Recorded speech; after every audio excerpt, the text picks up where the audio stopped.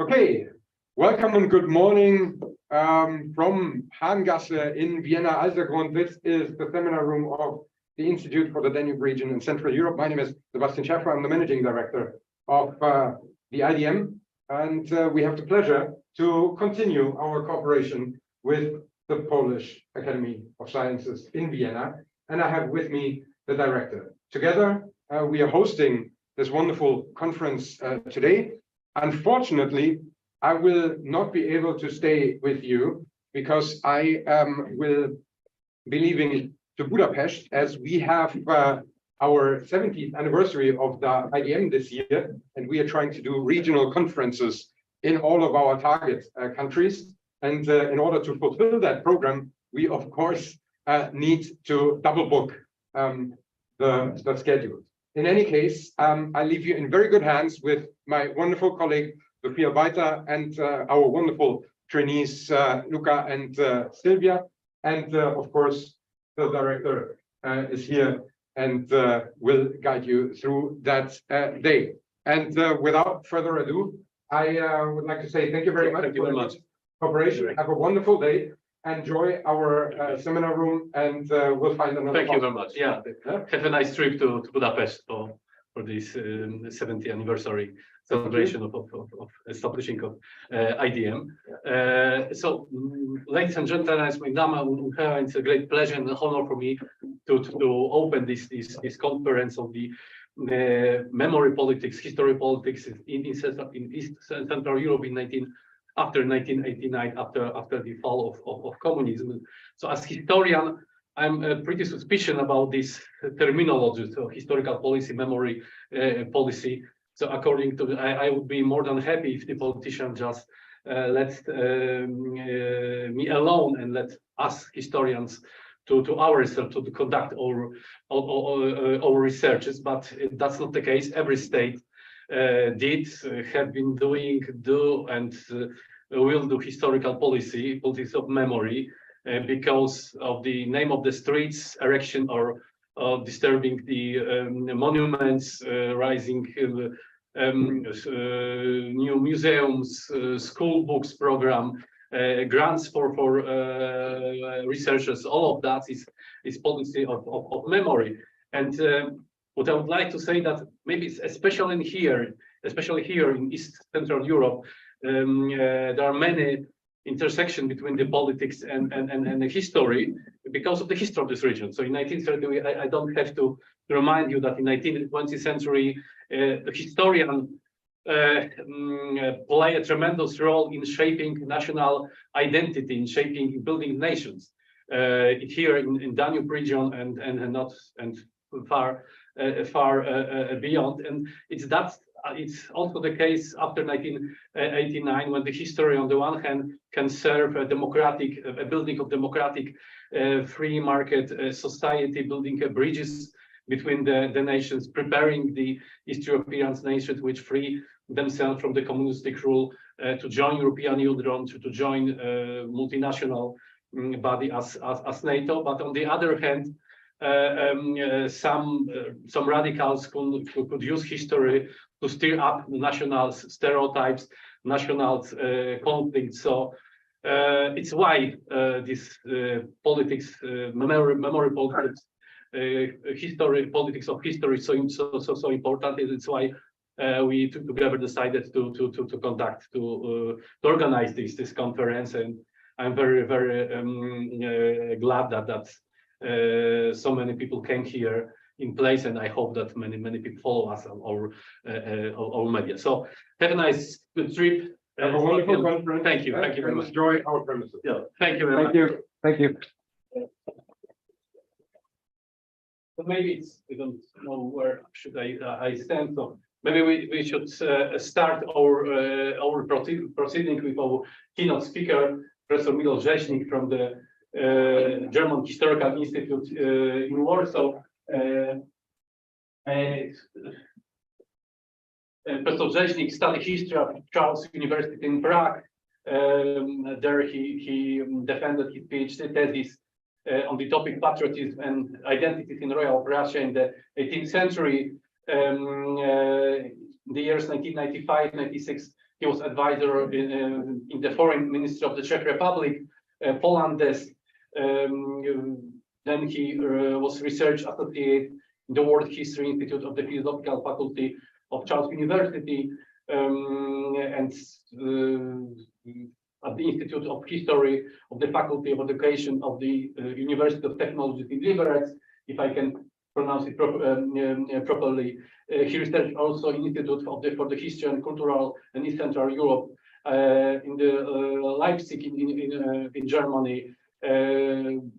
He's also junior professor for European regional history at the Chemnitz University of Technology, and since April the 1st, 2014, he's director of the German Historical Institute in Warsaw. His area of interest are, among others, the national building processes, the regionalization, border study. He published many books, for example, about the Galicia and the building of new allies in Galicia, about the Kashub national minority in northern Poland. So it was, I think, I'm very happy that Professor Rzeźnik had agreed to be with us today. So please, Milosz, the floor is yours. Thank you very much, but I know where shall I be seated? I think because here of is cameras. okay. So yes, could we open the presentation? Can I handle it from this desk or how is it? And maybe the cable is long enough I don't think, to reach. So maybe I can tell that. but yeah, someone else also I can do it.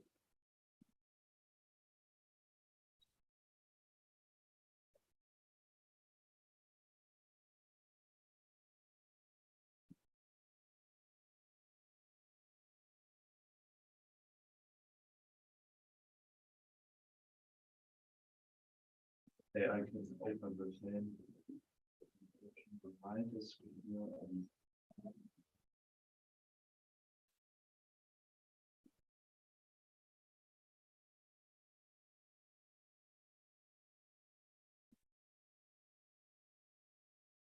the name of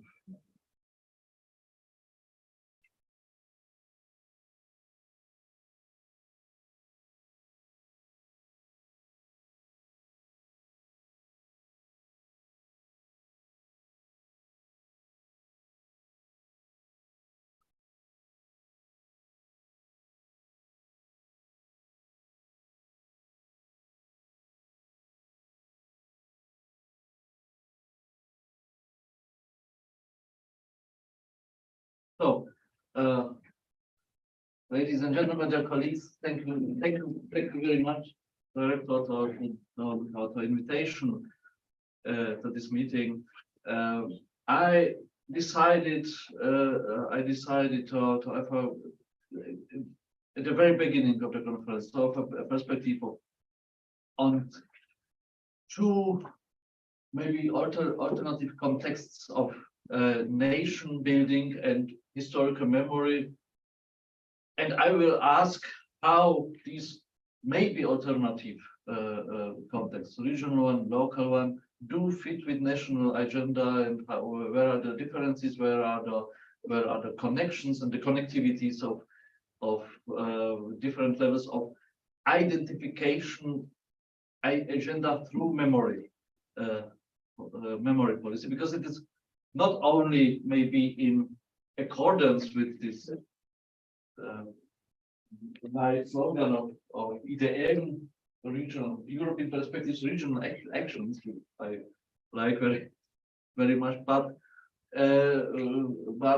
because of the fact that the regions started to play a new role in context of national identity and nationalization, and renationalization and denationalization since the 1980s and 1990s, which was very important for these processes in East Central Europe after the political turn of 1989.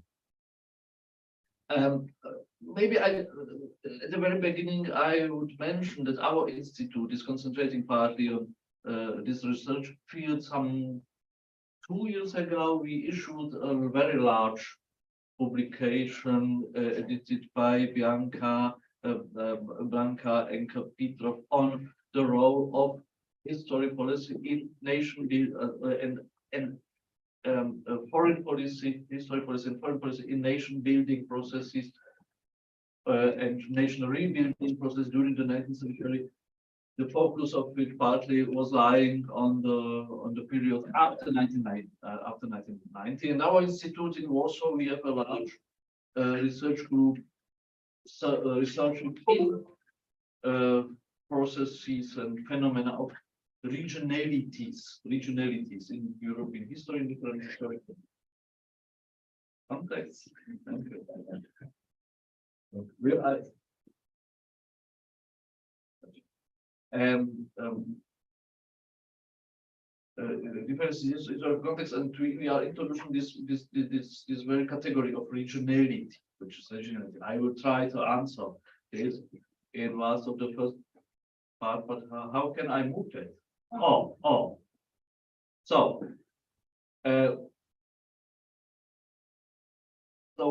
in the following 30 minutes, I try to concentrate on this topic. So I'd like to comment a little bit the new relation between regionality, nationality, locality, maybe even in the globalization context in the late 20th century.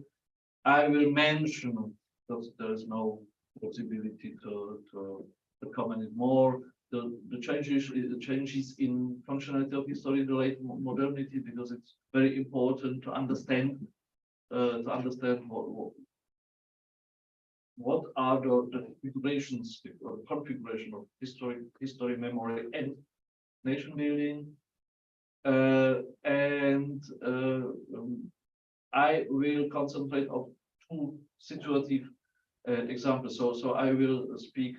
There will be only example on Wrocław and Gdańsk in Poland to show some features of using multiculturality as metaphor of local history and identity, and to show how it does fit with the Polish nation memory tradition, policy.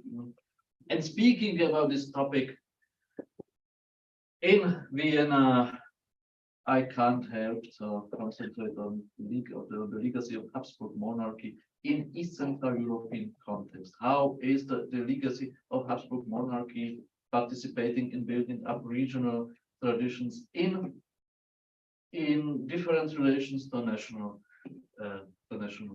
memories?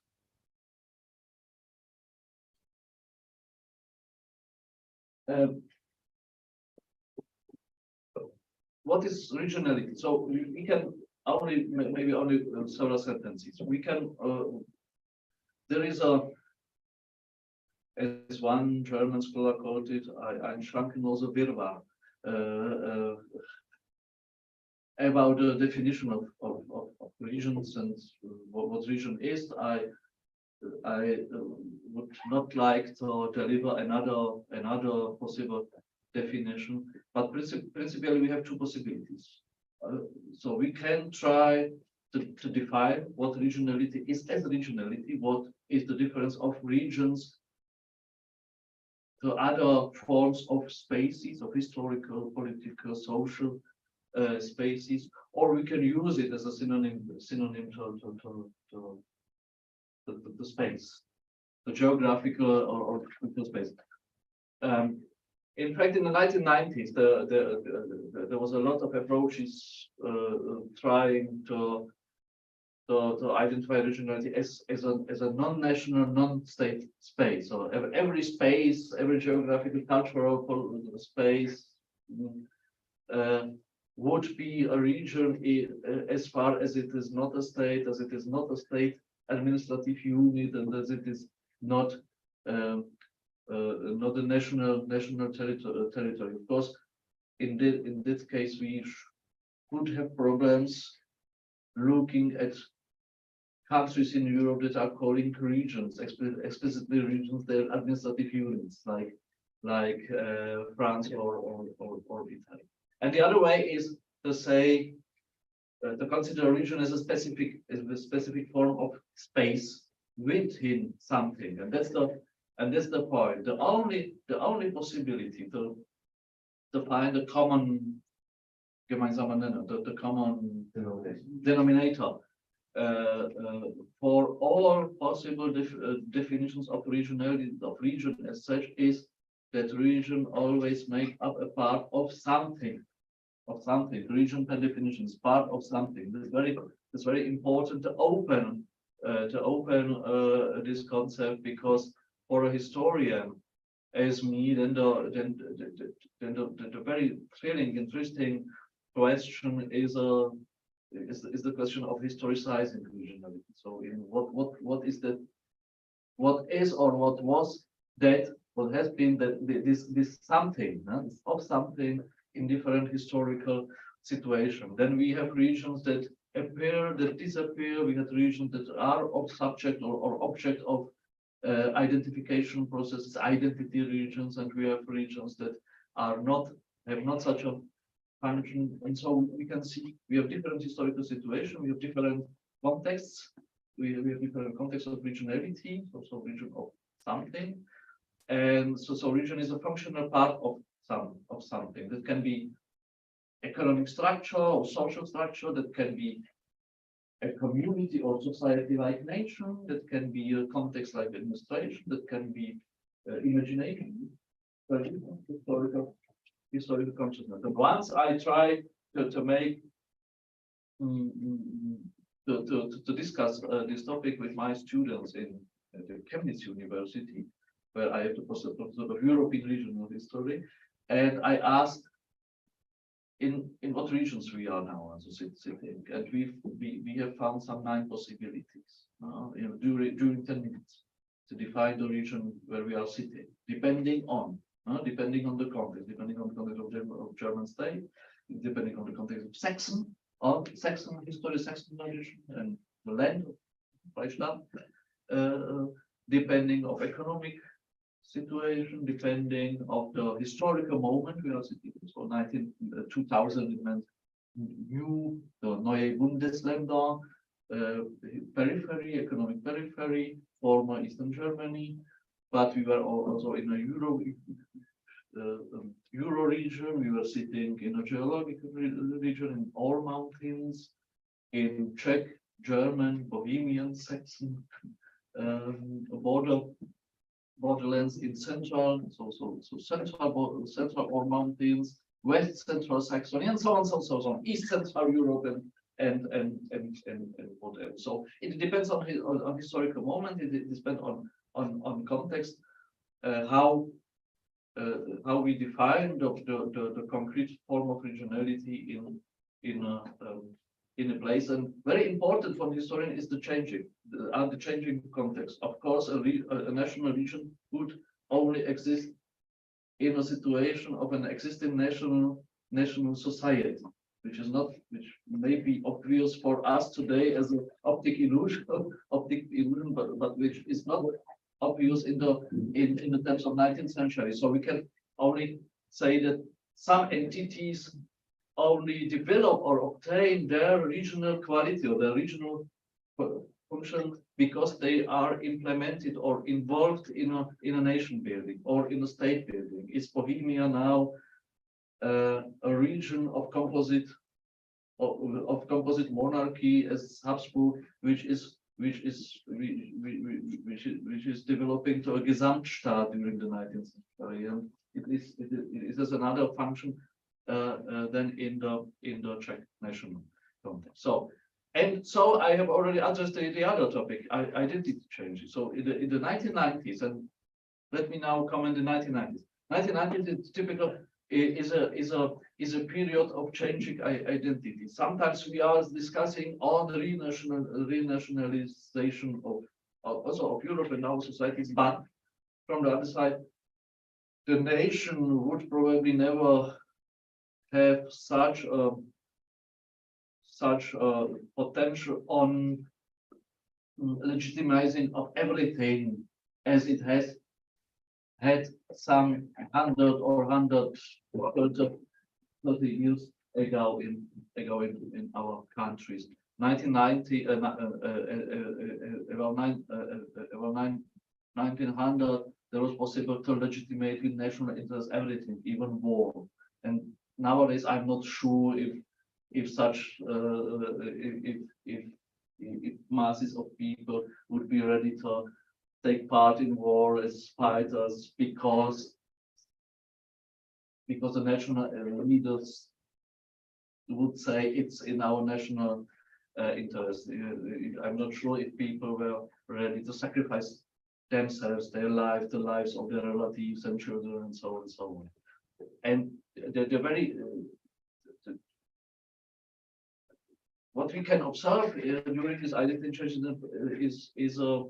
is a kind of pluralization, that people have very different identities as they had 100 years ago, but the hierarchy is another one. The hierarchy is very different in the case of different group of people, different generations, different regions. Some people are identifying themselves nationally, but another kind of identity is still more important for them. We have different configuration of different identities: personal, national, ethnic, regional, maybe religious, political, of course, and personal, individual. We have an individualization of identity, and we have fluid identities. People are changing their social belongings during their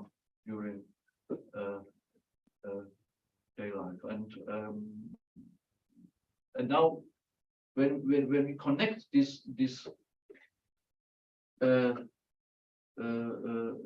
developments of the 1990s, there is one point more. This is a process of decentralization. So in every country in Europe, almost in every country, regions started to be more and more fashionable. Even in traditional centralistic countries like Poland or France, there is more and more regional, not autonomy, but regional self-administration. There is a more and more decentralization of political decision making. There is a kind of deconcentration, even like in France. Also moving central institutions away from Paris to other cities and regions. We have fashionability of regional identities, growing fashionability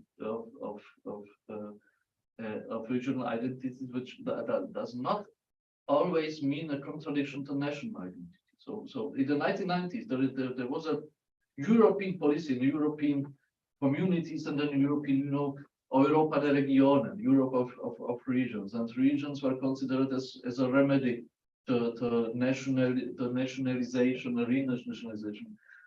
Remember, there was the period of the wars in former Yugoslavia. There was a shock for European publics to observe that such a conflict is possible almost in the very heart of Europe. And now this process is connected in a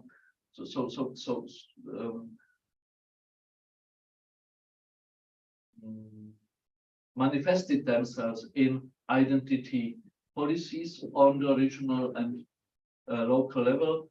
The question was how to emphasize, how to stress local regional tradition, and how to fit there with the nationality, with the literature, local national historical policy and tradition. And we have a change of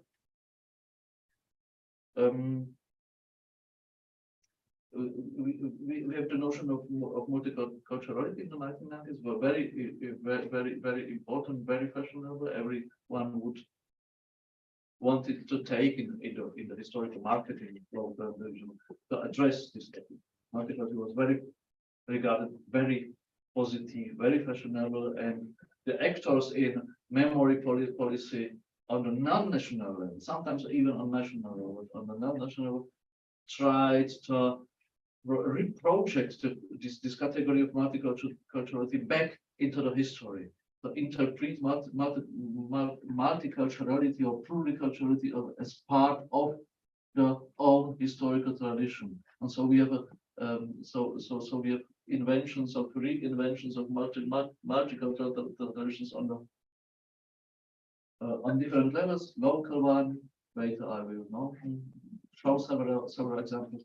Regional one, national one, but even transnational. Now look at Habsburg monarchy, the interpretation of the legacy of Habsburg monarchy or of Polish-Lithuanian Commonwealth of the pre-modern period as a striking example of multiculturality. In Poland, even some historians are speaking not of the Rzeczpospolita obojga narodów, so the Commonwealth of the both nations, which meant the political nations of the the Kingdom of Poland and Grand Duchy of Lithuania, but they are speaking of Rzeczpospolita wielu narodów, which is a historical misunderstanding.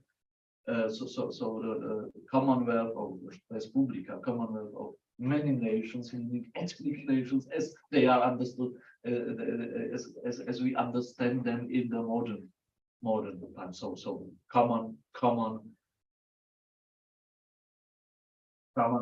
political body of Poles, Lithuanians, Ukrainians, Belarusians, Germans, Jews, and so on, or different religions. So we have this line of thinking, and then we have changes in the functionalities history. History changed its function in the society since the late 20th century. Always, I'm trying to describe it very shortly. I'm always saying we have less and less of academic historiography. So the institutions are smaller and smaller. There are less and less professorships at the universities, at least in Czechia, Poland, and Germany. Maybe not Poland or Czechia, Germany. I don't know how is the situation in Austria, but in Italy, in France, and other countries is the case. And we have less and less acknowledged social relevance, importance of academic, historiographical research, but we have more and more history everywhere else. So in bookshops, please go to the railway station, and you will, in the railway station bookshop, you will find lots of historical books. Look at the programs of radio, televisions, look at in internet, in different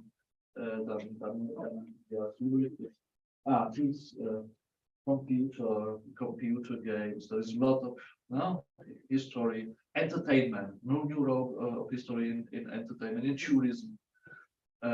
History as a flair, Chopin in historischen Flair in Germany, very authenticity. So new understanding of historical authenticity. An example, you can visit. There is a tourist agency in Germany. You can visit places that are connected, authentic places that are connected with the story of Harry Potter. So you can visit.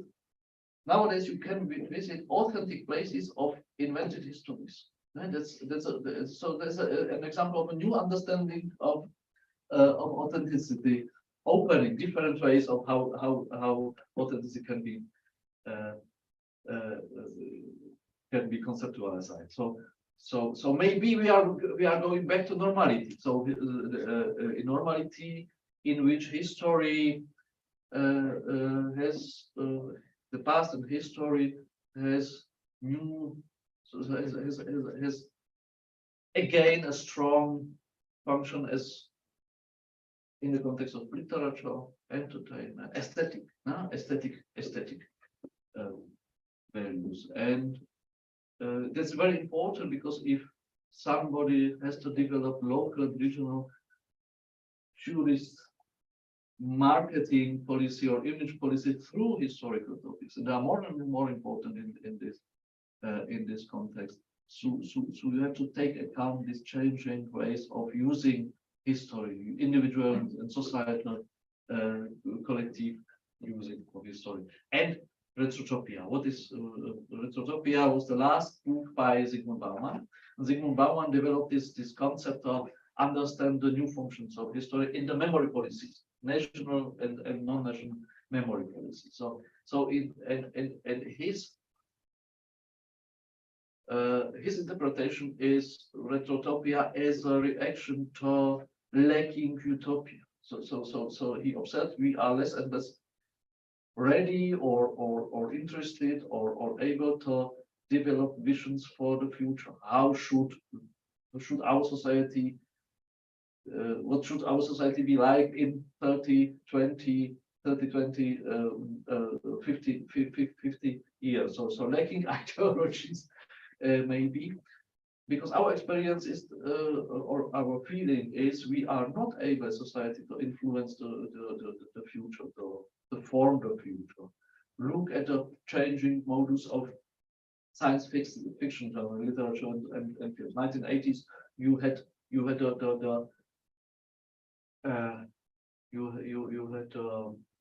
happy future, technology, mobility, high developed, everything was and somewhere maybe in the 1980s, 1990s, this vision changed. We have very negative visions of very traumatic visions of the future in this science fiction genre. The same is true for our expectations.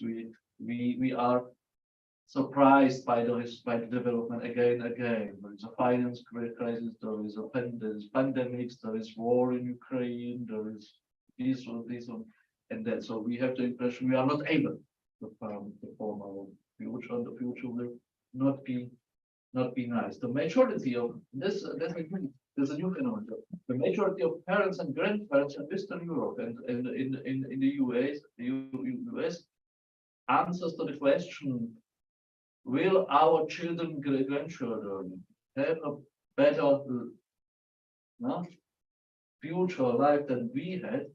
The large majority, and that's the change, answers no. So the expectations change, and we are not able to develop utopia. You can see that always before the elections, what's the most topic? Taxis, 1% more and 1% more. Autobahn limit in Germany, should there be a limit to the speed on German highways? That are the most important questions.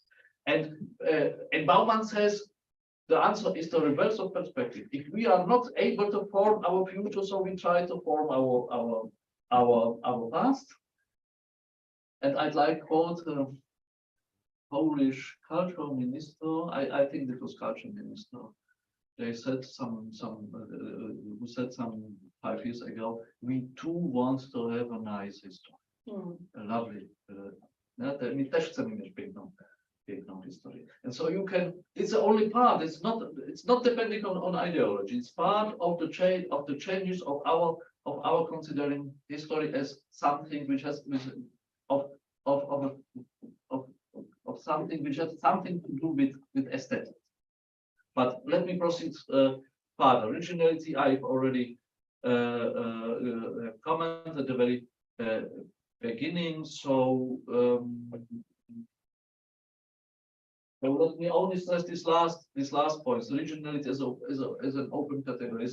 As I've already mentioned, originality can be defined or can be developed or can develop in very different contexts. So originality, the region can make a part of different large entities. Sometimes we have to do with cross-border regions from the national view, from the national perspective. So regionalities that are forming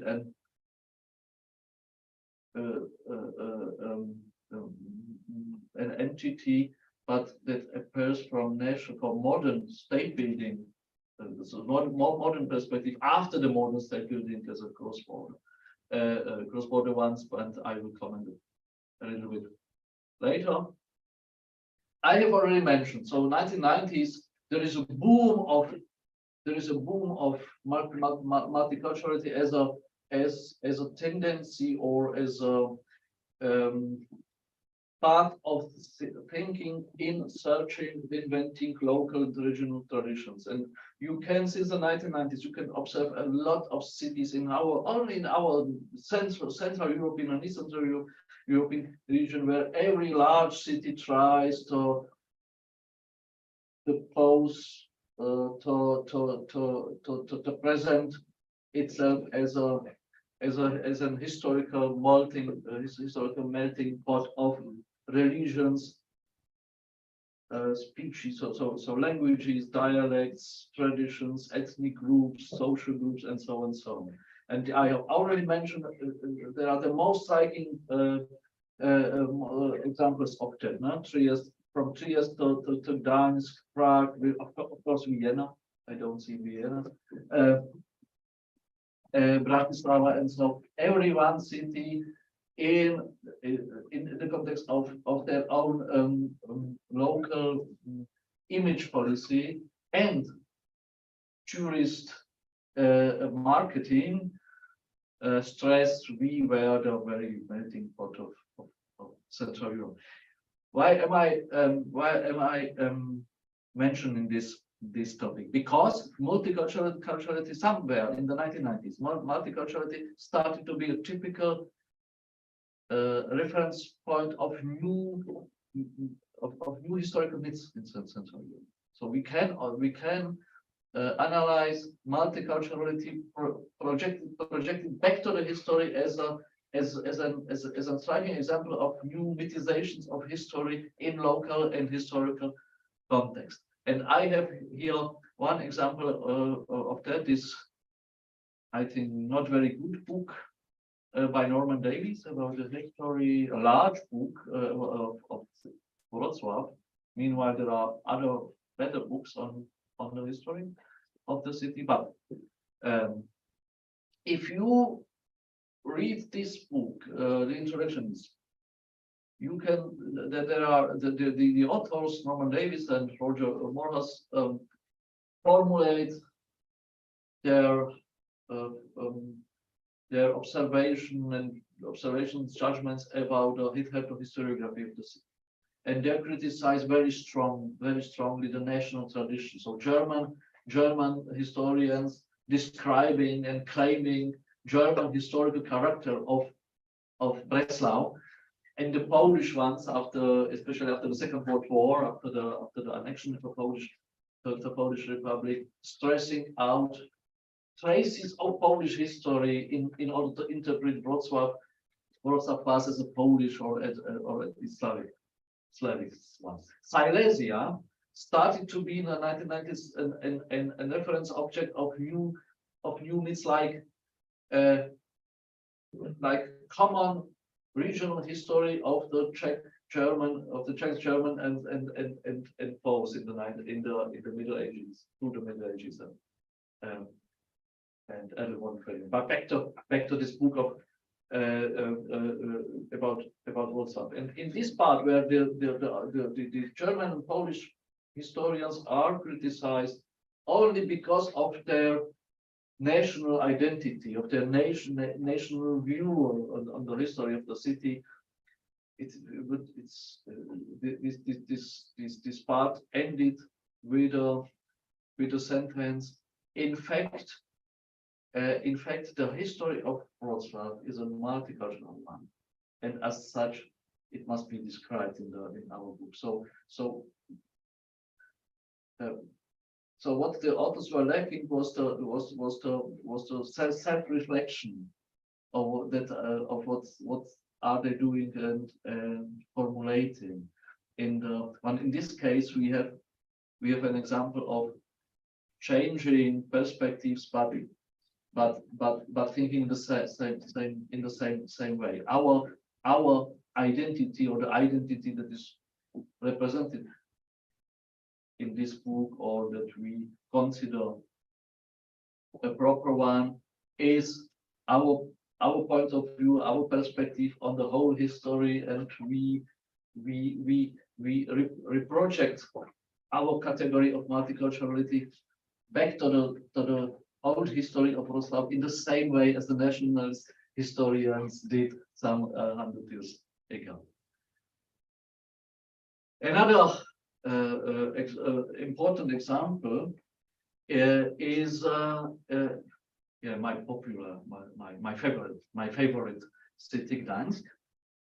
And I have to say, I never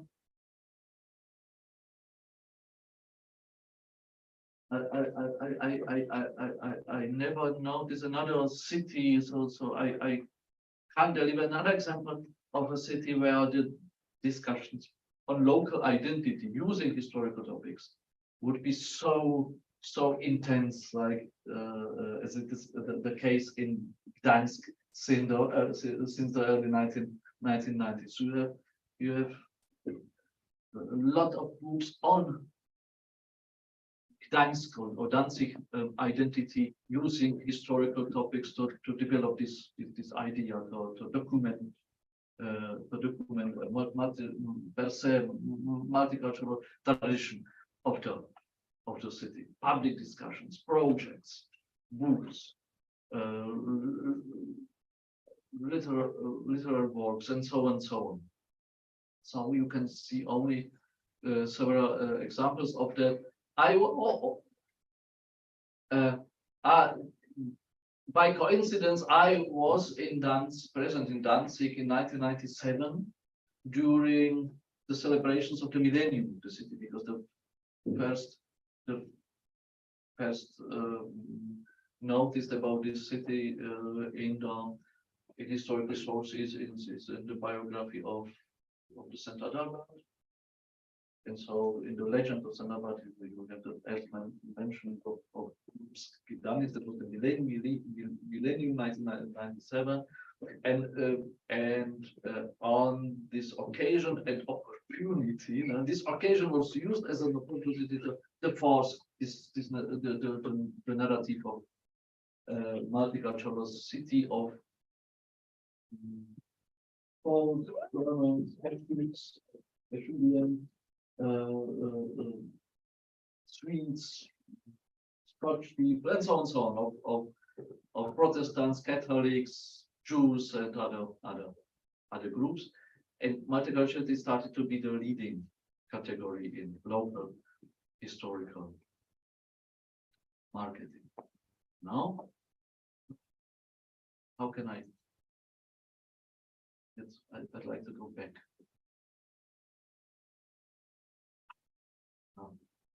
Now the other example. So not speaking on local marketing, on marketing, different marketings, using the legacy of nation, supranational state or empire.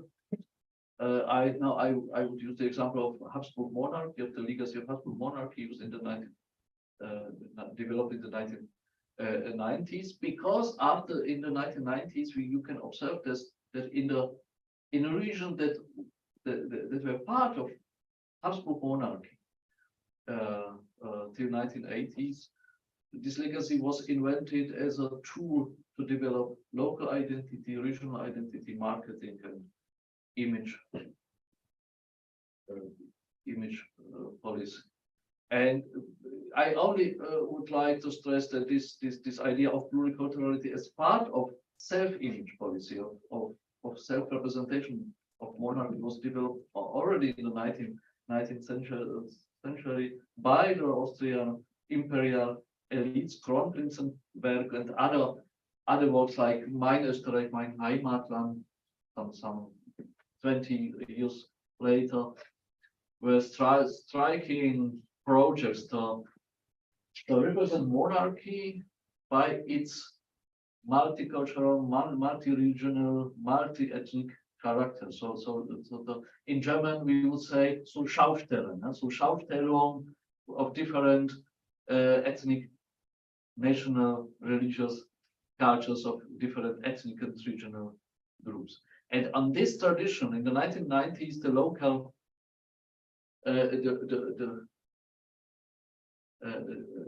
the local marketing and memory policies would, also this policy, so this direction could be continued by local and regional marketing strategies and local image and identity building policies in different places and regions outside of nowadays Austria and Hungary. In the most cases, that was this kind of policy was developed on cross-border regions, which were part of the monarchy. We can see here an example of Teschen. Herzogtum Teschen was an entity within Austrian Silesia, divided after the First World War, object of Czech-Polish conflicts after the First World War, before the Second World War, and even after the Second World War, but trying to develop a common identity of transborder identity since the 1990s, where the border obtained a new connecting function, and we can observe it very intensively. Some three years ago, as the border was closed for several weeks or months during the pandemics. And this historical border that has not existed during the monarchy was used to show what the people on this and those and that side of the border has in common. So we have the pictures are from 1990s, from 2020. So the closed border, which was new after 13 years in the Schengen area, and such manifestations of belonging. So discussing people to be careful. So that there was on Polish side a banner. I miss you. So I miss you, Czech. And then what? Day later on the Czech side, the opposite one banner. So I miss you too. But the local police considered this a provocation.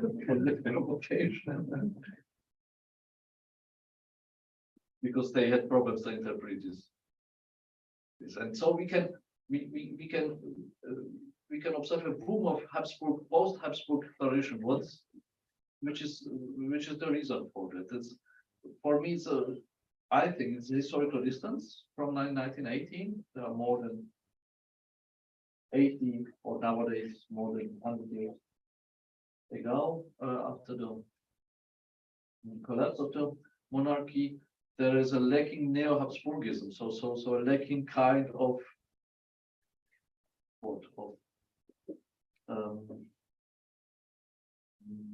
revisionism of this historical development of the beginning of the 20th century.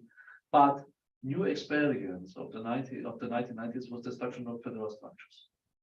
So the collapse, if you want to formulate it in such words, collapse of Yugoslavian Federation in a form of war, or the end of Czechoslovakia. So that was the collapse of state entities that were formed immediately after this dissolution, dissolution of Habsburg monarchy. So Czechs, Slovaks, Slovenians, Croatians were searching for the new identities for interpretation of the collapse of these projects of 1918, 1919. One answer was the national identity, stronger national identity, of course. And other one was searching for historical connection, for historical context, for historical traditions that went beyond the national border. The new experience I have already mentioned, it was the critics of nationalism as a reaction to the war in the former Yugoslavia. So we can observe a kind of long duress Austrian state idea basing on the idea that that regions, nations could develop freely, freely could be secure if there are something, if they cooperate, if there are stronger through cooperation, through belonging, mutual belonging.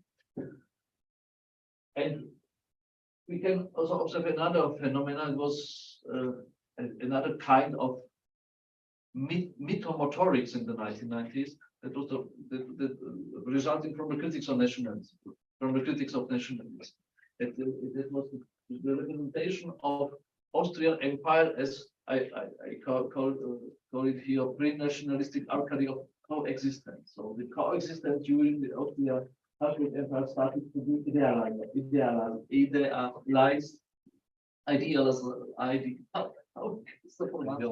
idealized in the context of the critics of modern nationalism. So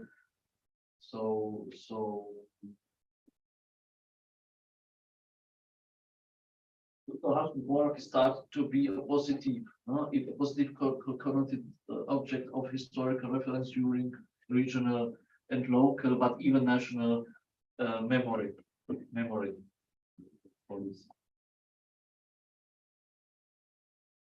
And which was very important in the 1990s was this connectivity. So the Habsburg myth was one of the results, indeed, of the critics on nationalism, but as such, Habsburg myth did not consolidate the national tradition. So it was the contradiction between Habsburg myth and national tradition was not inevitable.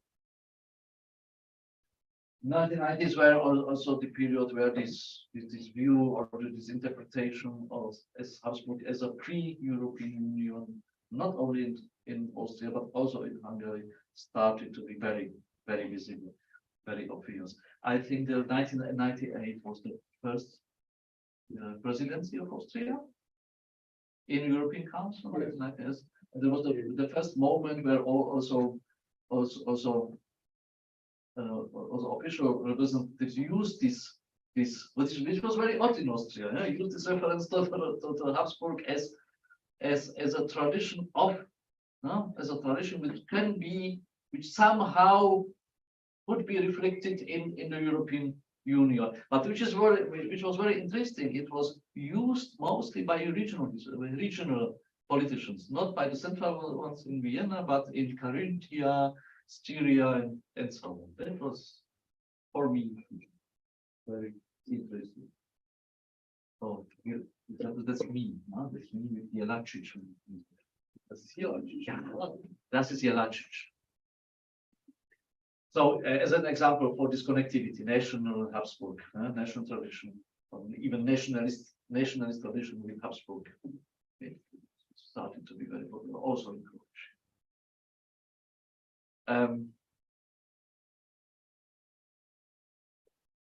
For Prague, we have another kind of mythization, Tripolis Praga. So, but the same context, idealization of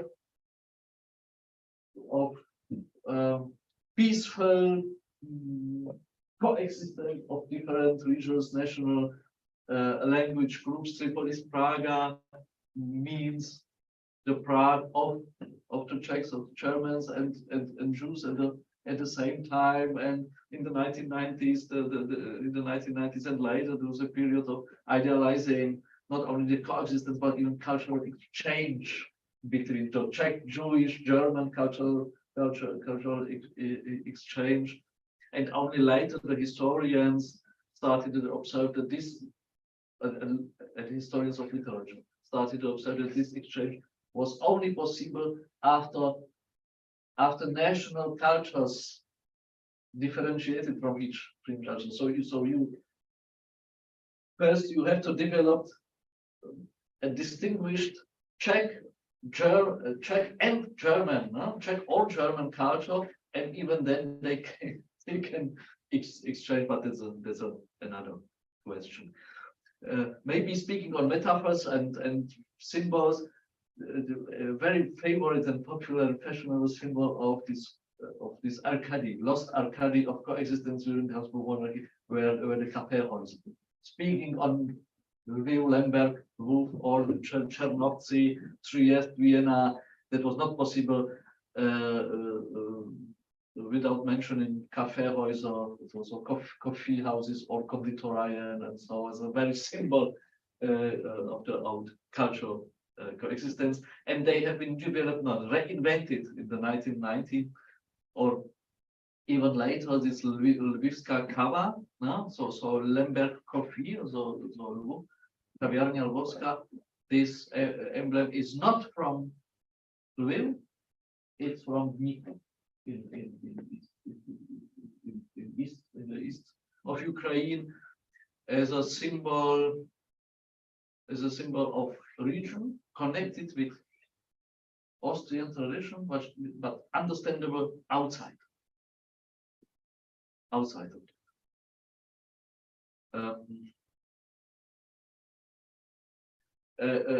Maybe one point more, this understandability.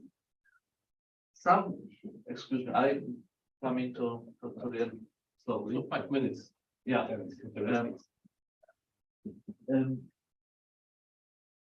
By developing image policy and marketing strategy, it was important to find, and sometimes decisive, what should be put into the very middle of attention, of symbolizing, of multicultural past. Decisive sometimes was the question which symbols will be understandable for whom. And the best idea I have found was in the 1990s with the slogan Miasto Hanzy i Solidarności, so the city of the Hansa and of the Solidarność, because you have two topics: old history, new history, international history, Polish history.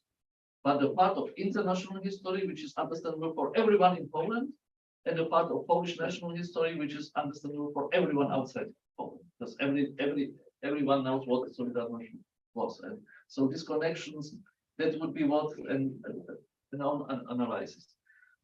Back to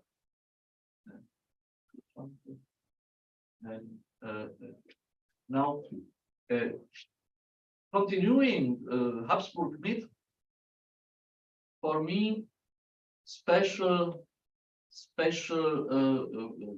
cases are these cross-border regions, but not only as I showed it in the case of Teschen Silesia, but always Galicia of the 19th century, because you have common tradition, which is present in Poland, in Ukraine, but also in Hungary, in the Czech context, in Austrian context. But if in every one context, it is a very different functionality.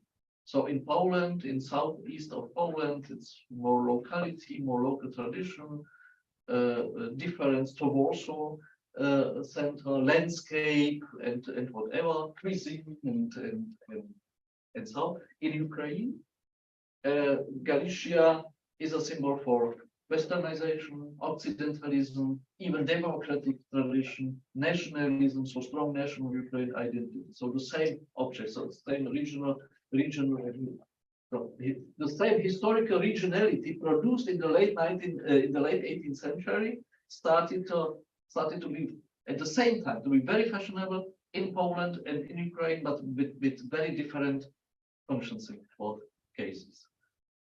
The same true so for this or another example are identities that are built up from small regions in Austria using multiculturality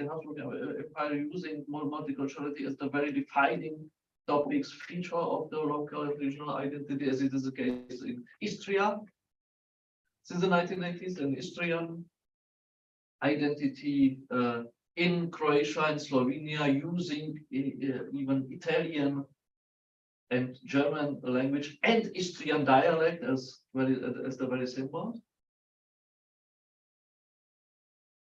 That's for touristification, not important. That's the case of Ukraine, symbolization of Galicia and Ukraine, not actual Ukraine art, but let me skip to Slovenia. Slovenia developed a new strategy after 2010, a new strategy of touristic self-promotion, to touristic marketing, using less and less national narrative, which was dominating in the 1990s, to show the national culture, tradition, Slovenia as a nation state, and now developing is an official map of the agency, of the state agency, Film Slovenia, state tourist agency, and the most important, more visible map is this one, using not the nations, so using national territory divided into historical regions. Primorska is Küstenland, Dolenska, Gorenska is Oberkrain, Oberkrain und Niederkrain. Steierska is Steiermark, Toroska is Kärnten, and so. Prekmuri is the part of Hungary. And using these historical regionalities, landscape and country tradition to develop strategy for tourist marketing and image building for foreigners. And let me only mention that, not comment, another case of placing, localizing of transnational, transregional, supranational, European even historical traditions, historical events. I have two cases from the Czech Republic, so Austerlitz and Königquell. Austerlitz, the left one, Königquell the other one. That would be what another paper to describe how European historical events are implemented in local regional tradition to attract visitors from Austria, Germany, and maybe other countries. And then representations of transfer traditions. Maybe for discussion, a strong Krakow, Lviv, and Galician tradition implemented in self-image policy and touristic marketing of Wrocław. So Wrocław is a place that you can connote today with Galicia, with Austrian Empire, walking around the city, visiting restaurants, and so on. What another paper, and so I'm coming to the for the picture now. Yes, for the very, and we can observe ambiguous role of regions, because they can coexist with very different. There are flexible. They are very flexible in their relations to other alternative references, entities, traditions. There are maybe the entities, so regions are the entities with the highest level of connectivity, which other levels of identification. So we have rather few conflicts in this, local and regional historic policies and memory policies and other strategies. But they are very fluid, so they are changing their context also today, as we can observe it in the case of Galicia. They are very open for commodification and justification because of this low level of conflict or conflict potential, conflictuality. Is there an English word for conflictuality? Conflictuality? You know what I'm trying to say. Thank you for your attention. Here, can you see it's a picture from Bonn? It's a bakery in Bonn, and you can see regionality is a fluid. Thank you very much for your attention. For your fantastic paper. We are out of the schedule, but it's worth You allowed that. You allowed. yeah, that's correct. Maybe I'm not a good panelist and person to keep the time. So anyway, I think that we have 5-7 minutes just to comment, to talk, to ask a question about this thesis. Is anybody would like to take part in discussion? Maybe it's I will start. So first of all, I have some observations as positivist and a conservative. I'm quite disturbed and upset because of your thesis, because I would like to have something stable in my life. As a stable fundament, yeah. Let's say a region, and I have heard that everything is fluid, flexible, change. It depends on the context. This definition of regionals change with the next generation, which of course is right. But what seems to me as well important, your thesis is that history is part of the entertainment now. Yeah.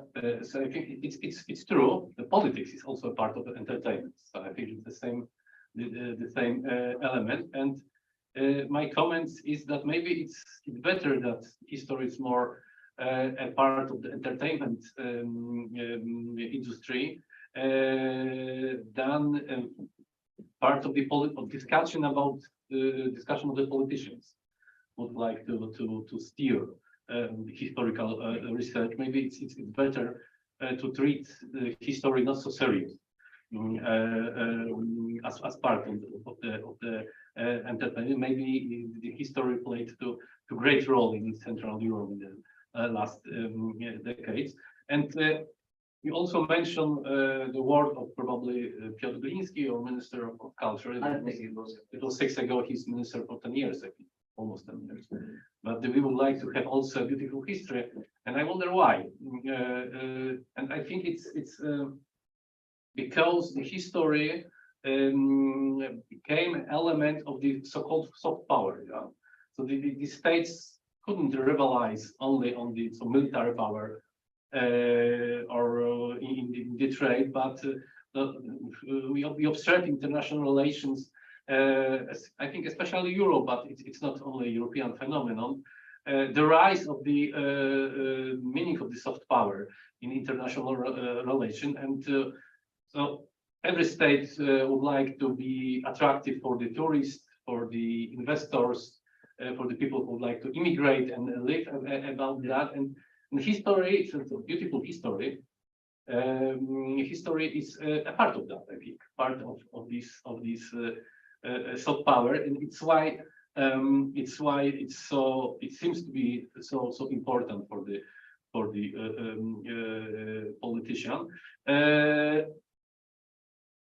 What's more, you also mentioned about the so-called regained area, the ziemi odzyskane, and the former German areas. So my mother was born there in 1849, and I was also raised. So I'm from Warsaw, but I spent almost my holiday close to the Landberg am Walde, Wielkopolski nowadays. And I saw my own eyes, and I observe that now, the changing something of the perspective. So this German heritage, German Jewish heritage of these places is now not regarded as a threat for the Polish national interest. Yeah?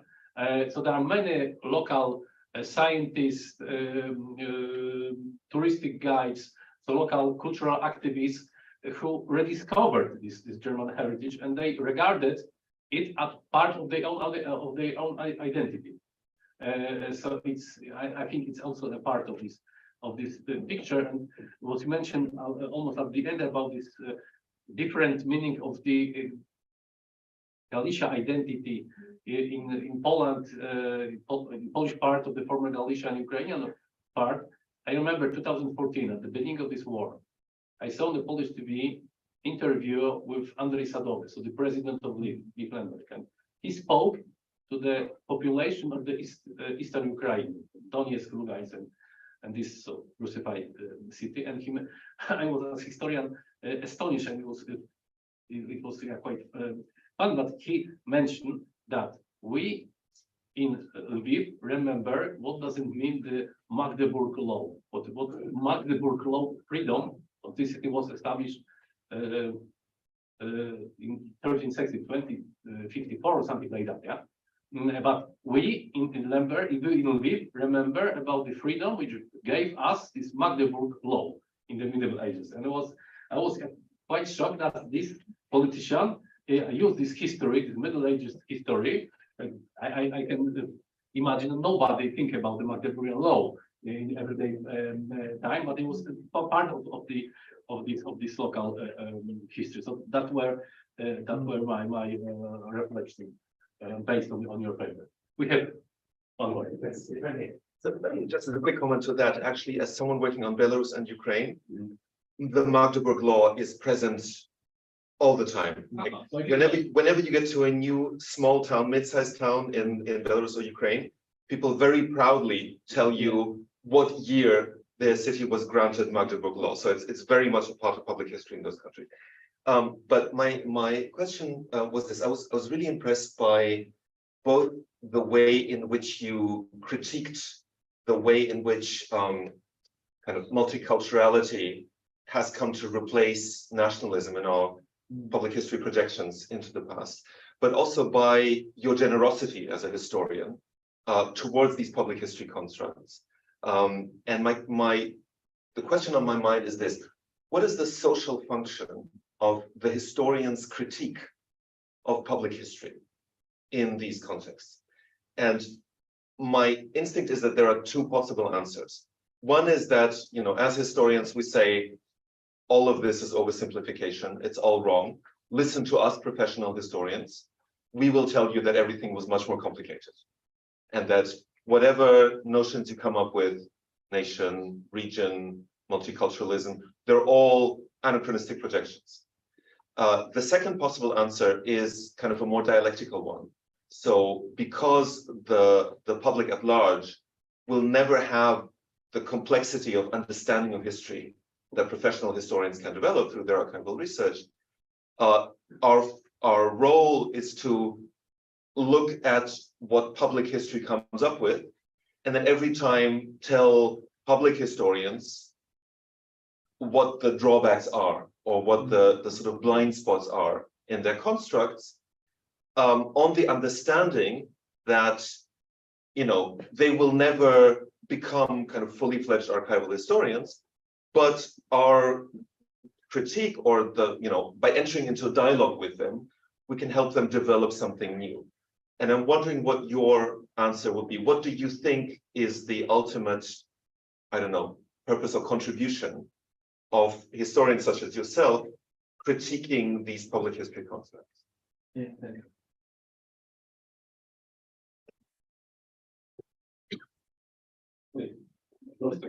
Then Natalia. Thank you.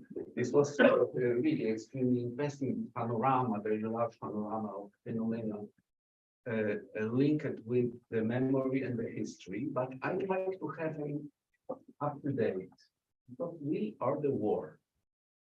And the war, I presume, modified something in this imaginary, which was and really very central European one. Even in the space of cafes, we have recently in Warsaw something like Lviv croissant, and this is very funny, like all these other things. But under this phenomenon, we have the massive changement, I think, not only of the population, not only the immigration of people, but something more deep, I presume, I think, that we have face of us a sort of reinterpretation of the history. The history is not like the construction, it's not the construct. It was very popular and very à la mode to speak in the 90s and at the beginning of the century about the history like construction. This is intellectual, historical fact, historical form of being to construct the history. And nowadays we are observing with the force and with the cruel force, we are observing the real history. And this is not at all a construction, but this is the real fact, human fact, in which we, as the historians, we need to be confronted. We have to be confronted with that. And what we can say about that, what we can, could we transform our visions and our texts, for example, during these facts and observing all that, and observing not only by TV, or observing on the streets. Recently I have the impression that Warsaw is once again the multicultural or two-cultural city. The half of the street speak Russian or Ukrainian, and this is quite new, like the phenomenon in Poland after the World War. And as historian, I need to confront myself with that. And my question is, how, if you see that necessity of an up-to-date. Thank you. No question. This is my question. So maybe to start with only a small remark on Magdeburg. But it's very, indeed, it's very intensively present in the region, as you mentioned, Ukraine, and Belarus, and Lithuania, because there is a maybe sort of stereotype, some since the 1990s too, that so regional stereotype of large regions stereotype, claiming that Europe reaches as far as there is Magdeburg law or universities, so looking for this for some historical criteria to define where is the border region of Europe, and what regions are historically been belonging to Europe, and what regions not. In this context, Magdeburg law started to play a very strong, large, important role, much more important than in the regions where the cities with Magdeburg law are very, very. It appears with high, much higher density. But back to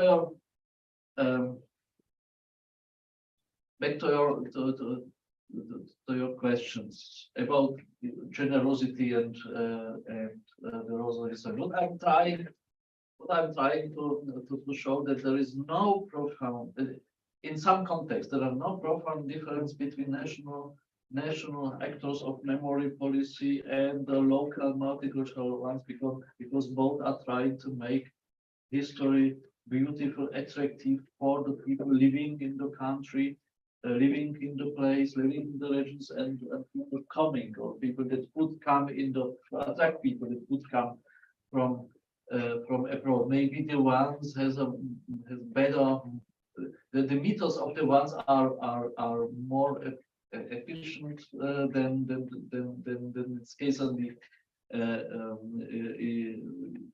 from the other perspective, but the functionality of this looking for beautiful history, and in the reality, 1990s multiculturality in the United States was looking for beautiful history. That was looking for beautiful history.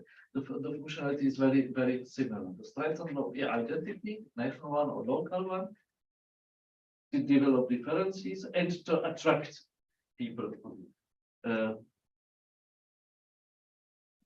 from abroad. What historians can do? It's very different. So they, of course, historians could try to, and for me personally, I have no problems with normativity as historian. I can be very normative, and I'd like to be very normative, but I have to know that it will not function. So I can stress the role.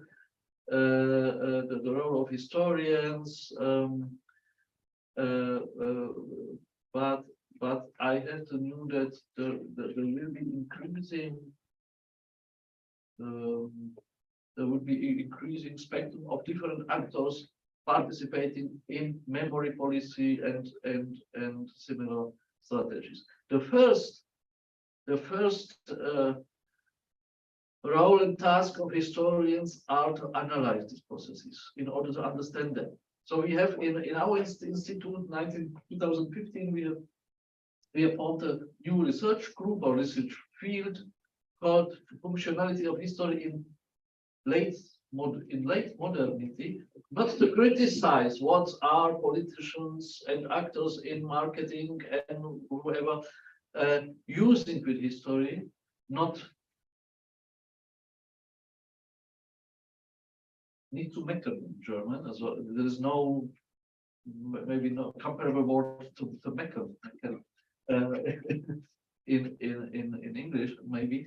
But to understand the processes, to understand what is going on with public, but also non-public, private, individual, societal usage of history.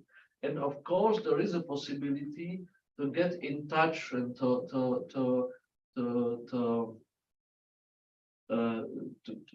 guide, to observe these processes, to act as advisor, to criticize them, to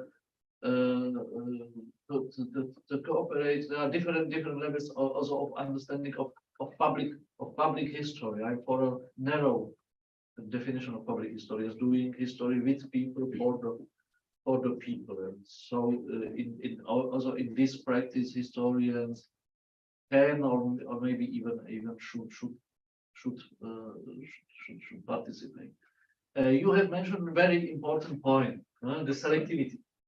The selectivity history is always selective, always because we now today here decide why are we interested in history? What are our questions to history? What are our motivations? What do we know? What do we want to know from history? The starting point is there is a minimal level of actualization of history always, because of our perspective, because of because of the very interested to know interest to know something of history.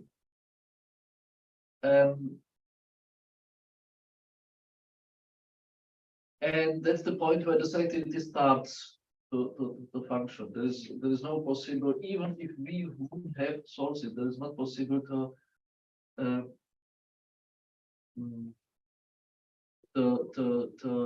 understand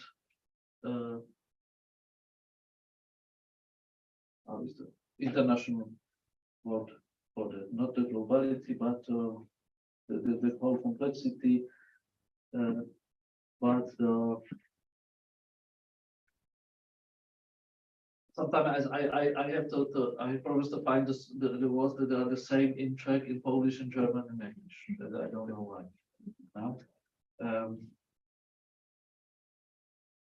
the totality of history, and the same is true for memory. Memory is highly selective one, and memory can function otherwise. So sometimes pointing out they are the makers, the politicians that make policy, history policy or memory policy forget or are forgetting that and so on. That's normal. So in order to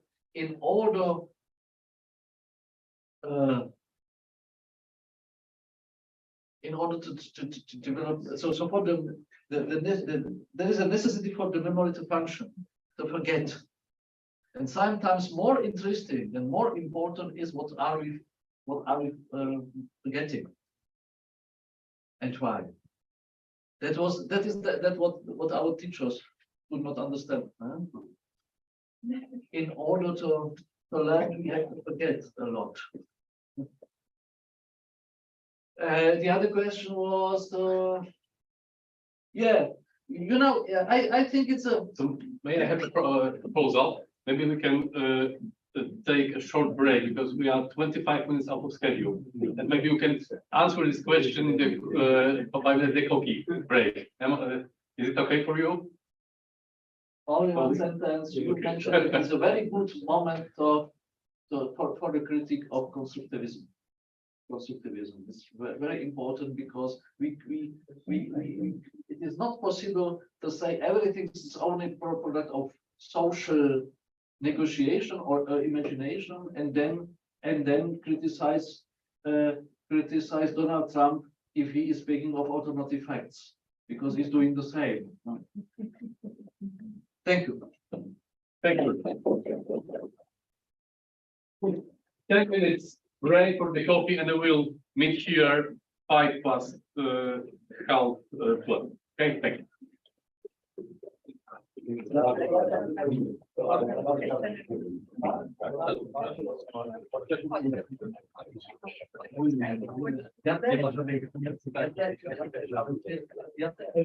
on the screen earlier this morning.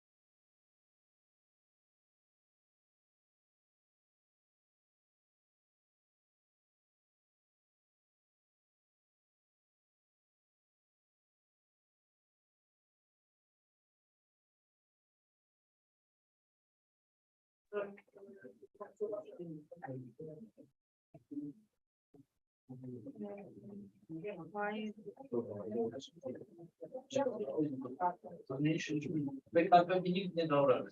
20 lat. 11-15 datów. Nie, tak. No to będzie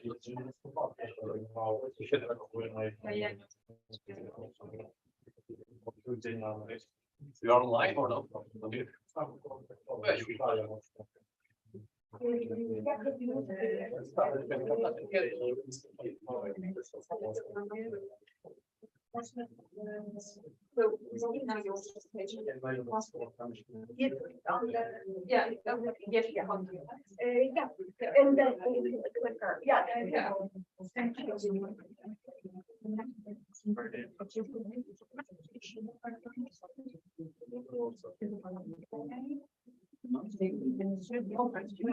Okay, let's start. Please be seated. Let me introduce. So we'll start with the second panel. We are a little bit out of time, but discussion very interesting, and it will be also the case in the next panel. So at the first, I would like to give the floor to Professor Natalia Alexiou. She's Harry Rich Professor of Holocaust Study at University of Florida, Gainesville, but for many years he researched and taught in New York. She holds a doctoral degree from Warsaw University, Poland, and New York University, United States. Yeah, she has written extensively on the history of Polish Jews, the Holocaust, Jewish intelligentsia in Central Europe, Polish-Jewish relation, and modern Jewish historiography. In addition to her 2021 books, Conscious History, Polish Jewish Historian Before the Holocaust. She's author of Dokąd dalej, ruch sionistyczny w Polsce 1944-50, Where to, the Zionist movement in Poland 1944-1950. She edited several volumes, including Poland's to Polish Jewry, Writing Jewish History in Eastern Europe, and so on and so forth. So she edited also a critical edition of Gershon Taffet's Zagłada Żydów Żółkiewskich. She also serves as coordinator of East European Jewish Affairs. Currently, she's completing a new book about Jewish in hiding in Western Ukraine during the Holocaust. Natalia, the floor is yours. Thank you, Piotr, and thank you for having me here and already getting us started with all these regional, national questions of history and memory construction. And this is impossible to do in 20 minutes. So I will just say whatever important aspects, publications, phenomena I'm skipping, remind me of it in a discussion, but this is truly a subject that could keep us busy for the whole day and night, and likely the next day as well. So and it's beautifully connected to Minister Gliński's longing for beautiful history. Likely one of the most crucial aspects for this clash between imaginary past and historical past, and clash between public and academic history, although the divide is not so clean and clear between factual historians and dreaming memory, beautifying memory activists. But I want to start out of the Polish context with one of the key scholars of the Holocaust in general, and Holocaust survivor himself, Saul Friedlander, and his call for integrated history of the Holocaust that for several years now has been a point of reference for scholars of the Holocaust as kind of an unattainable dream. And how do you exactly write integrated history? We all need to write integrated history, but what does it really mean? And I try to think about what does this ideal might mean for Polish Polish and Polish Jewish historiography and historiography of the Holocaust in Poland, written by Polish historians. And there is a slightly different kind of integration that Friedlander tried to apply himself in his work, focusing actually on German Jews, but aspects of it are, I think, parallel, which is integrating the Holocaust into the history of the country of which the Jewish community in question was a part of. And not by accident, Polish Review had a special issue not long ago. The date is misleading because of COVID. The dates don't quite tell us when things actually came out. Polish Review had the special issue asking a number of scholars, is there a Polish or Polish Jewish history beyond the Holocaust? A provocative question that many answered equally provocatively, either that there is or there isn't. But the very question, I think, indicates a degree to which the Holocaust, and especially the Holocaust of Polish Jews, became implicitly integrated into Polish history in ways that it has not been, and I'll come back in a moment. There is also a conversation that very much is stirred by historians writing about the Holocaust, but then gets reapplied to before and less so after the Holocaust periods, which is the question of terminology. But of course, it's a lot more than terminology itself, and it's really about national identity. National identity understood in terms of nationality, but also in terms of civic identity. So this concept of either Poles and Jews, or using Jewish Poles and non-Jewish Poles, indicating or declaring that Jews were citizens or inhabitants of Poland, and therefore they were just as Poles, as much of Poles as non-Jewish Catholic Christian Poles were. And there's a huge discussion among scholars, but also among people involved in public history, whether this is a prudent terminology. Does it really kind of mislead us in thinking about the past with the wishful thinking, this kind of arc that we heard of, idealizing arc on relations, and especially with regard to the Holocaust? There's a huge loaded question on the righteousness and righteous among the nations. In the case of Poland, it's declared and repeated both by politicians, activists, and historians, that Poles have the largest number of righteous among the nations, recognized by the Yad Vashem. And what does it mean, and how do we count it, and what does it mean about the flip side of the coin? There is an ongoing also discussion, both in the field in general and when we think of Poland, about the categories of witnesses, bystanders in this triangle of Hilberg: bystanders, victims, and perpetrators. And while historians in general, sociologists, have been poking holes in the category of bystanders, again, in places such as Poland, because of where perpetration of the Holocaust was happening, I think it's the most loaded one. And not by accident, in the Polish public historical discourse, this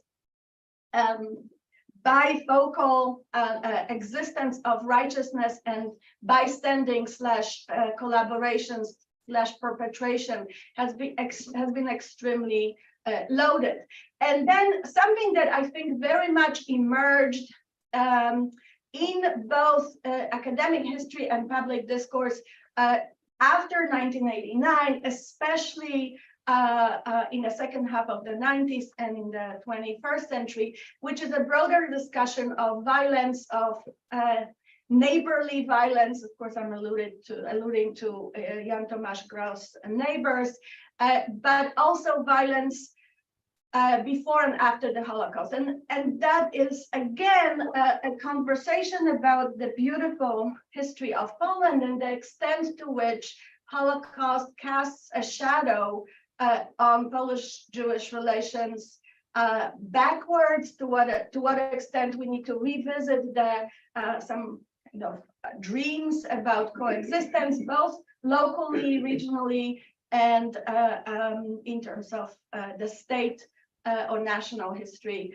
as such. And so we have also extremely ongoing, and when I was thinking about this presentation, this was before the recent statements about Barbara Engelking's interview and her work in general have been made by politicians, especially Minister of Education. But of course, we're in the midst of politics of history, and this again retreat much of what has been done since 1989, this change, this really dramatic shift away from what has been described by politicians and some government-inspired historians as historiography of shame. So we can assume from shame, where should it go? It should go away from shame into beautiful history of pride, of national pride. But the shift that did happen, I think, is irreversible, and that's why I gave this presentation. Half of it is already gone. A title out of Pandora box, because I think that what happened is, on the one hand, that history of the Holocaust of Polish Jewry is no longer a field done by a number of survivors themselves, for survivors, among survivors within Jewish community. This is the period of 1944, 5, 6, 7 into the end of the existence of the Central Jewish Historical Commission, with this focus on writing the Holocaust as Jewish history rather than perpetrator history. So yes, the bystanding neighbors, Poles, were important, but really the focus was on collecting Jewish testimonies, collecting sources, Jewish sources especially, and asking survivors, also Polish witnesses, but especially survivors, of their experiences. And while some of this stuff was published in Polish, some of the testimonies were published in Polish, some of the diaries, wartime diaries were published in Polish, they were really not circulating much outside of the community, outside of community of survivors. They were not really cited beyond, they were not discussed beyond, here and there are reviews in the Tygodnik Powszechny, and that's pretty much it. Just showing you some examples. Same, the archives of Onek Shabbat, of so-called Ringelbrum archive from the Warsaw Ghetto, fragments were published in original and in translation early on in the two journals, the Yiddish and the Polish language journals published by the Jewish Historical Institute. But it was sort of a ghetto academic activity. And the Jewish Historical Institute remained active from the time of its founding in 1947 through the crisis of '68, although there were fears that it would be shut down and that the material from the archive would be distributed to state institutions, but it remained, and historians have hypothesized that it remained precisely because it was so marginal. That, people were doing things in this institute, nobody read it, nobody looked at it, nobody cared. Now we have the precise opposite now, when the activities of the Polish Center for Holocaust Research, founded officially in 2003, functioning under the aegis of the Polish Academy of Sciences, is part of the election campaign. I mean, it's like a dream come true for relevance, with a site of great danger to the institution's budget. So you see here some of the institutions that were founded after '89 and aspects of continuity. I could not find the information on when Łódź founded its Center for Jewish Studies. The title suggests broad interest in Jewish history and Jewish studies, but it's really primarily working on the Holocaust. When we look at topics, I put here a few that strike me as most relevant for this shift. So we have on the one hand regional and local studies connected to spatial turn, but not only, moving away from the focus on the Warsaw Ghetto into the study of provincial experience. But some interesting work on Warsaw remains because of the wealth of material available in Ringeldum archives. There is certainly a question of collaboration, participation, something that obviously was came to the public attention with Jan Tomasz Gross's neighbors, but it was already brewing in publications in the 90s, especially pertaining to post-war violence and Jewish property during and after transfer of Jewish property during and after the war, and the whole new field of aftermath studies. And again, this is just the last book, Ewa Koźmińska-Frejlak's book, nominated for Polityka Award, that precisely looked at those questions of identity, dual Polish-Jewish identity, and what this means. Some ideas here about the questions of collaboration, and this is not up to date, just to give you a few titles and to show you how much this subject has been very much at the center for now 20 plus years. The changes also in the methodology, increasingly adopting Jewish sources, something that was not done before '89. There is also, of course, a question of a new generation of scholars who are increasingly able to read in languages other than Polish, increasingly able to read in so-called Jewish languages, because for Polish Jewry, Polish is also a Jewish language, but primarily, I mean here Yiddish and Hebrew. And these sources change perspective. There is increasing interest in the usage of oral histories, something that, again, I will date myself, but I graduated from Warsaw University with MA in history in mid-90s, right? This is when we graduated. This was not yet, au courant for historians writing contemporary history. Now, plenty of younger scholars do it. August decree files, those post-war trials, entered the mainstream historical work in Poland. And while people still, note that these might be sources that require particular carefulness, well, I would ask what sources don't require particular carefulness, but it's studied, it's increasingly quoted and referred to. And so when Gross made his call for unequivocal inclusion of Jewish sources, even if they cannot be read together with parallel non-Jewish sources, like, if a Jew says that something happened, try to find a Catholic who would say the same, and then you can actually be sure that it took place, right? And Gross made this call saying, well, for many of these Jewish sources, you will not find a parallel one. It's either you include it and you take a risk, of course, or you will simply miss the whole layer of social interactions and happenings. So this, I believe, without a declaration explicitly to that effect, has taken place for many scholars writing on the topic. There is also an interesting aspect of interdisciplinarity. Technically, Joanna Tokarska-Bakir is cultural anthropologist. Barbara Engelking, I believe, is a psychologist. Jacek Leociak is a philologist.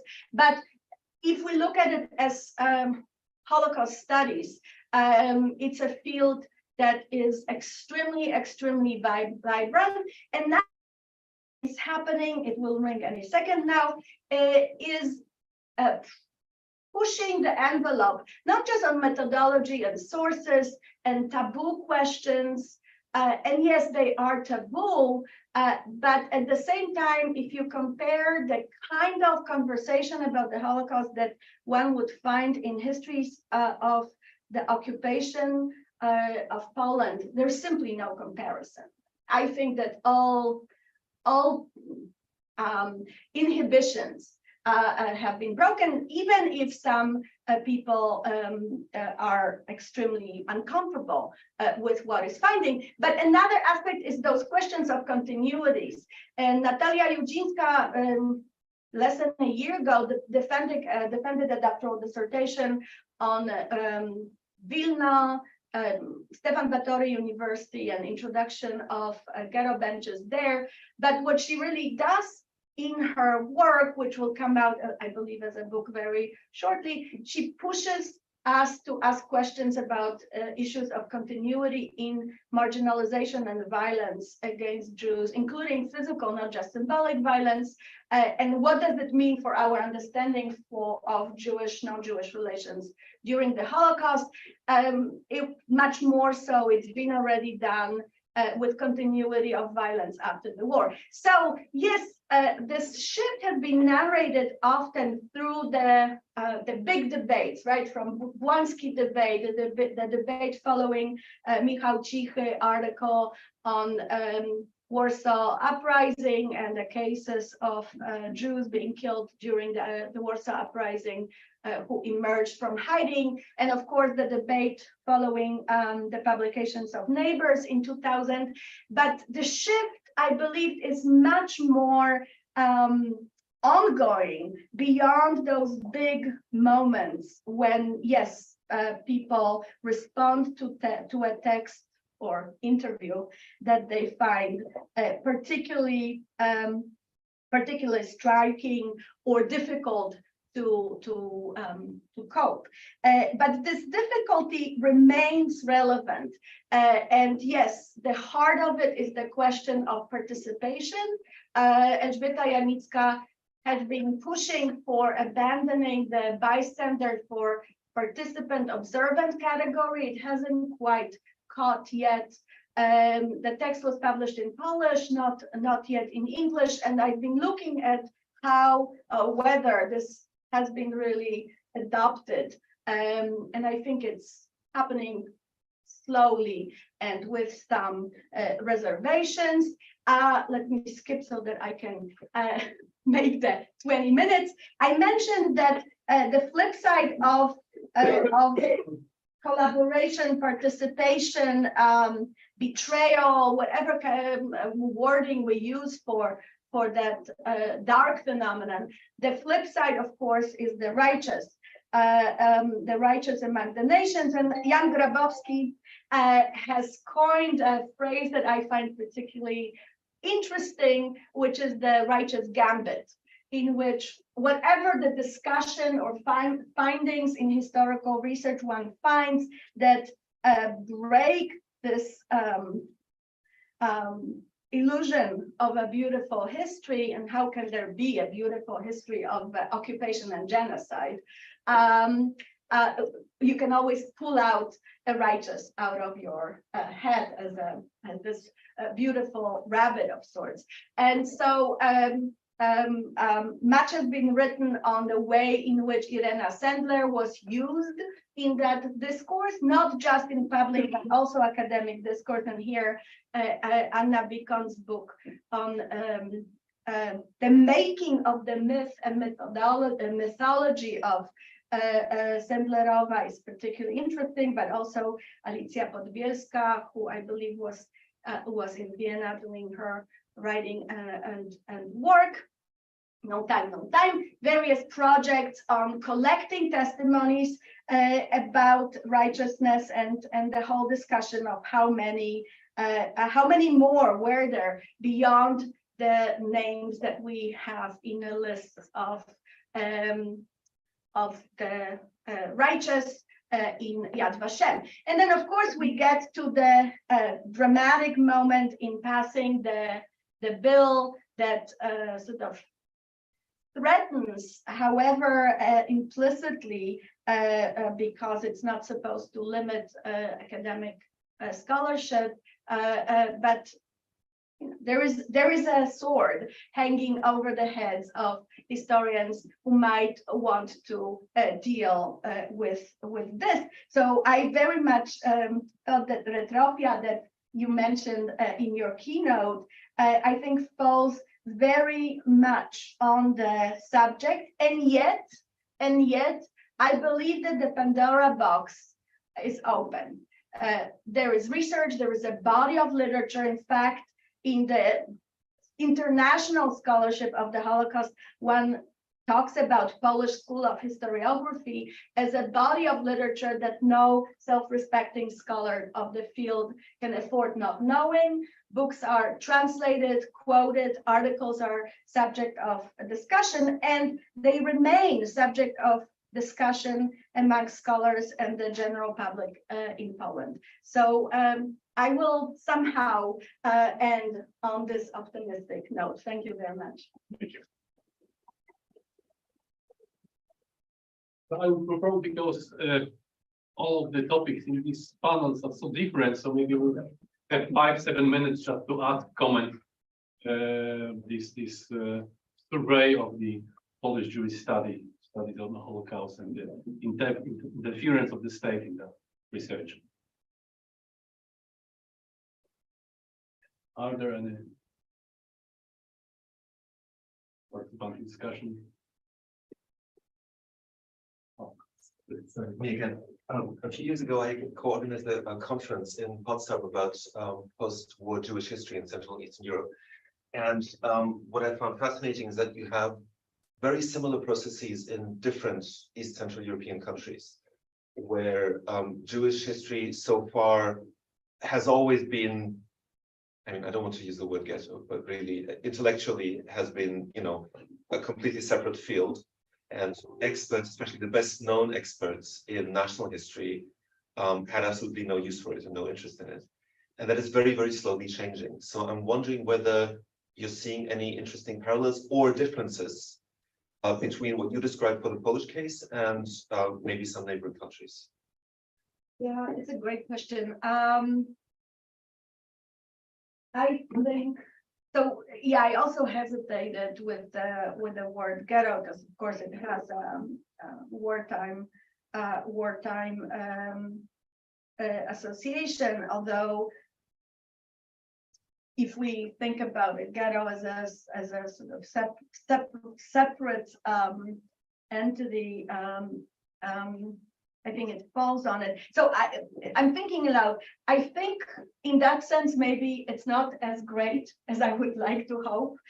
Meaning the separation, the end of the separation, I think, happened because it's now a field that many historians or social studies in Poland find relevant, important, unavoidable. Whether scholars, you know, the most important historians of national historiographies. I remember there was a conversation about Andrzej Pryszke's volume, right? And how many recent volume and how many pages did he spend on writing about the Holocaust, and was it enough or was it not enough? And he was answering the criticism that was voiced by Jan Grabowski that it wasn't enough, that it's too crucial of an event in Polish history, and that many citizens perished. So I think that the process is an ongoing one, but what I was comparing, trying to see your face, Michelle. Okay, when I was comparing it to what the starting point in 1947 or even in 1967, when really this was done within a very small circle of people who kind of shared a biographical connection. So this is day and night, and I don't mean that the night was negative, but it's two very different phenomena. And it will, I think we need to see. Now, it's very interesting for me what you say, more universal regional phenomenon. I remember discussing before the war discussing this topic when I was coming to Lviv to teach in summer courses, discussing the topic with my Ukrainian colleagues, and they thought that coming, not by my place of employment, but my place of birth and education, that I'm coming from paradise. That Poland has this vibrant conversation about the Holocaust, including questions of collaboration that they can only dream of. And they spoke of a sense of great loneliness, those individual voices. Similarly, it seems to me in Lithuania. So it's a question to what extent, and I don't know how this trajectory looks like in Belarus, where it seems to me, even before the crackdown now, that the state control was much more profound on what people could or could not write about. But it would be a fascinating topic, I think, for a whole separate session. When we take this lens, what do we get? I think let's move so that we don't delay. Now I would like to invite Misha Gabowicz from University of Vienna Institute for Human Sciences, and there will be online also Mikola Humanik, am I right? Humanik. From the Central State University. We will hear a paper on Yes, you're right. Russian occupied Ukraine since February 2022. So Misha Gabowicz is an historian and sociologist based at the University of Vienna Research Center for History of Transformation, led by her. He worked on Soviet and post-Soviet war memorials, commemorative practices, and protest and social movements. He's also particularly interested in unexpected parallels and in the connection between these phenomena, such as structural similarities between protest and commemorative movements. Geographically, his focus on the Soviet Union and its successor states and former satellite countries, though he's also interested in international connection and comparison. So Mikola Homaniuk received his PhD from the Kharkiv National University in 2008. He's currently associate professor in the Department of Geography and Ecology at Kherson State University in Ukraine. He is also chairperson of the NGO Kherson entity of the Sociological Association of Ukraine, and runs the independent theater company, and also because of the war he couldn't join us in person. So Misha, feel free. Mikola will start actually. Okay, sorry. Mikola, are you with us? Yes. Thank you. I would like to. Thank you for invitation. Hello, everyone. I will start with my part of our common presentations. Grand narratives about the monumentscape in Ukraine, or for that matter in other post-Soviet countries, tend to focus on big cities, ignoring rural areas. Yet those areas are particularly important to us, not only in the vast majority of war memorials in Ukraine located in villages and towns. They have also been subject to perhaps even more substantial modification than certainly located monuments in large cities. The first picture, please, Misha. Switch the next picture. Yes. Okay. Whoever turns off a main road into any Ukrainian village will invariably encounter a great patriotic war memorial. While there could be surprising stylistic variation in rural war memorials in the late Soviet era, in many cases this will be a stereotypical sculpture of a soldier, obelisk, or grieving mother. but they might be the traces of different modifications, not envisaged by original sculptor or architect, and not, at least initially, sanctioned by any official canon.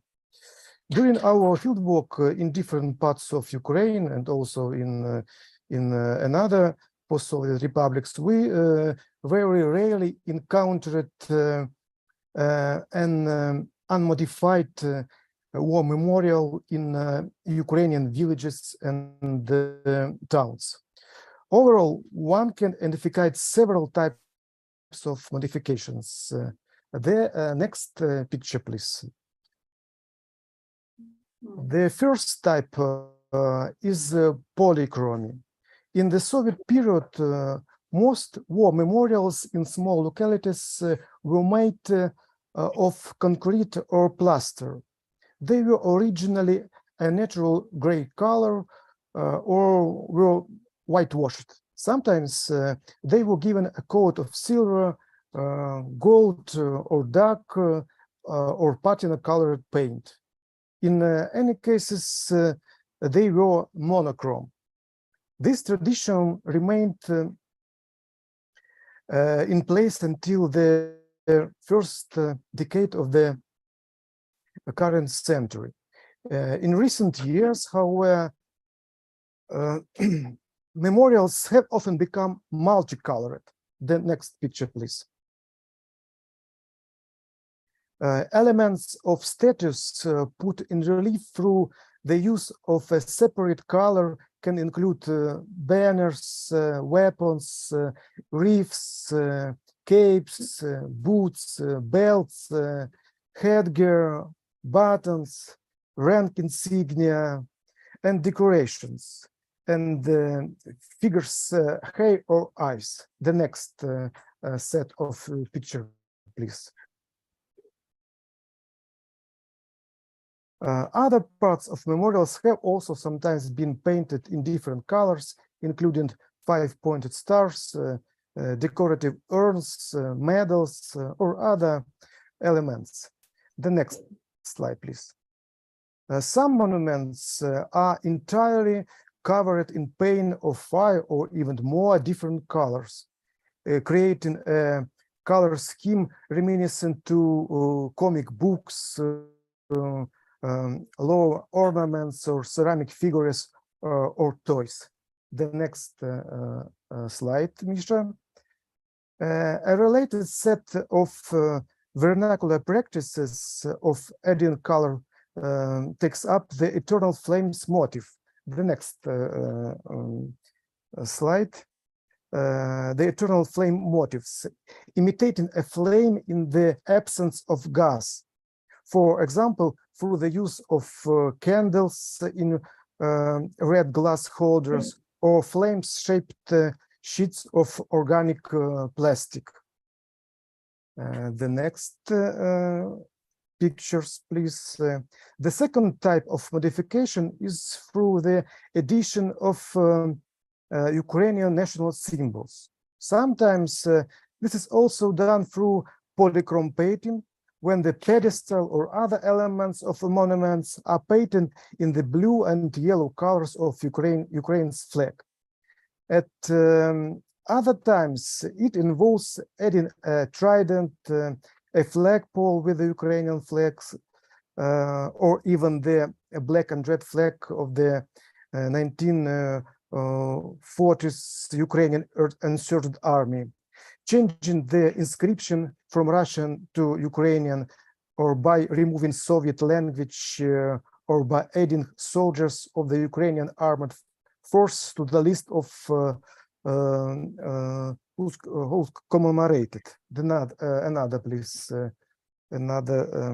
Other frequent modifications reflect post-Euromaidan changes in the symbolic representation of World War II in Ukraine that are widely seen as representing a turn away from the Soviet canon of war memory toward a more European culture of remembrance. Thus, local residents change the dates displayed from 1939 to 1945. The next and also install remembrance. Return, please, back. I didn't finish the previous paragraph. They also install remembrance poppies, commemorative symbols of World War II, inspired by British remembrance poppy for the World War I. The third type of modifications involves adding religious symbols. In most cases, this is a cross. Orthodox mostly, but time to time we you can find also Latin crosses. In addition, sometimes icons or candle holders are affixed to memorials. In Ukraine, as in Moldova, Belarus, and Russia, we have often encountered traces of folk commemorative rituals. The next slide, please. Candy, fruits, and gingerbread used a part of church memorial services, memorial candies, bottles, and glasses. The next slide, please. The fourth type of modification is a private initiative to personalize memorials. In most cases, rural war memorials list the names of soldiers who died in or near its locality and or war participants from the area. High-ranking officers or especially decorated soldiers, such as hero of the Soviet Union, are often signed out. But otherwise, this is a standardized list of last names in alphabetical order, often including only the initials for the first name and patronymic, like in these tables in pictures. Recent modifications involve adding more details about a specific person to an existing memorials by adding portraits like here on the left and right pictures, portraits with additional information such as full first name and patronymic, life dates, or other biographical informations like in common graves. Sometimes individuals, the next slide, please. Sometimes individuals' names are singled out within the existing list using paint, and new names are added, often using makeshift methods such as scratching, like in the right photo. These modifications in war memorials have inscribed them into broader popular commemorative traditions. The next slide, please. All this type of transformations, with the partial exception of the second type, are reminiscent of how Ukrainians care for family graves. The next slide, the last one. As a result of all these developments, war memorials have acquired new meanings. They have been affected by the general evolution of commemorative practices and are often personalized or even domesticated. Over the past decade, war memorials in a peripheral part of Ukraine have turned from venues for hero worship to sites of mournful commemoration in what can be described as a process of grassroots dehumanization. In the absence of any top-down authority policing ways of interacting with monuments, which happened quite naturally.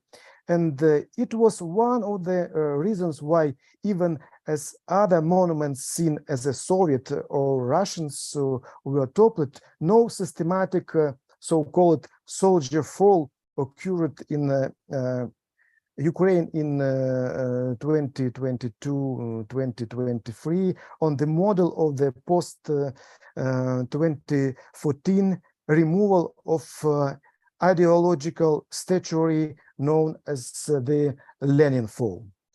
Thank you for your attention. I stopped and I passed my floor to Misha. Do I have 5 more minutes?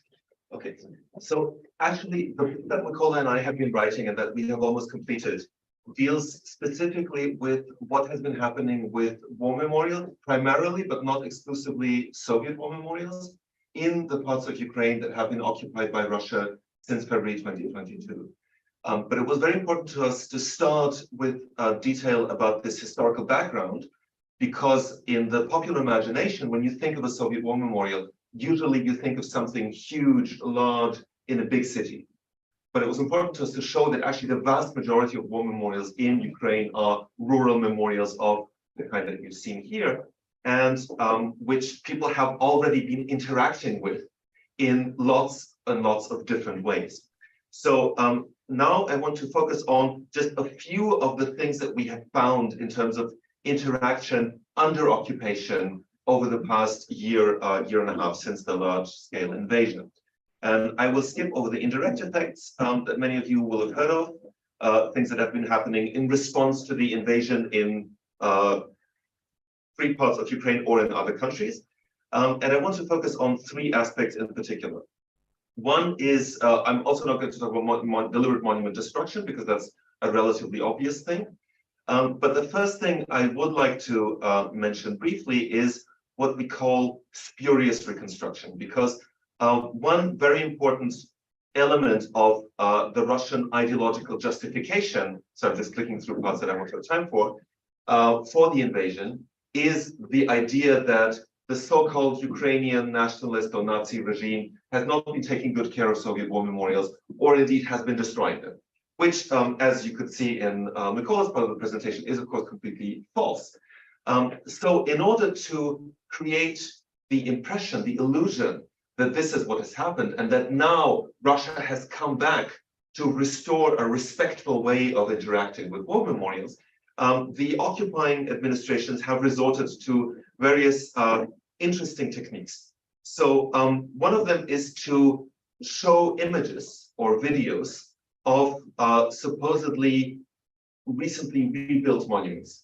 So the discourse is, we have now come in, we have rebuilt monuments that were destroyed under Ukraine. And a very important way of doing this is to reignite, or actually to install, eternal flames.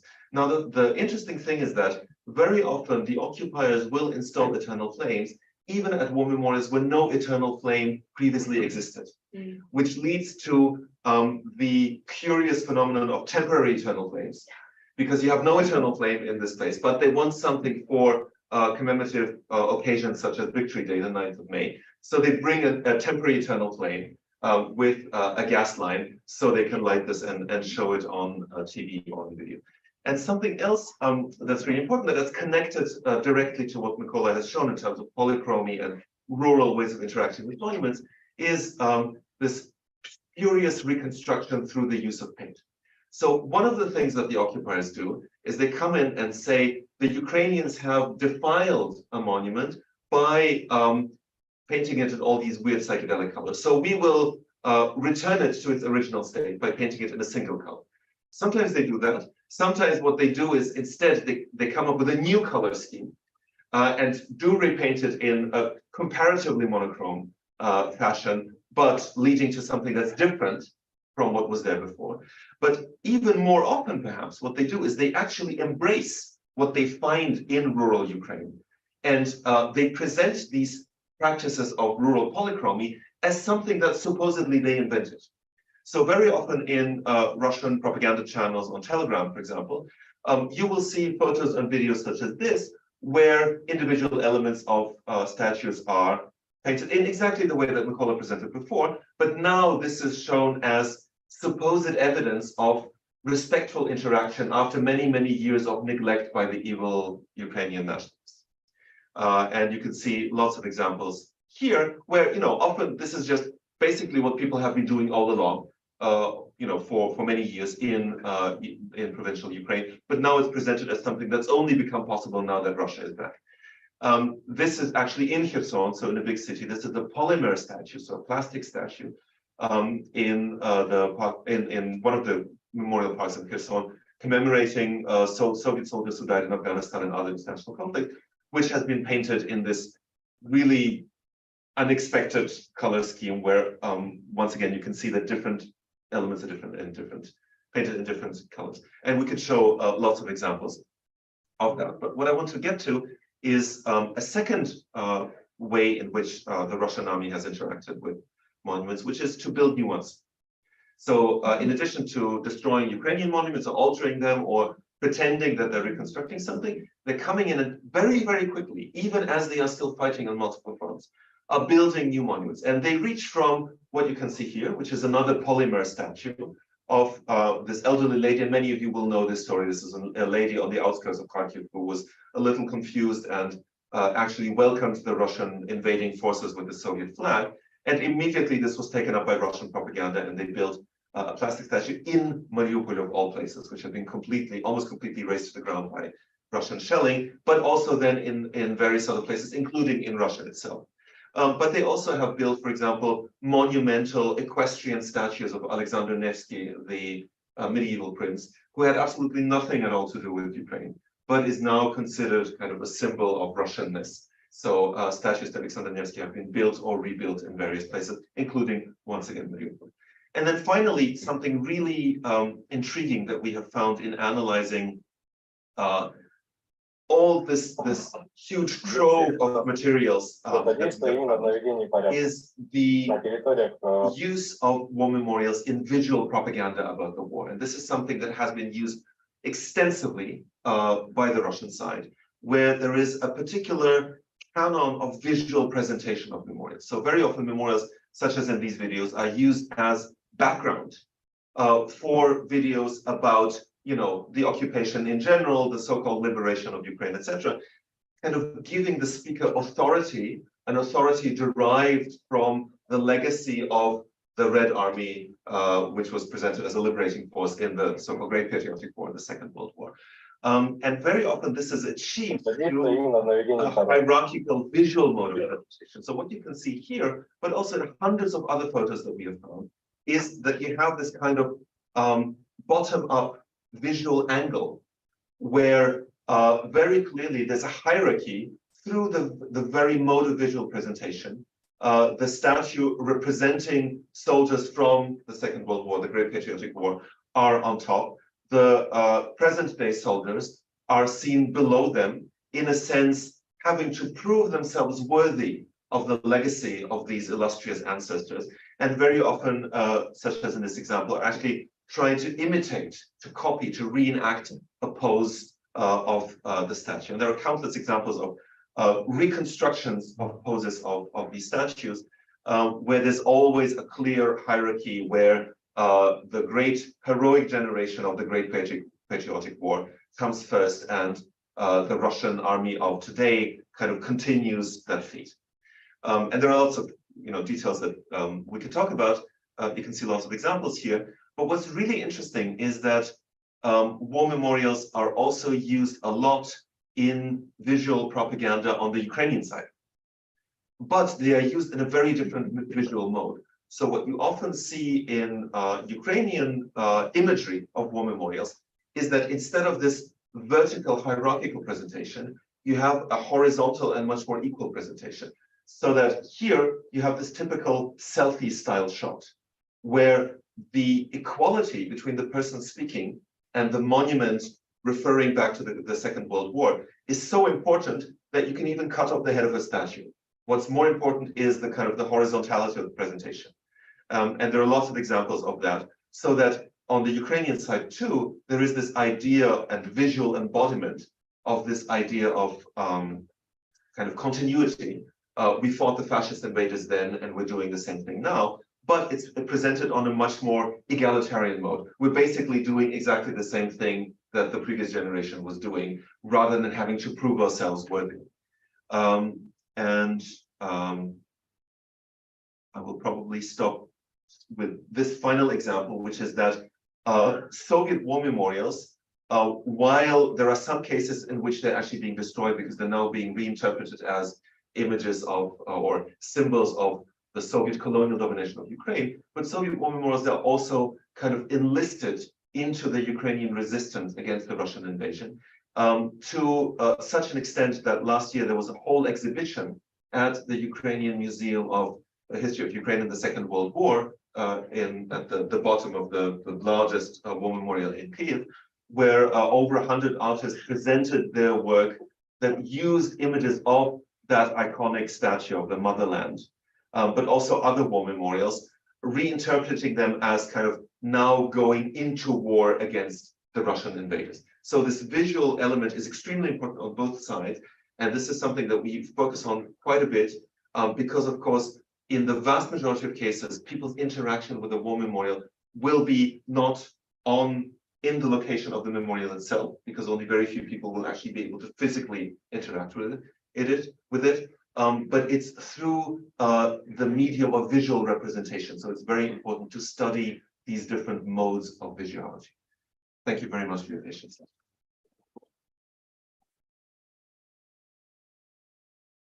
And now 7 minutes to ask questions, comments.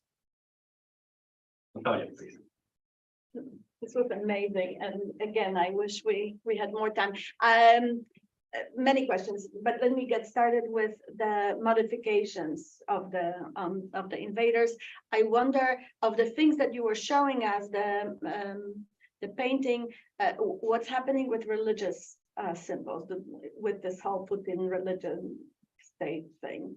Are they left? Are they somehow Russified? What's going on? And how do, or if there is any use of those somewhat problematic monuments of UPA that Omer Bartov wrote about, like, well, I know it's primarily Western Ukraine, but is there any kind of attempt to plant monuments that would prove, the Nazi Ukrainian story?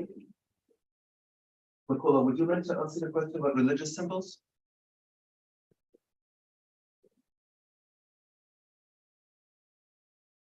Can you still hear us?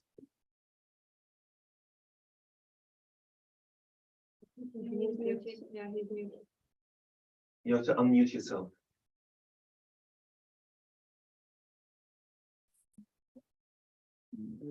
I met many religious symbols and evidences of religious rituals in war memorials in Ukraine, in Western Ukraine and Eastern Ukraine as well. And one of my photos in presentations, it was photo from Ternopil Oblast.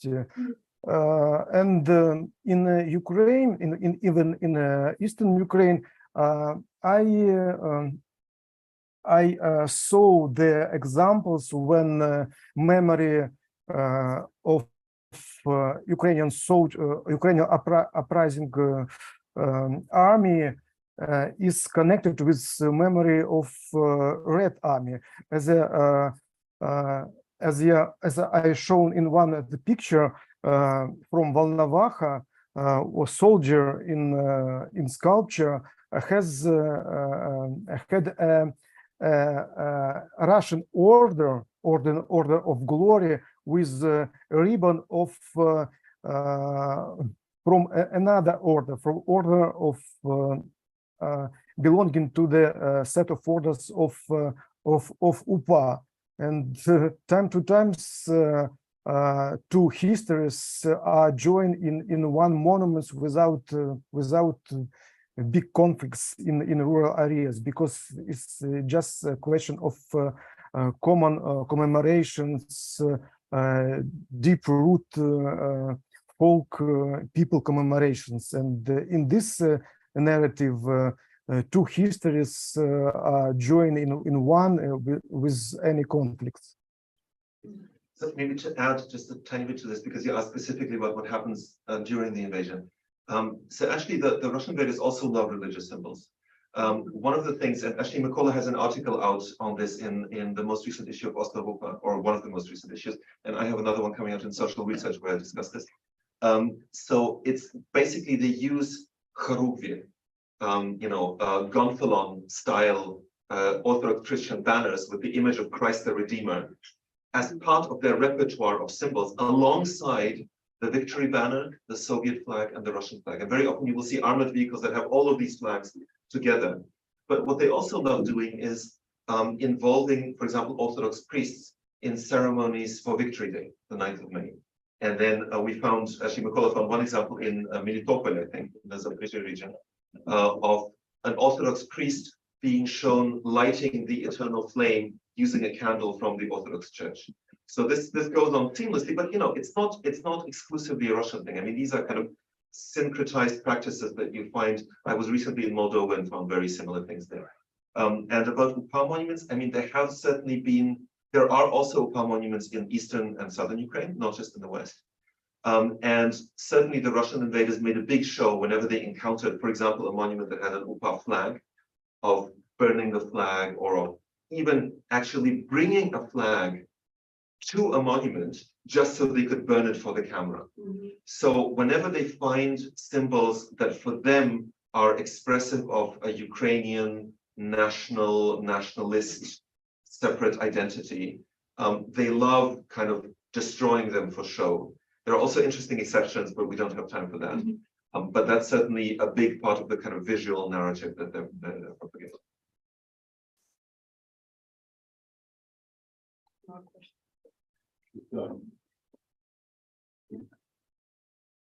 I wonder how gender plays in that story. And we saw the grandmother and their mothers of soldiers, but you did a lot of field work. So I wonder if in those practices, the earlier practices before the last invasion, but also now, are women particularly active in this? But then I would imagine that they're not engraving, adding names. Like, how does it play out locally in ways that people domesticate those Soviet time monuments? I don't know if I'm asking Mykola more of you or more of Misha, but I think maybe once again Mykola should start, and then I can provide some context also from others. I missed one paragraph from my presentations, and it's a very important paragraph because it's connected with religion and commemorate practices and all type of these transformations, with the partial exception of second type. I'm talking about nationalization of using of national colors,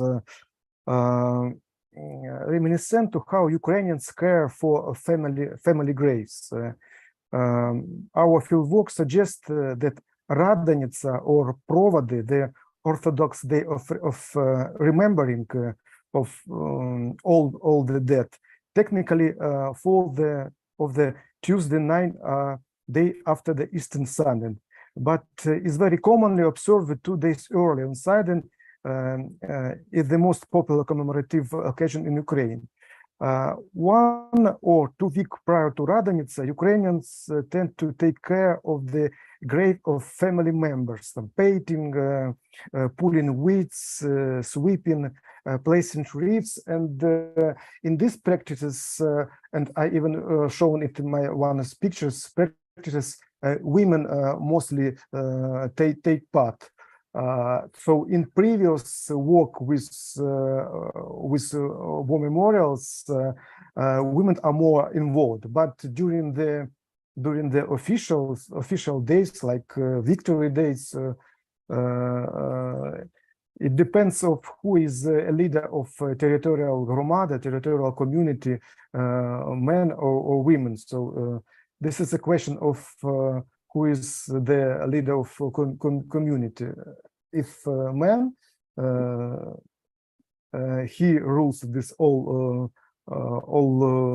event. If woman, woman. Maybe one small addition. So I co-directed 2 large projects over several years where we looked at commemorative practices around Soviet war memorials in a large number of countries. And what we found is that one of the main motivations of people who engage in these kinds of practices is intergenerational transmission. So there's this discourse of we have to preserve the legacy of our grandparents for the next generation. And since in these countries, typically that kind of care work is very gendered as female, right? It's mostly women taking care of the children. They are extremely active in all these practices. So I would say that in the vast majority of cases, these associations are very much kind of animated by women. There's no time. If you allow me, I couldn't stop to ask the question from my side. First of all, of course, in the Putin's Russia, there is every activity in the public space should be agreed by the government. But I wonder if all of these local villages, could we say anything about the attitude of the local communities just to this building? It's of course there is no independent polls in Russia, but there are information about if these local inhabitants would like to rebuild this building. They are regarded as a part of the history, or they are just neutral to that. And the other. So are you asking about Russia or about the occupied territories of the Ukraine? Okay. And this process of the rebuilding, rebranding these monuments, it's only a government initiative or just people's will? I mean, maybe just very briefly, what we mentioned is that very often the practices themselves have not actually changed that much. It's just that the Russian administration is putting a spin on them and saying for 8 years or sometimes for 30 years, the evil Ukrainian government in Kyiv forbade people to do this.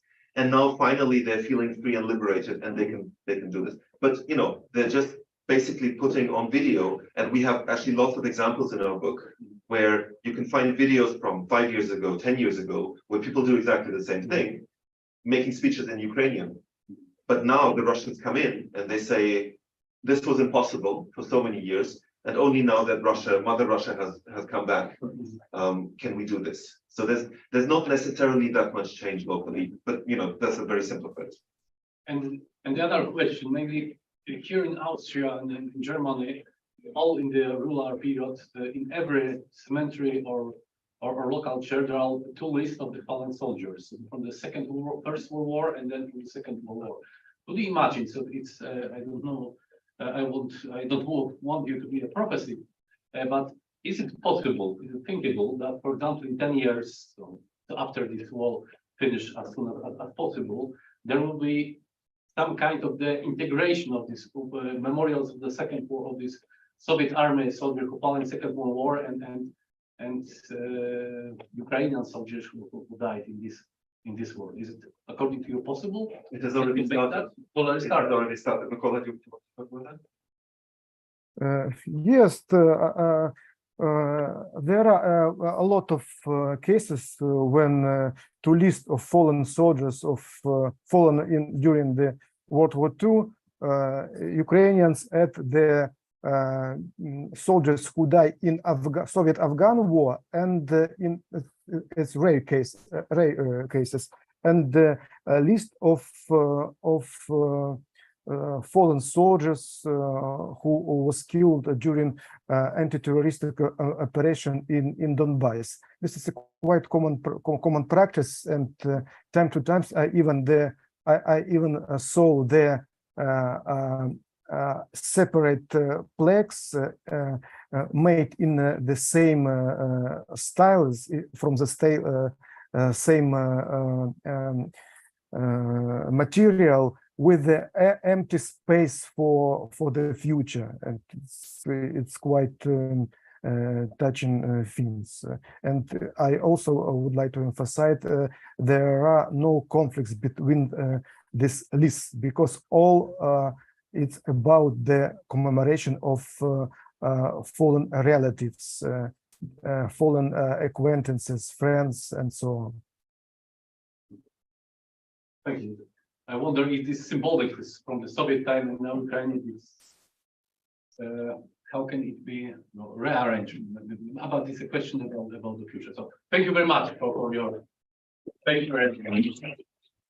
Thank you. And now we will move to the Bosnia, hopefully. Our next speaker, is Leila Gachanica. Leila, are you there? Are you with us? Have connection? I am. Good okay. afternoon. I hope you can hear me well. Yeah, we can. Perfect. Thank you very much. And let me say a few words about you. So Leila Gachanica is PhD candidate in legal sciences at Law Faculty University of Mostar. She is an independent electoral consultant and researcher with more than 15 years of experience of working with non-governmental organizations in Bosnia and Herzegovina and the neighborhood region. Her area of interests are dealing with the past, with focus on culture and memory and identity building, human rights, constitutional rights. She's the author of published articles, analytical, scientific, and research work in these fields. She's also a member of the Peace Building and Gender Equality in Bosnia and Herzegovina. In 2017, she was a writer in residence in Austria, Kitisau, with the Yellow Presidency Program. For the past 2 years, Leila is a blogger for regional online platform for constructive reflection of topics related to the dealing with past. It was impossible for Leila to be with us in person, but thanks to the internet, she is with us online. So Leila, I give you the floor. Thank you very much. Many apologies for not being in person with you. I don't think I will miss the most in the substance, but definitely I will miss the conversations behind the main sessions. I will focus and I will try to keep the time, to keep my eye on time on the experiences in Bosnia and Herzegovina when it comes to how identity has been built in relation to memories. This is a very complex question for Bosnia and Herzegovina, in particular, having in mind that after the war in 90s, basically what we have been left with is very much contested, exclusive, ethno-nationalistic narratives about the past, based more on interpretations than on facts and what we gained from this almost 30 years in post-conflict society. So I will start with a bit of a context just to introduce how complex this issue is, and in terms to bring the discussion on three focuses that I'll try to explain in a really brief notes, but I hope we can discuss it now or on some other occasion. I would like to start with this particular photo. This photo should emphasize or illustrate how Bosnia and Herzegovina was the most ethnically mixed of the 6 republics of the Yugoslavia Federation, where neither of the 3 largest groups had held a majority. And this photo is basically one of the Sarajevo's brightest moments, 1984 Winter Olympic Games. This event basically brought about pride and respect. Over 30,000 people were preparing the Olympics, and half of them were volunteers from all over the Yugoslavia. We call it like Sarajevo shining, and I hope I don't know if this photo can illustrate this, but the city still remembers and proudly emphasizes the Olympic glory and everything that goes along that. And this was probably one of the last glorious moments of the brotherhood and unity in this part of Yugoslavia. Going from this photo to this one amazingly quickly, because the dissolution of Yugoslavia was really tense and bloody, with many consequences which marked today's ex-Yugoslavian state, including Bosnia and Herzegovina. Following the death of the president of the Yugoslavia, Josip Broz Tito, in 1980s, nationalism began to spread openly in most parts of the federation. This included, of course, Bosnia and Herzegovina, and culminated with what was later termed as a beginning of the end, the triumph of the three national parties representing the three largest ethnic groups in Bosnia and Herzegovina at our first multi-party election in November 1990. In addition, the collapse of communism in Eastern Europe, the unification of Germany, and the imminent collapse of the Soviet Union all served to erode Yugoslavia's political stability. In this format, basically BNH declared independence from Yugoslavia in 1992. The proclamation of independence was followed by armed conflict. And this independence and war that followed up on it lastly basically changed forever the not only multicultural and multi-ethnic character or identity of Bosnia and Herzegovina, but was also ended by Dayton Peace Agreement, I would say imposed or created by international community, where basically, I would definitely dare to say the positions that was taken during the war, definitely bloody war, where many war crimes were committed, including genocide, was legalized. So basically the three major groups, Bosniaks, Serbs, and Croats, were proclaimed as a constituent people and giving all power or power sharing into their hands.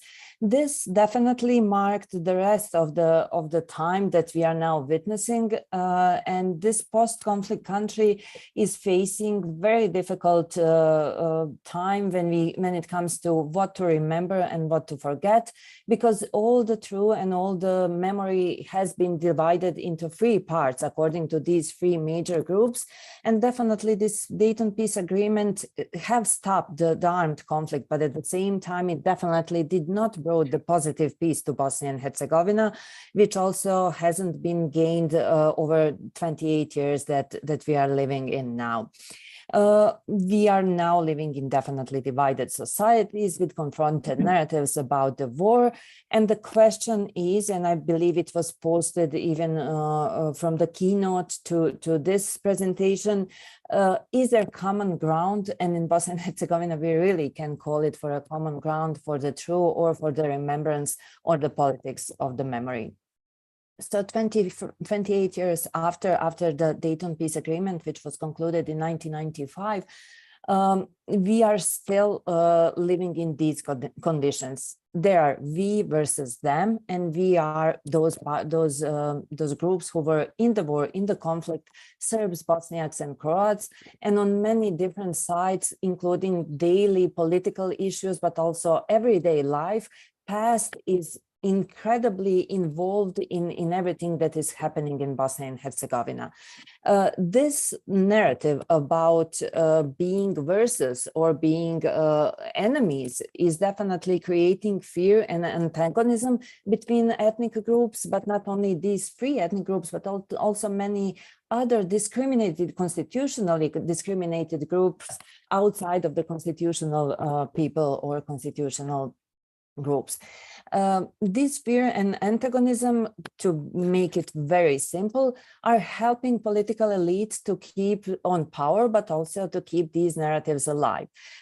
When we talk about keeping alive, I have to emphasize that like after this time lapse, we are now losing the survivors, those who survived the conflict and those who are maybe standing outside of the official narratives. So the real question is, will those individual memories, those alternative narratives about the conflict and the war and what happened and why happened, will be preserved in certain way? Because, as I will talk later, official narratives about the war are very clear, very strict, and very close. So anything that does not fit in like daily politics, but not only daily politics, but planning the future and preserving political power in their hands, the leaders of the ethnic groups basically do create the narratives in a way that suits them best. But doing that, we will definitely lose some parts of the history, some part of the identities, and those individual, and I will elaborate later, alternative versions of the things that happened during 90s. And this time lapse also created another very problematic issue, and those are post-war generations who grew up within these like contested narratives, official narratives about the past, but at the same time being challenged inside of their like private cycles as home, as a family, as a groups, as a peers. In the schools where ethnic segregation is very still visible, we still are facing with the concept of the two schools under one roof, where children based on their ethnicity goes either to Bosniak or to Croat school. And of course, you can imagine that the school programs, curricula basically are supporting what official narratives are saying about the past. So the children learn different history, different geography, and different language.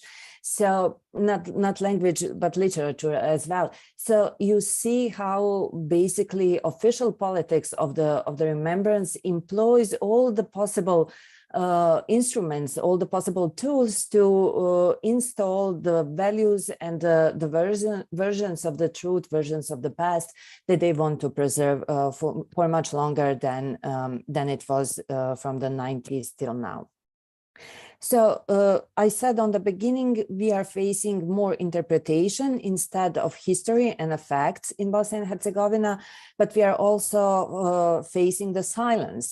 This is really important when we talk about transitional justice and of course, legal proceedings, criminal proceedings for the war crimes, because even if we had those aspects, very important aspects for Bosnia and Herzegovina, unfortunately, they have not been translated into our reality. We are facing very much with a denial of the genocide in Srebrenica, but also denial of many different war crimes and glorifying also war criminals in the streets, in public places, in schools, in media, etc. Very recently, from 2 years ago, High Representative, again, interventions from the international community for the Bosnia and Herzegovina imposed the changes of the criminal law banning the denial of war crimes, crimes against humanity and genocide, but also forbidding glorifying convicted war criminals. But at the same time, the state is not doing anything to implement that law. So basically now we are facing the situation that regardless that we have positive law on this, we are still unable as a society to fight against this. And just one note is that the deniers, those who do deny and proclaim more interpretations than the facts, are political elites again. So the politics of the remembrance, of the memory in Bosnia and Herzegovina is defined by free constituency, free official narratives, which are mutually exclusive. So there is no overlapping or agreement over anything when it comes to what happened in the past. Of course, I already mentioned the use of the past is a mirror of political culture, but at the same time, we see competitiveness of the past, not only about war in 90s, but also the memory which I started with, the memory of the Yugoslavia, the memory of the partisan resistance, the memory of anti-fascism. So I will present in next slides 3 different ways of remembering. And this is really a battle between memory, but between preserving certain parts of the past and forgetting what should be deleted, erased from the collective memory in Bosnia and Herzegovina. So the first focus of my presentation will be concorded spaces, or the spaces that have been overtook by political elites and those who create, including religious communities as well. And of course, employing media, school, education system, less, and this is where the point of resistance is culture, but how basically these 3 narratives has been installed and how different histories and competing memories are looking in Bosnia and Herzegovina. Just as in one example, I will show the statistics about monuments in Bosnia and Herzegovina. Of course, I cannot summarize all the complexity of the official narratives, but let's just focus in this part on the monuments. And you can see that more than 2,000 monuments were dedicated to the loss of civilians and or fighters, soldiers in the war in Bosnia and Herzegovina. And you can see how each part of Bosnia and Herzegovina, for example, federation is mostly populated by Bosniaks and Croats, and you can see how many how statistics goes up when it comes to members of their own community or of their own group, ethnical group. So 76% in federation is dedicated to Bosniaks. In Republika Srpska, mostly populated, as you can guess, by Serbs, 71% of the monuments has been erected to Serbs. Brčko district, mainly populated by Serbs, 49% of the monuments erected to the Serbs. So along these ethnic lines, but also entity lines, we can see how official narrative has been shaped. And also another important aspect of the not aspect, but characteristics of the monuments, only 10% was erected for civilians, 64% for the soldiers, and 25% for the civilians and soldiers. I will not go deeper in how it actually look and basically what they represent, but they are mostly glorifying and celebrating fights, sacrifice, victims, excluding in the most of the cases members of other communities, ethnic communities, and members of other groups. There were several discussions about monuments who were erected, for example, for the fallen children in Sarajevo, in besieged Sarajevo.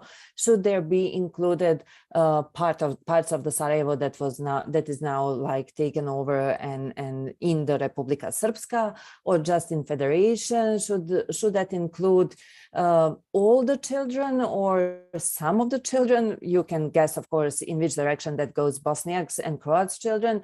So basically, the compromise was to all children. The monument, the name is to all children, and names of all children has been written in the public place. But you know, like the discussion in itself is really problematic.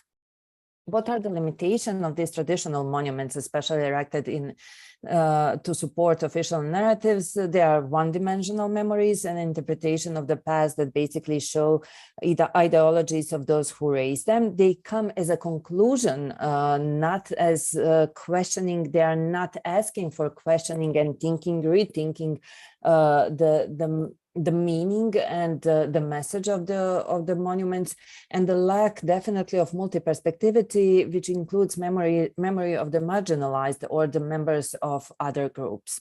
So when it comes to second focus of my presentation, that would be the places of not belonging in terms not to be versus the concordance places, but basically trying to commemorate all those who are not, who cannot get basically their place within the collective memory. So these places of not belonging are alternative narratives, and they are fighting seriously for the visibility, but also to survival after the time lapse.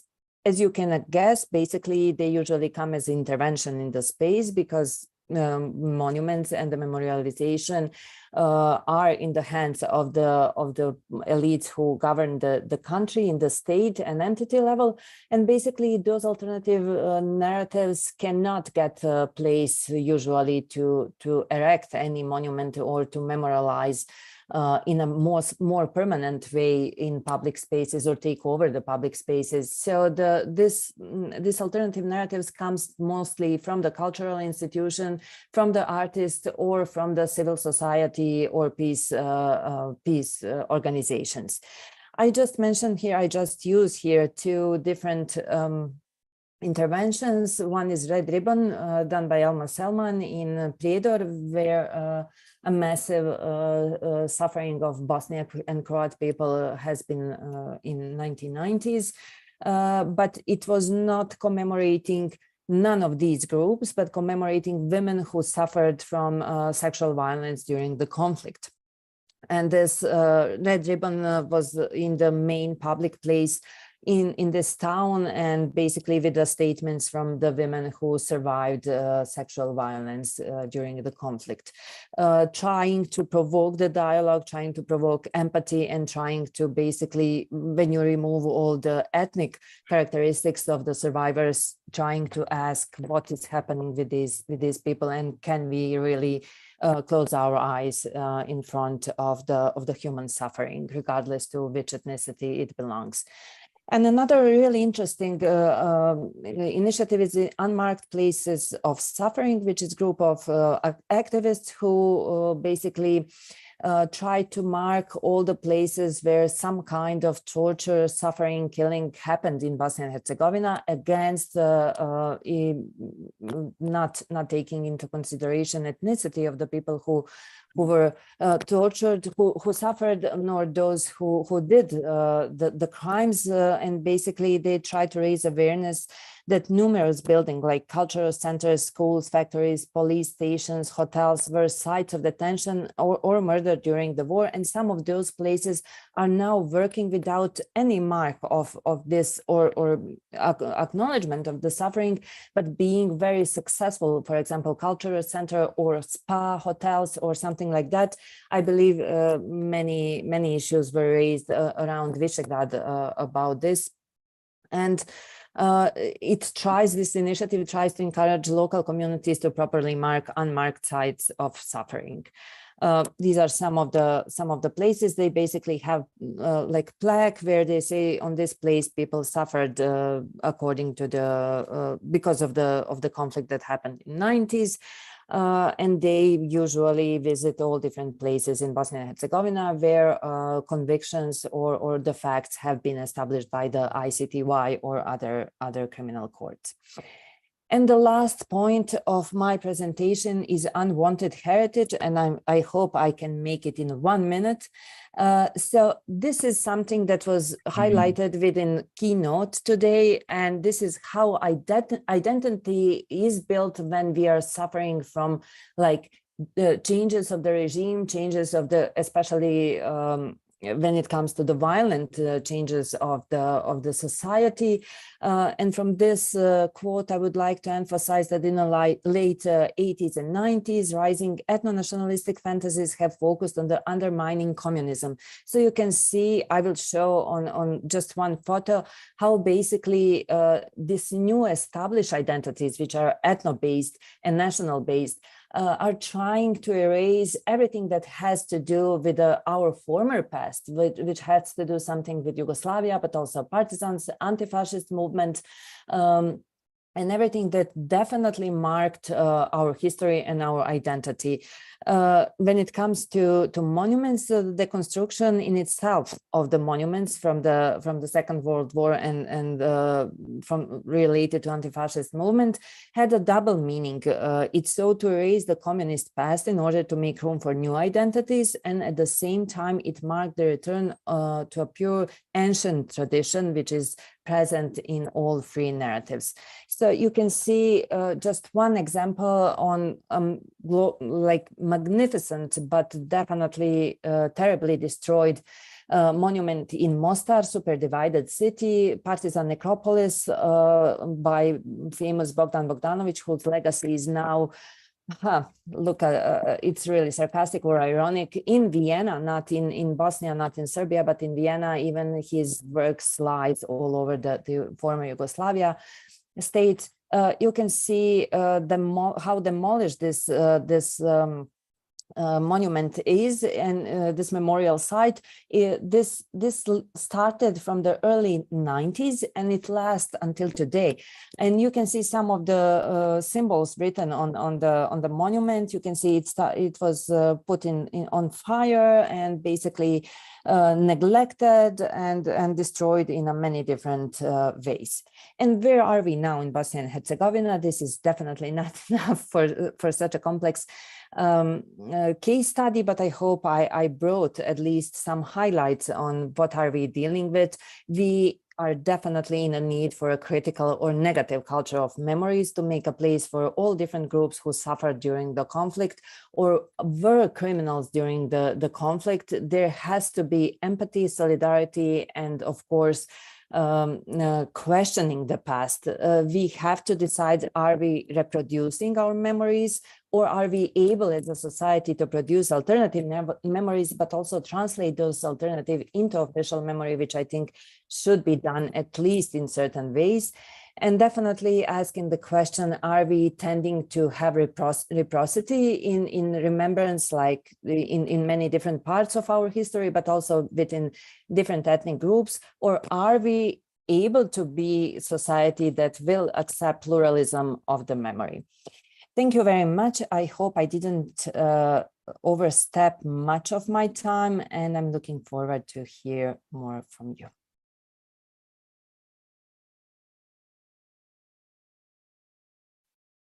Yeah, thank you very much. Do you hear us? Yes, yes, yes. Yes, okay.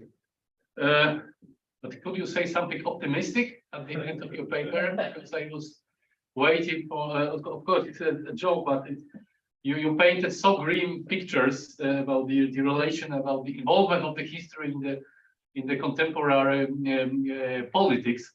But it was, of course, very interesting paper, giving more food to think. So, any questions, comments of what we have heard from Mostar or whatever you are?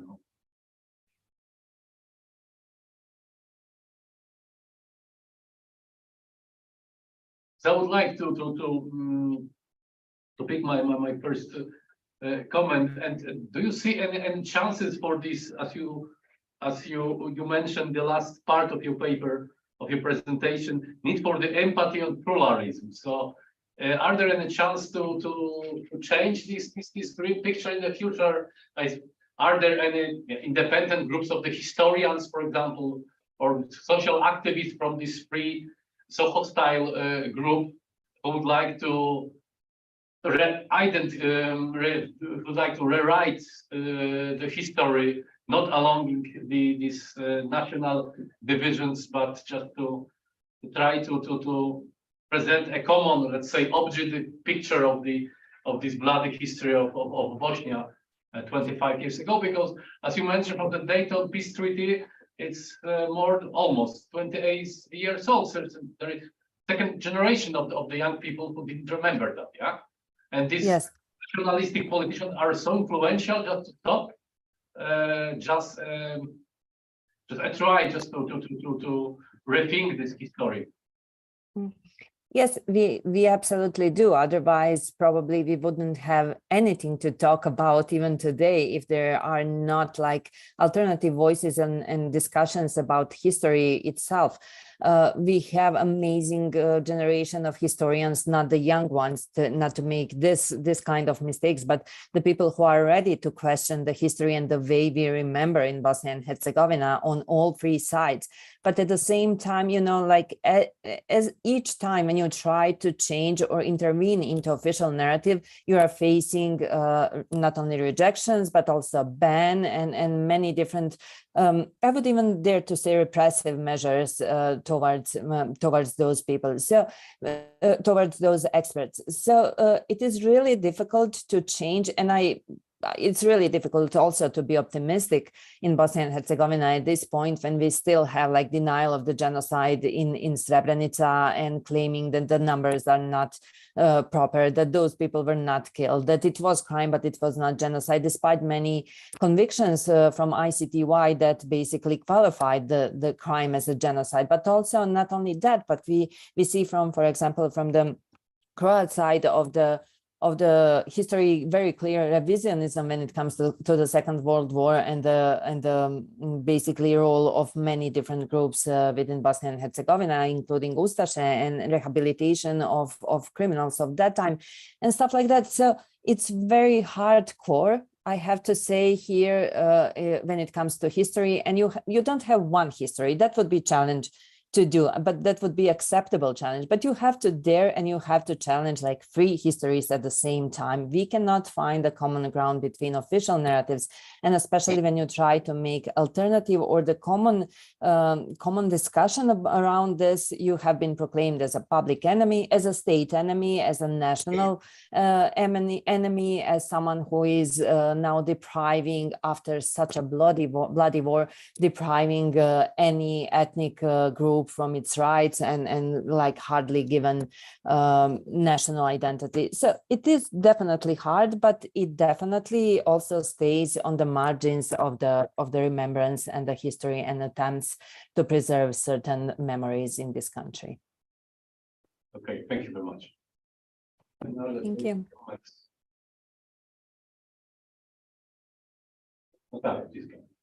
Thank you. Thank you so much.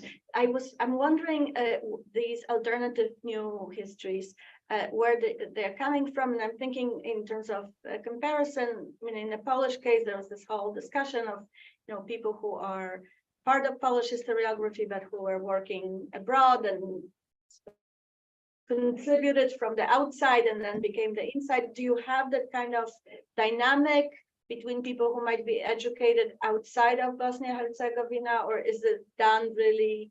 Is this a matter of people just daring the official stories, histories? I wouldn't say there is much influence from the outside. I would even say, if we talk about diaspora and the intellectuals in diaspora, that are maybe even more nationalistic than basically those in the country. Like sometimes, but this is like the question of diaspora and the ethnic developing identity in diaspora and how that affects basically the identity in Bosnia and Herzegovina and how we preserve our history and what our history is. So I would say it's mostly internal in terms of Bosnia and Herzegovina, but then we cannot forget the influences from the neighboring countries such as Croatia and Serbia, and the influences on the memory politics are huge, especially because Bosnian Serbs who lives in Bosnia correlate themselves to Serbia as a mother country. The same stands for the Croatian people, Bosnian Croatian people who live in Bosnia and Herzegovina, seeing Croatia as a mother country, as a homeland, basically. So multi layers of the nationalism are interfering into this area, and it's really difficult to see, like, it's visible from where it comes, but it's really difficult to change those narratives. Okay, so thank you very much for your Thank you. paper. Bye bye. I'll stay with you online. Thank you. Thank you very much. And on the schedule, we have now the paper of Professor Błażej Brzostek, but I just consulted that with Błażej, and because Emilia Sieczka is not with us, she couldn't came. Maybe we will go after schedule. So now we have a break, and then the next panel will be opened by Błażej. Is it okay for you? Okay, so thank you very much for attention, for being with us. Now we have 55 minutes of the break, and we come back here a quarter past 2.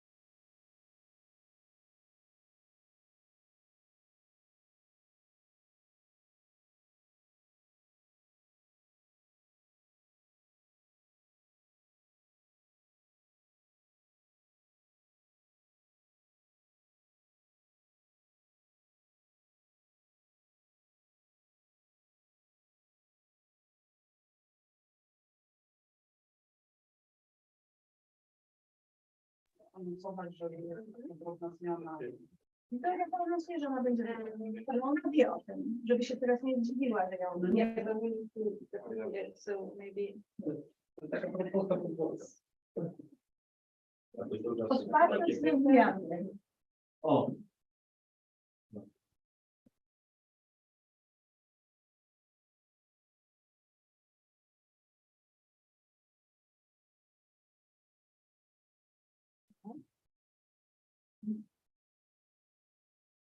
No, wzięłam opis, o tym z nie będę mówiła. Okay.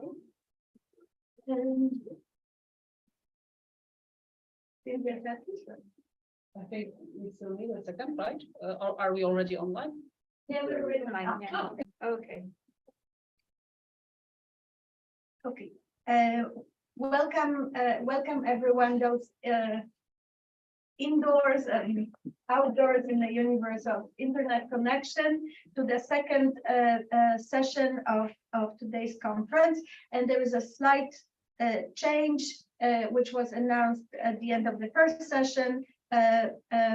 Professor Błażej Brzostek will present now, and then we'll follow the program as it appears in a printed version. So let me briefly introduce Professor Brzostek, who is a historian and a sociologist working at the Department of History, University of Warsaw, involved in multiple projects in social and cultural history, urban studies, and women's history.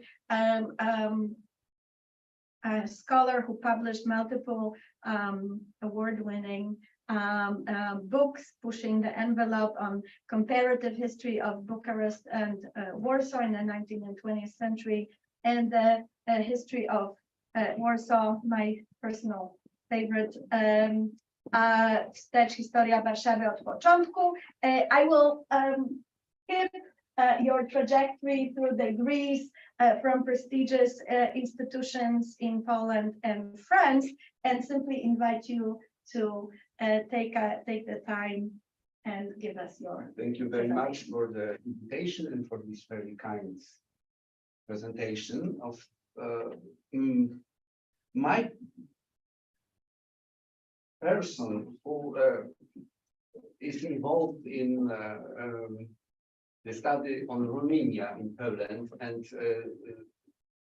I'd like to start with rather personal humor, because I'm Polish, and being Polish historian, during many years I was involved in the studies about Romania, and this is very particular experience, because once this is very rare in Poland, to be interested in Romania, very rare. So the knowledge and popular knowledge and scientific knowledge is very, very limited.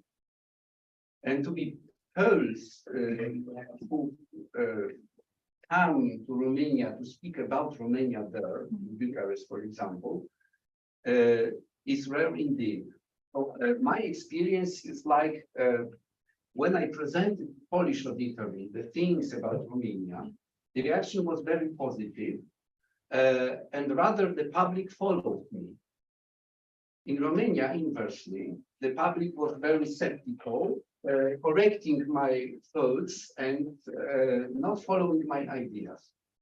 And after many conferences of this type, on many cases, many opportunities, in the Central Europe, I'm sure that the our custom is like Poles describe Polish history, Hungarians describe Hungarian history, Romanians describe Romanian history, and this is the international confluence.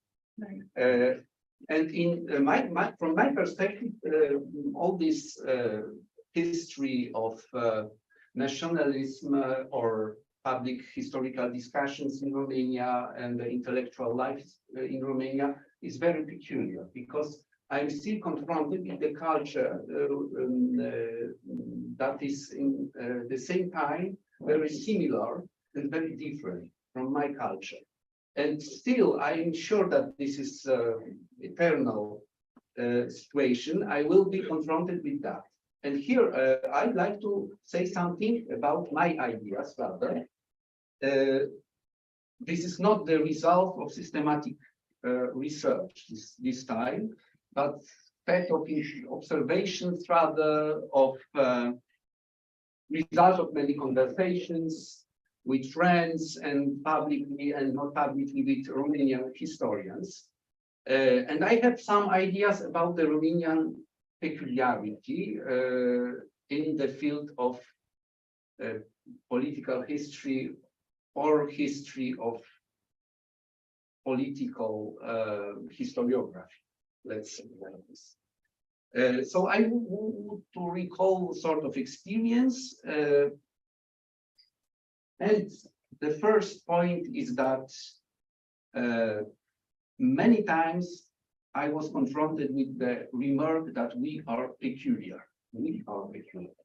That you present something, but this is much more complex in reality. We, of course, we think that that's good, think that the others are involved in our history, but we Romanian people are able to understand all this deep structure which was there. And this was not only the Romanian experience. I think that Polish historians are very frequently the same attitude, that the other people are simply not so close to our history and the spirit of our history, that this is our role to present and to elaborate all this imaginary.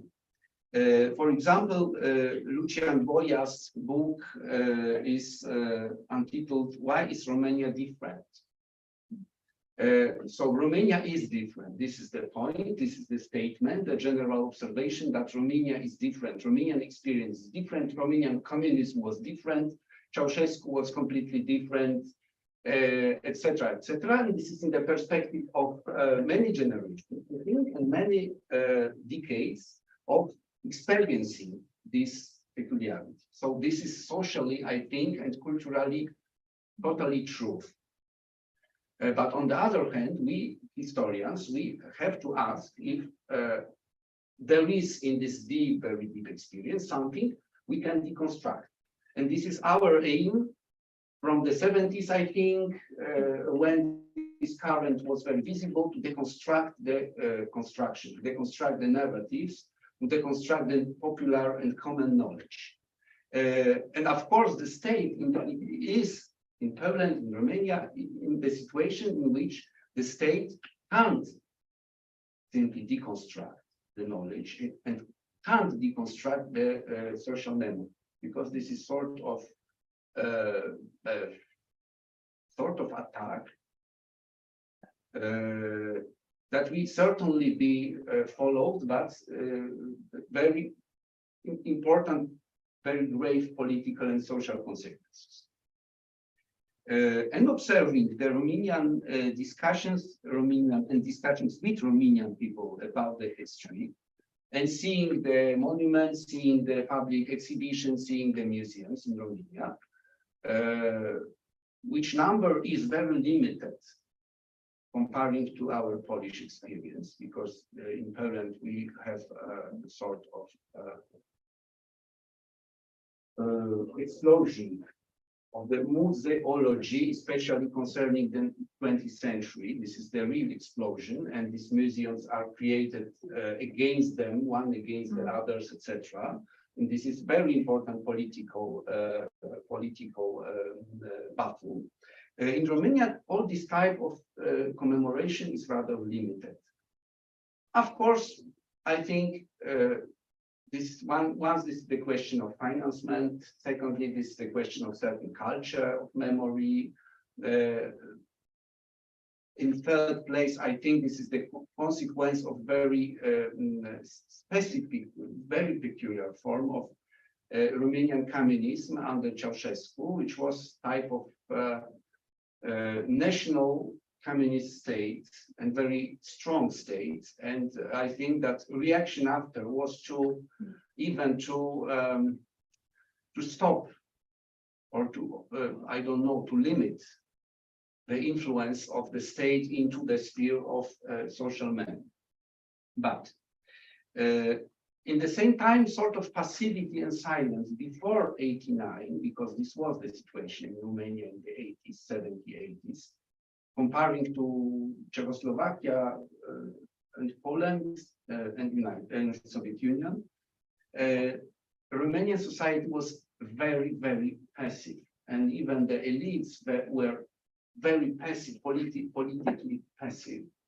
And I think that it resulted from this national form of communism, really blocking the possibility of expression against the Ceausescu regime, because the Ceausescu regime granted in propaganda the independence of the state against the Soviet Union. This was very peculiar and very visible, frequently openly said in '68, the really very big scene on the balcony on the Central Committee of the Communist Party when Ceausescu openly rejected the invasion on Czechoslovakia. And this was the unique case in this part of Europe. And I think that Ceausescu, we all the historians, in fact, concerning Romania, think that this was the first step to consolidate the new type of power in Romania.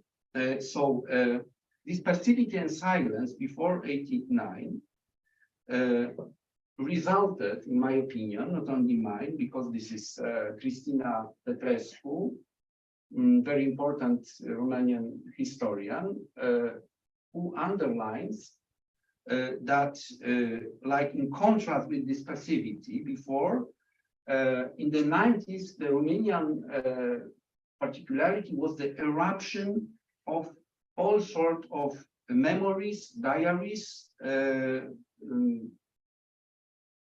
all sorts of letters and sources concerning the victims, the people, the intellectuals in general, who suffered very strongly under the regime, especially in the 50s. And this is the phenomenon very visible, much more visible than in Poland, I think, because in Poland we are the situation much more balanced between the memories and diaries and the historical work resulted from the archives, from these memories, from the different sources. And oral history, this is the current, visibly, extremely expressive in Poland nowadays. So in Romania, this was sort of memories of victims, public victimology. And Petrescu underlines that very, very important phenomenon in all that was the Pitești case, the Pitești prison. Pitești was one of the, not one of the most cruel prison now in Eastern Europe in the 50s, with very special system of re-education, so-called re-education of prisoners, by reinforcing the tension between them and to collecting people able to force the rest to repeat certain set of very cruel experiences. So Pitești phenomenon was in the 90s the public imaginary, the core of public imaginary of communist Europe. So not the 70s, not the 60s, not the period of relative, how to say, prosperity and social calm, but the 50s were in the massive education by exhibition, etc., and by this massive core of memories, the imaginary of communism in Romania. So linked with that was the very strong syndrome of negation of the communism, like the system imposed and alien. And this repetitively underlined question about the number of Communist Party members in the 30s. before the war in every textbook, every Romanian textbook, not only Romanian. This is the idea that the communism, in fact, in Romania was inexisting in the 30s. So 1,000 people were involved in Communist Party in 38, 39, and this is the, how to say, the reason of alien nature of the imposed system. In the same time, and this is very bizarre, in the same time, we can observe extremely strong nostalgia in Romania, extremely strong. And this nostalgia, popular nostalgia after the communism, is parallelly and without any visible touch, any visible contact with this dominant narrative about the cruelty of communism. So we have in Romania two bodies, two social bodies in the 90s, but after too, in which one composed of historians and members of resistance, anti-communist resistance, survivors, the people persecuted in the by the communist police, Securitate, etc. And this is the source of one big discourse, very publicly visible. And the second, parallelly, is the nostalgia. Nostalgia which is observed on everyday life, in small talks,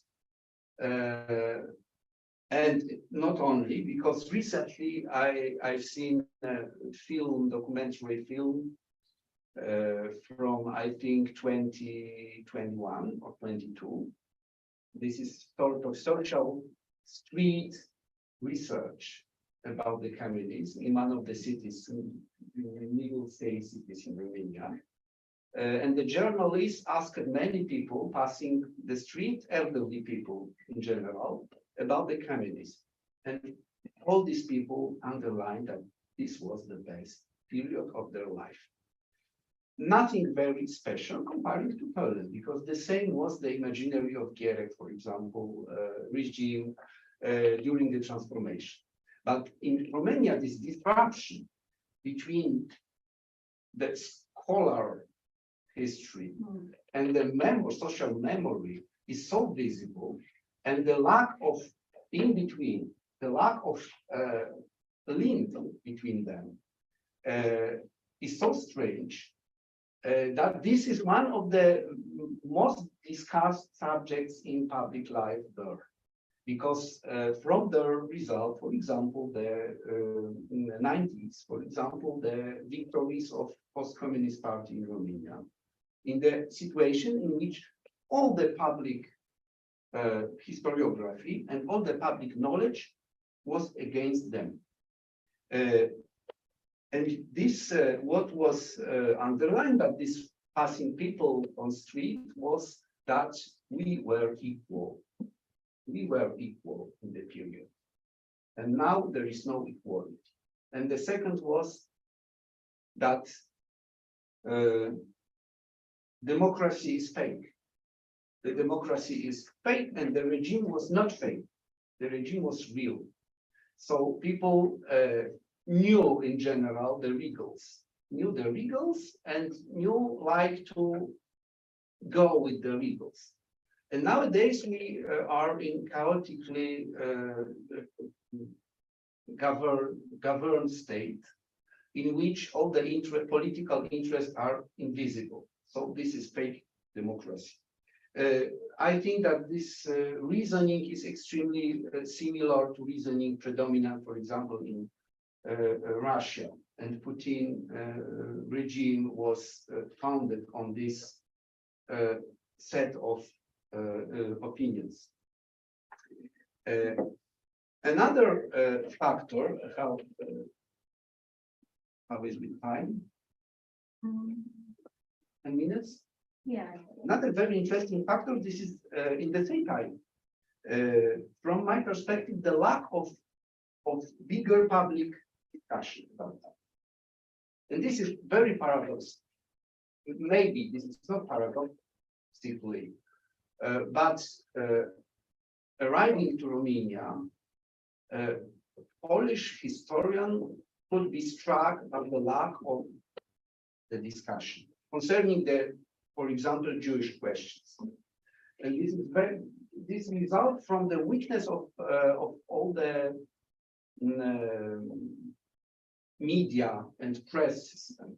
And this weakness is very, very visible. For example, the discrepancy between the mass media in the sense of very, very mass media, very popular narrative about the reality, and the elitist message is so big nowadays that, for example, one of the biggest and the most, maybe the bigger, one of the biggest and most important issues, the weekly Dilemma Vecchie. This is the weekly for the intellectuals from Bucharest in general, from the big cities.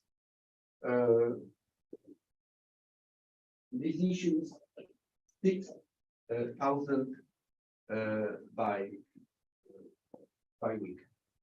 6,000. So this is not the platform to create any much more developed social discourse. This is not at all the platform. And the museums, for example, the museums created recently are two with very, very limited influence on the social sphere. Of course, the children are there, the children from school, there is the excursion, etc. Of course, but this is still the message, which in my opinion, like in Polish case, for example, the children are not able to understand the big part of this message about the communism. Because this message is not the message of their families. This is not the question of discussing that at home. This is not the question of to discuss this with the family.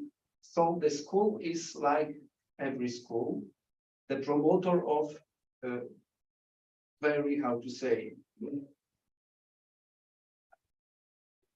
very limited knowledge, like in the on the other branches of science.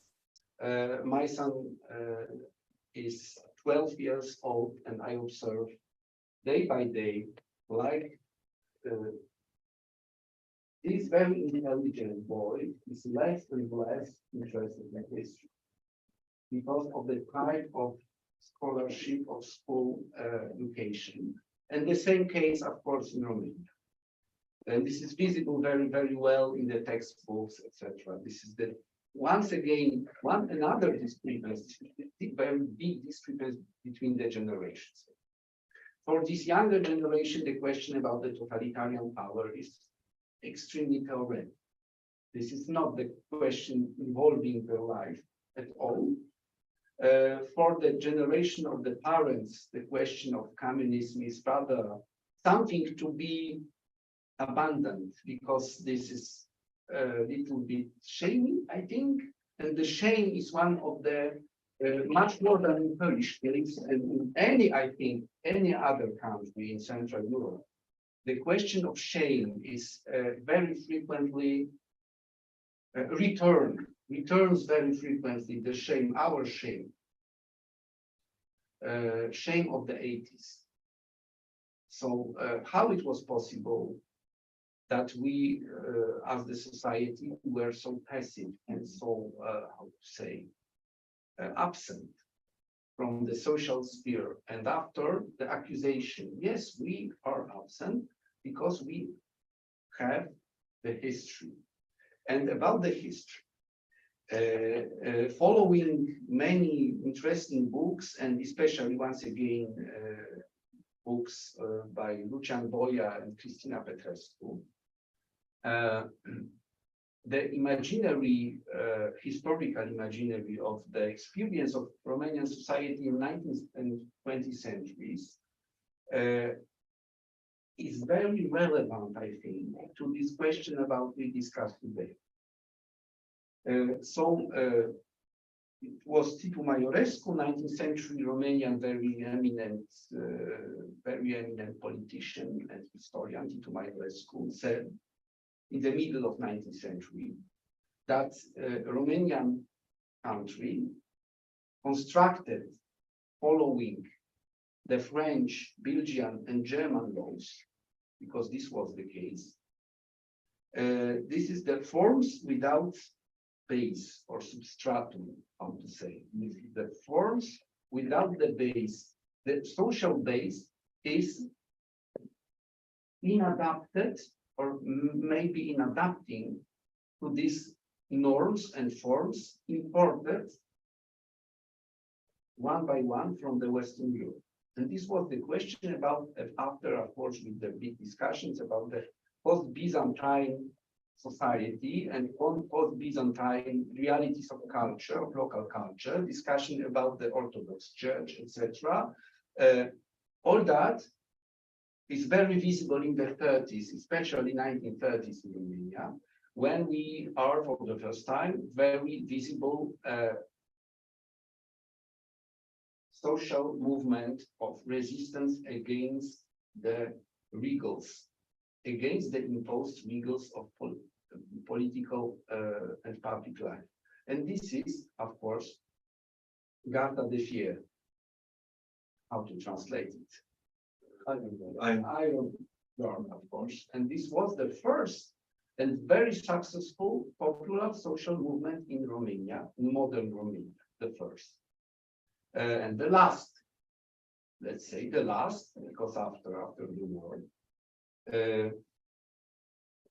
This is Stelian Tenasser, historian and writer, who wrote a book about the communism and especially about the relationships between the elites and the society. And during Tenasser, once again, this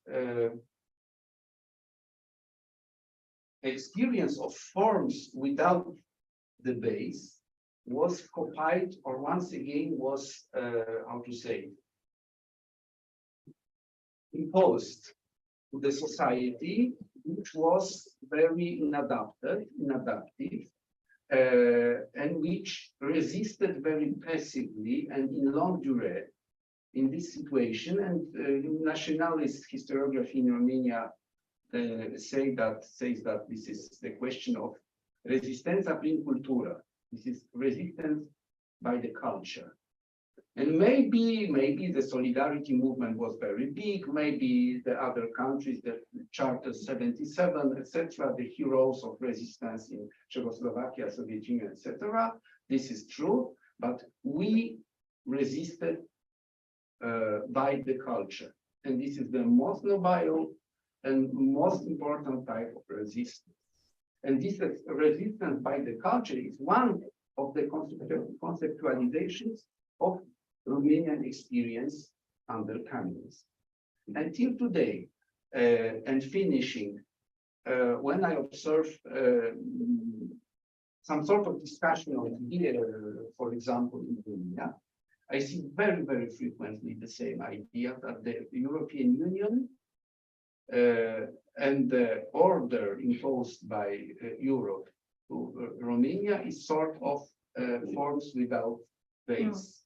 That for the third time, the same experience is experienced by the Romanian society, and that this society is inadapted to go with the regals of European general bureaucracy or order of law, etc., and that we have our own culture, our own fragility, our singularity in Europe, and Europe has to resign from imposed culture. The same one-to-one, I think, the same message, like in the certain circles in Poland, for example, governmental circles very frequently, is very visible in Romania. So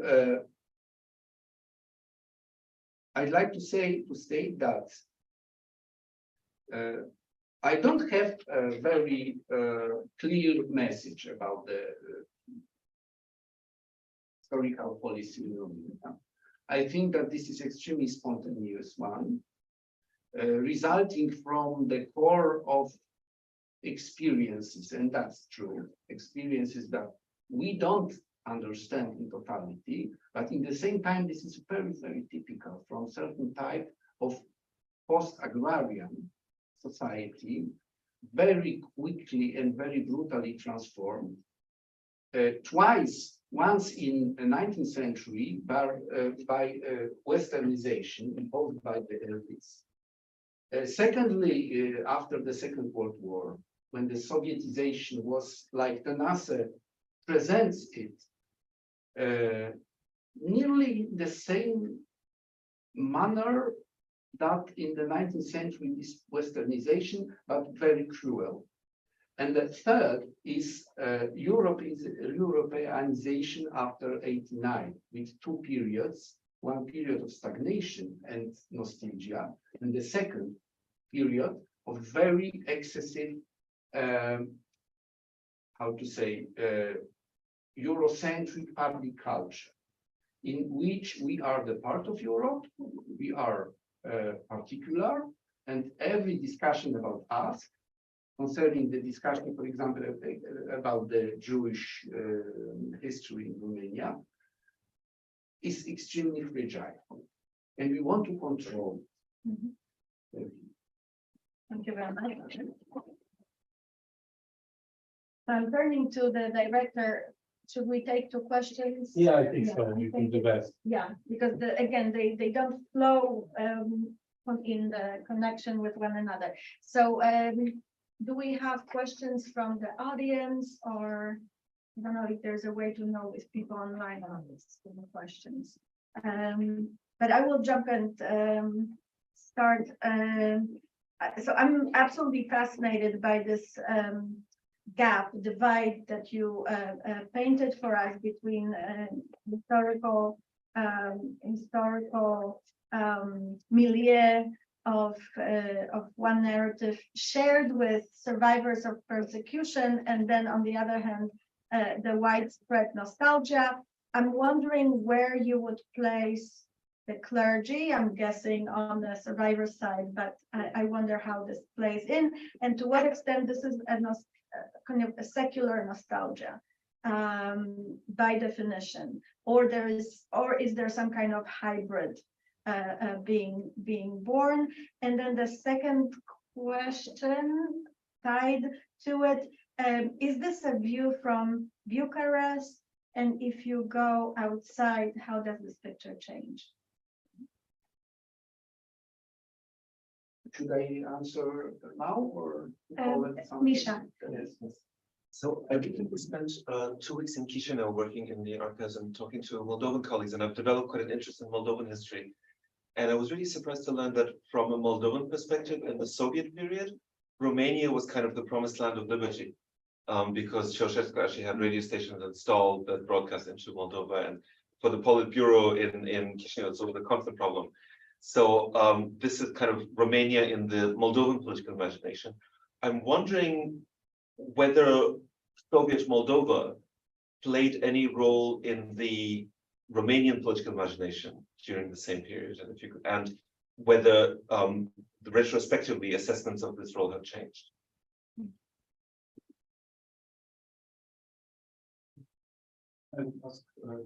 How the transformation as a historical period is remembered and how it is present in public debate, maybe in public culture. I remember that I randomly found some movie. The English title is 12-8 East of Bucharest, or something like that, and it is about remembering transformation. I am curious if it's the only one, or it is the wider debate about that. And if you can do it in under 1 minute. Yeah, this is the very complex question about the clergy. The clergy in Romania is socially totally different, in the different situation, and face to state than in Poland. The clergy in Romania during communist period until today, this is sort of functionaries of the state. French model. Yes. So you can imagine how deeply this clergy and this church was linked with the state, with the communist state, and how much it was controlled by the state and this independent Orthodox Church, autocephalic. So without any support from the other parts, like completely forgotten. And in the same time, of course, the censorships and the other models of control were able to stop every kind of information about the sort of clergy and the Orthodox Church in Romania in the international scale. Of course, the Radio of Europe and the others responded somehow the knowledge about the persecutions, for example. But after 1964, these persecutions were very, very rare. And Laszlo Tekes was the first, but not Orthodox, but Hungarian reform, how to say? Pastor, yes, pastor, who was very known in '89 because of the problems he suffered from the part of the local authorities. So this was the unique case. One of my colleagues from Romania, rather nationalist historian, good historian, said, underlying that Poland was not the best, not better than Romania, and this is the same topic, that in Poland, Popiełuszko was killed. In Romanian case, it was impossible to kill the clergy. False, totally false, but very visible and very, how to say, performative. And even the churches were constructed and are constructed by the state, with financement only by the state. This is so different from the experience of Polish Catholics that the discussion even is rather weak and rather difficult. Bucharest is, of course, the core of the some sort of narratives linked with the Eastern Romania, with Muntenia, especially, and Transylvania, of course, is seen very differently from Bucharest. Rather like part of Central Europe, and Bucharest is considered from this perspective of Cluj or Brasov like Turkish, Greek, yes, or how to say Oriental, and this is the key word, Oriental. This is Oriental. This is not the East. This is Oriental part of the country. Soviet Moldova, Ceausescu, in the early stage, in the early part of the power, frequently utilized the question of Moldova very with ability, very well, underlying that Moldova was before the war the part of Romanian state, that's good that this is Soviet Union, but this was the part of Romania, that the Romanian language is speaking there, that we are very close to. In the period of the 50s, under the power of Gheorghe Udeș, it was impossible. Moldavian nation was different, using the different alphabet, different language, and it was even publicly impossible to say one word about the participation of Soviet Union in this membering of Romanian, of big Romania. So Ceausescu, in particular in 67, 68, used to underline this proximity, and it was very, very, very inspiring for the people in Moldova in this period. This is the imaginary from this period, from early Ceausescu, that Romania, this is the real Romanian state, no more the fake socialist state. And we are in the suburbs of Moscow, we are controlled, and Bucharest, this is the possibility maybe for the future. And I think that till today, this type of reasoning is visible in Moldova. But Bucharest, maybe this is the possibility for the future.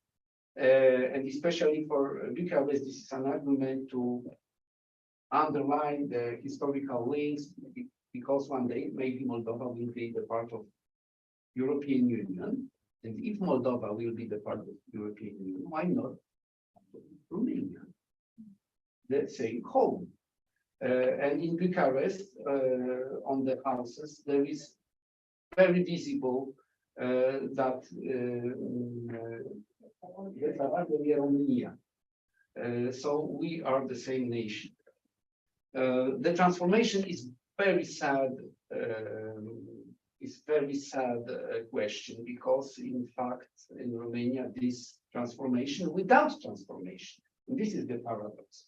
The transformation of the 90s in Romania without the real transformation of economy, without nothing like Balcerowicz plan, was the very, very sad and unpleasant period of the history, hitting the people about 30, about 40, able to work, accustomed with the rigors of communist period, and inadapted to the realities of free market, like in Poland. But without the support of the state, and state would support these people even reforming. In our discussion in Poland, accusing Balcerowicz publicly, a lot of people say that Balcerowicz still wanted to reform, and people want to calm. This is the need, social need for calm. And Balcerowicz is a type of very expressive and intensive will to transform.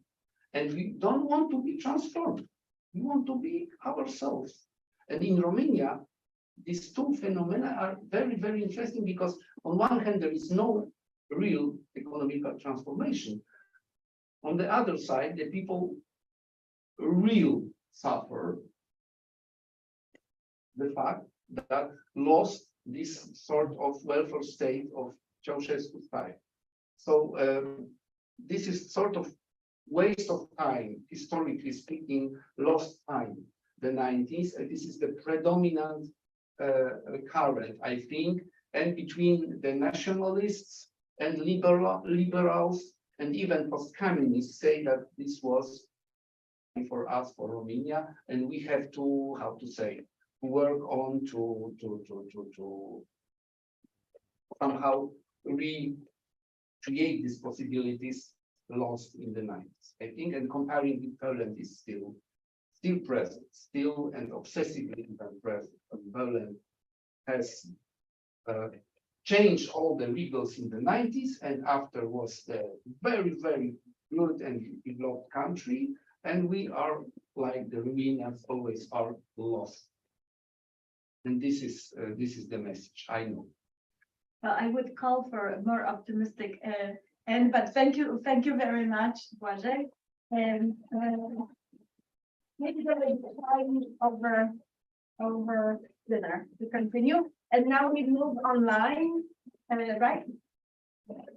With the next presentation by Emilia Sieczka, hello, who is a graduate of the University of the Arts in Europe. Okay, great.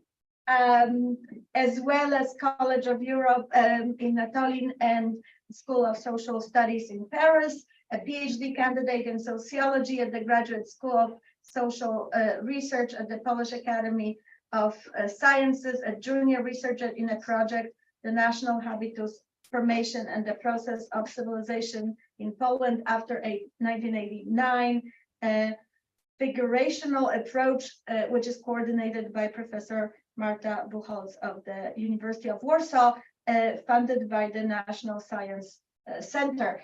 We are behind the time schedule. So Emilia, with your permission, also, I will skip your elements of your interesting transnational intellectual curriculum vitae and just give you the floor with your presentation. The floor is yours.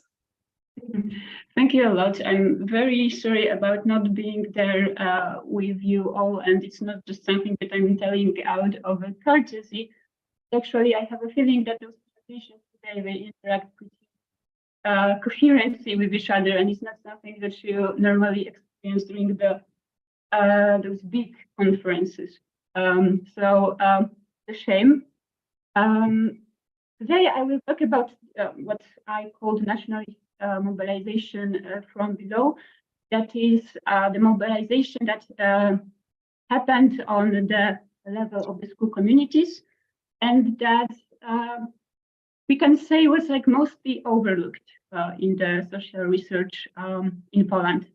So in terms of those researchers dedicated to the transmission of nationalism, or what I am calling in this project in which I am working, the transmission of national habitus, to be precise, the focus is normally set on the state norms and the textbook norms and the ministerial sort of norms. And like in my talk, I want to draw your attention to something that must have been overlooked not only by the social sciences in themselves, but also probably on the level of our understanding of what the current Polish nationalism is.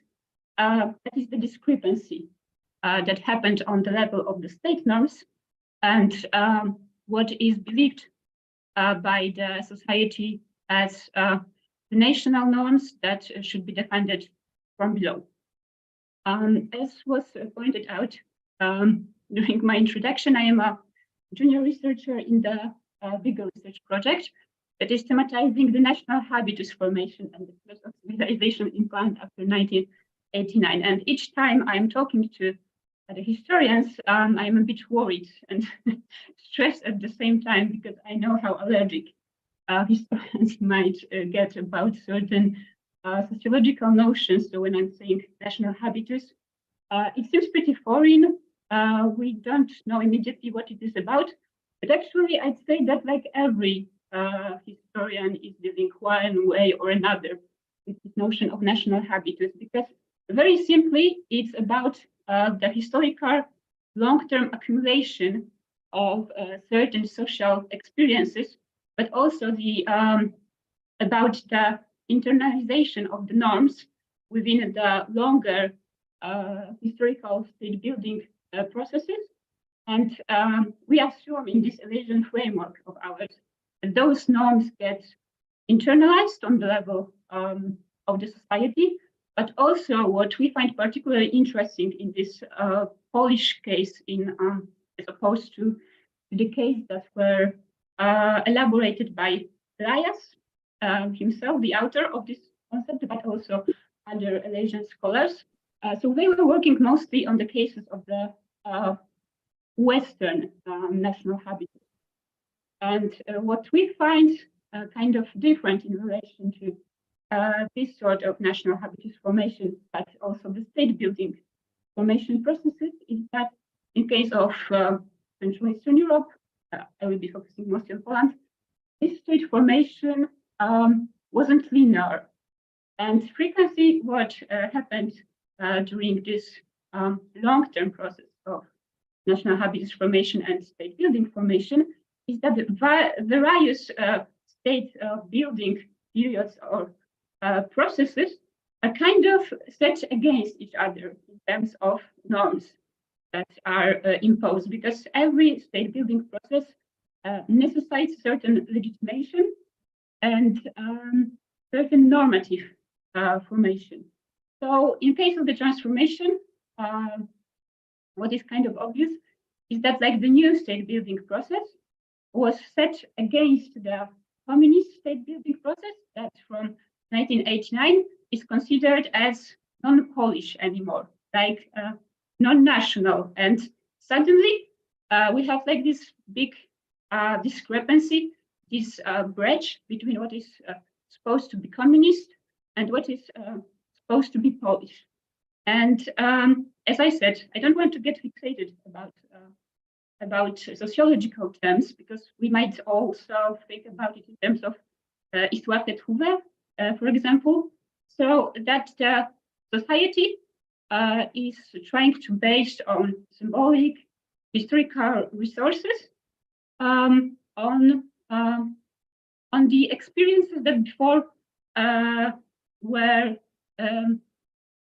were not that articulated or not that appreciated. Okay. So I kind of explained what is the national habitus, and like the other part of my work is the established outsider sort of relationship. And we might think about this established outsider relationship. I will talk about the theoretical framework later on, but as for now, what I want to emphasize at this moment is that it might be considered as a model exemplifying the cultural resistance to the modernization process, what we mostly call in history as like modernization process, but what can be understood more broadly as civilizational process. So the process of civilization simply consists in the standardization of the emotional norms, but also standardization of the state norms, the example of which might be like European integration. So like the process of civilization brings about more standardization, but at the same time, like the bigger the survival units get, the more barriers, like the cultural barriers we encounter that are set to kind of secure the position of those that were culturally privileged before certain so-called outsiders emerge.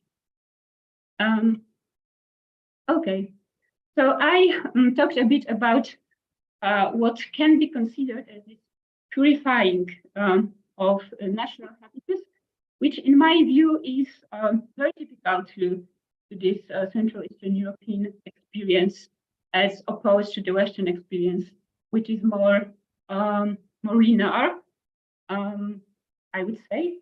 So, so I was basically interested how this process of purifying the national habitus.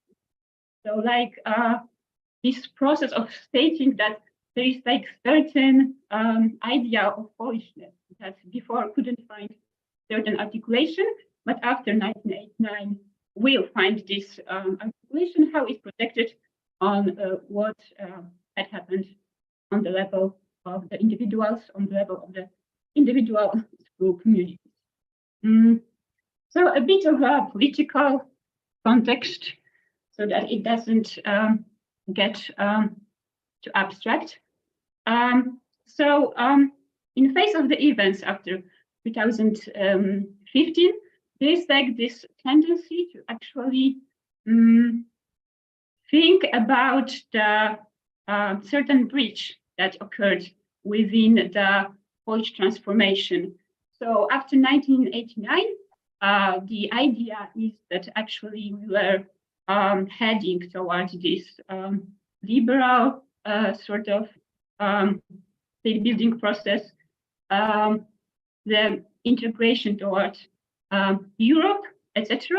And what happened in 2015 is frequently considered as this democratic backsliding, frequently considered as largely incompatible with the norms that were introduced after 1989. And my contention in this project is that actually thinking in terms of those discontinuities between those two moments might make it difficult to understand to what extent they were actually reinforcing each other.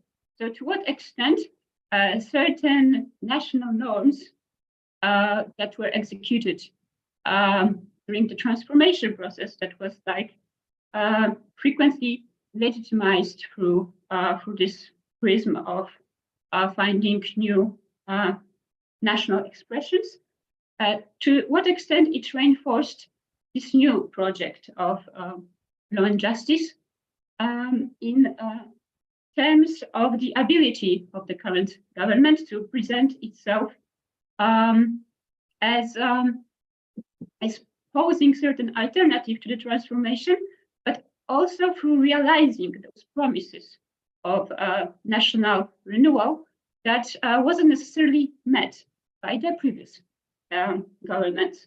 And in this context, I interpret what is happening on the level of the education. So, as probably some of you know, recently in 2017, the government reversed the first holistic educational reform introduced in 1999. And actually, if we took a look into the symbolic dimension of this reversal, we would see that basically it relied a lot on this notion of the schools not performing the nationalizing functions anymore. So it is found that we need to reinforce, to radicalize the national pedagogy at the schools because they stopped being nationalizing enough. And actually, I am not the first person to indicate that it is not actually the case. So recently there was this publication about school history education written by the interdisciplinary group of both sociologists and historians, and they did those interviews with the history teachers. And what they established in this book is that actually the process of radicalization of the school education is something that happened before, but also they worked on the interviews with the teachers. So what I am trying to do is to situate, make certain ethnography to situate this radicalization within particular case studies. So in other words, those teachers that were named by the authors as the radical nationalists, in my research are situated within the environment. So actually, under what experiences of the cultural changes in school those beliefs flourished, and what were the actual activities there. Okay. So frequently, when I'm talking about my project, I get those ironic smiles a bit, because maybe I will emphasize that at this point. So as I said, mostly the nationalism on the level of the schools is investigated through the state curriculums and through the ministerial interventions. It is rarely investigated on site. So we actually don't know that much about what was happening at those schools, and I decided to investigate the material that actually also was kind of neglected in social science. That is the school newspapers, the school magazines. And as probably some of you recall that from own schools, those are the materials that inside those smiles, because they are kind of what one would call like kitschy materials. And also, they should be kind of thought as a sort of propaganda, rather than the materials that are the realistic portrayal of certain relations at the school. but just as the research on propaganda is important because you can get the idea of what the bias actually was. In the same way, I'm investigating those school magazines because they are showing what cultural ideals and what norms were actually promoted. Like they are showing in Asian language the images of the institutions. And here on this slide, I put some questions that I was hoping to answer through the investigation of sources. With this particular question being at the heart of this project. So, what is the source of this necessity of radicalizing something that has been already radicalized? What is the explanation behind that? What is actually the dynamic?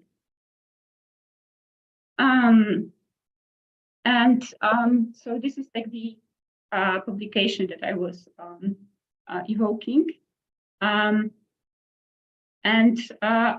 Also, I put this slide because I found that probably revealing in terms of the situation in which we are now, in terms of education, but more broadly politically, is that what have happened in Poland might be compared to what have happened before, for instance, in the 70s or 80s in the US. That is what the researchers called this fringing of nationalism. So the more nationalism is fringed, the less the mainstream is able to actually recognize that it is the mainstream that gets radicalized, not the certain groups that could be comfortably abstracted from how the mainstream functions.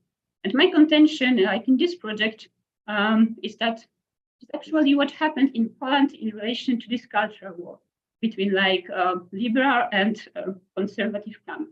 So for instance, like the liberal camp would frequently present the conservatives as like radical and kind of foreign to the cultural patterns of a broader community. And it can be kind of associated with this interpretation that was promoted, for instance, by David Ost, in which we consider this national radicalization in Poland within this peculiar tradition of thinking about the losers and winners of transformation. So nationalism represents more a certain compensation in regards to the socialist claims, to this symbolic void after socialism, and it's something that concerns solely the losers. So like the winners should represent this liberal kind of memory framing. And as I will show in a minute within my case studies, it's not necessarily the case. I think that this is the half of the story, but another half is what I find in this quotation, like this is one of the Malaysian scholar assessing that what we perceive as national populism as like this egalitarian movement that is like opposing the polarization of power can be also conceived in a quite different way as a certain strategy of the communities to remain within their positions. And in terms of like the normal examples that are given in the context of this nationalist mobilization is, for instance, like the attitude towards the migrants, right? So the problem with the migrants, it is usually that they would threaten the position of those who might be not necessarily privileged, but they would be working towards the securization of a position. And something similar I found on the cultural level in terms of those school communities. So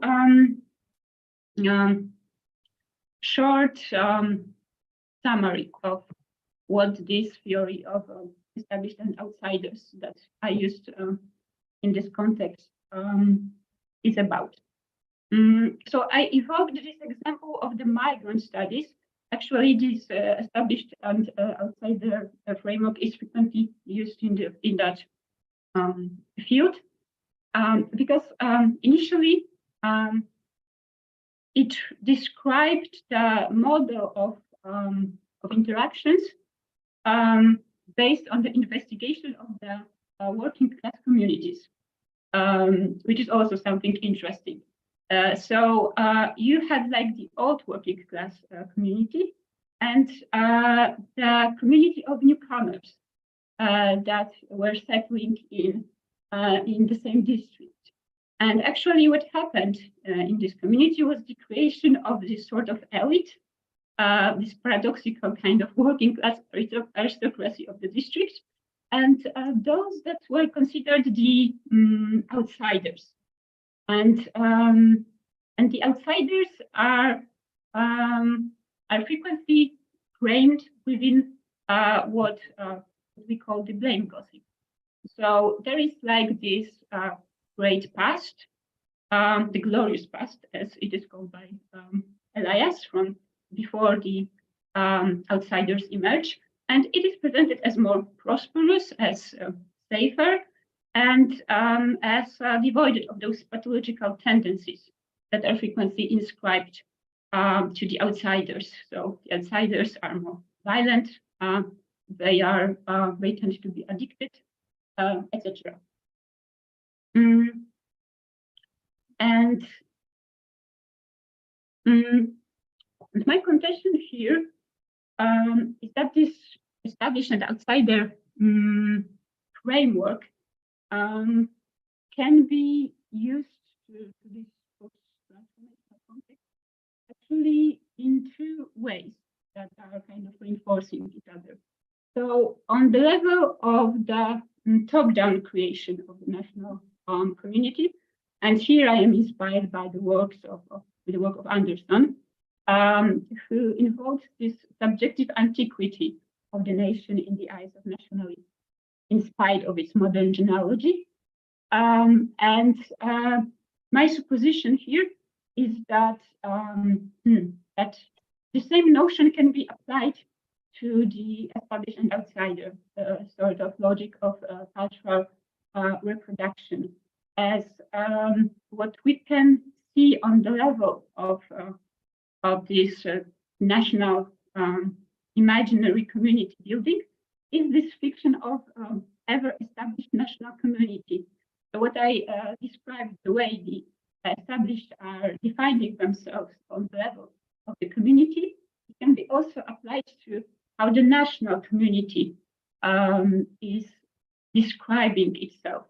So through the group charisma, through historical legitimacy, through the notion of the special right to the land it is occupying, and through the notion of long-term normative cohesion. So which can be conceived also as a national habitus, very simply.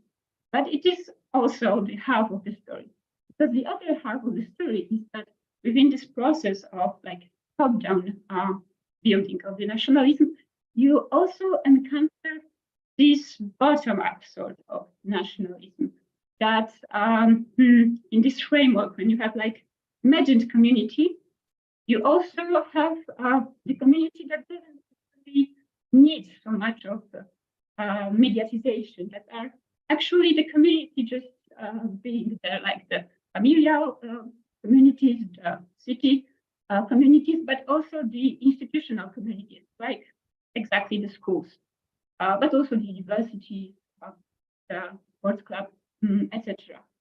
And my contention was to actually grasp this tension between the two, that this standardization of the norms that is brought up by nationalism inescapably brings certain hierarchization between those that are closer to this established community through its symbolic and historical resources, and those who are kind of lacking those sort of resources. So in other words, within my example, the so-called but long-functioning schools and those schools who were deprived of the priorities.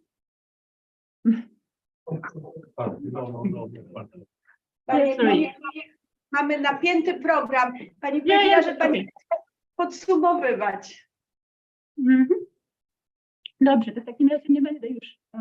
So I will bother you with this analysis of the contents of the school magazines that I investigated. So, but actually, I will go to the conclusion. So the conclusion was that the reform of education of 1999 was the attempt to make the polarization between various social groups in terms of educational level smaller. And what happened was that the established community, so the schools that were functioning longer, but also the university communities, felt that it was the threat for their own agency and also a challenge to the authority that they felt they had, the bigger authority that actually the one represented by the state. So we have the situation in which the norms represented by certain communities and the norms promoted by the state, they are supposedly supposedly promoting the same sort of establishment of the nation, but actually our established frequency, the community of intelligentsia, they feel that they know better than the state. So they feel that they should create the community of resistance, and that it's their authority that should be taken into consideration more. And on the other hand, we have those communities without those historical resources that are trying to catch up with these established sort of cultural patterns, which results in mimicking the historical identity of those established communities, but still without the same cultural and historical resources. And this is basically the model that, in my view, explains this mysterious trend that we witnessed in the education. So the new schools, the middle schools, were closed in 2017.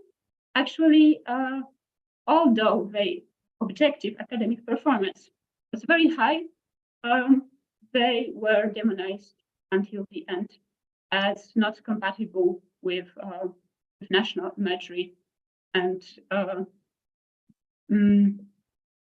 national educational standards. Thank you.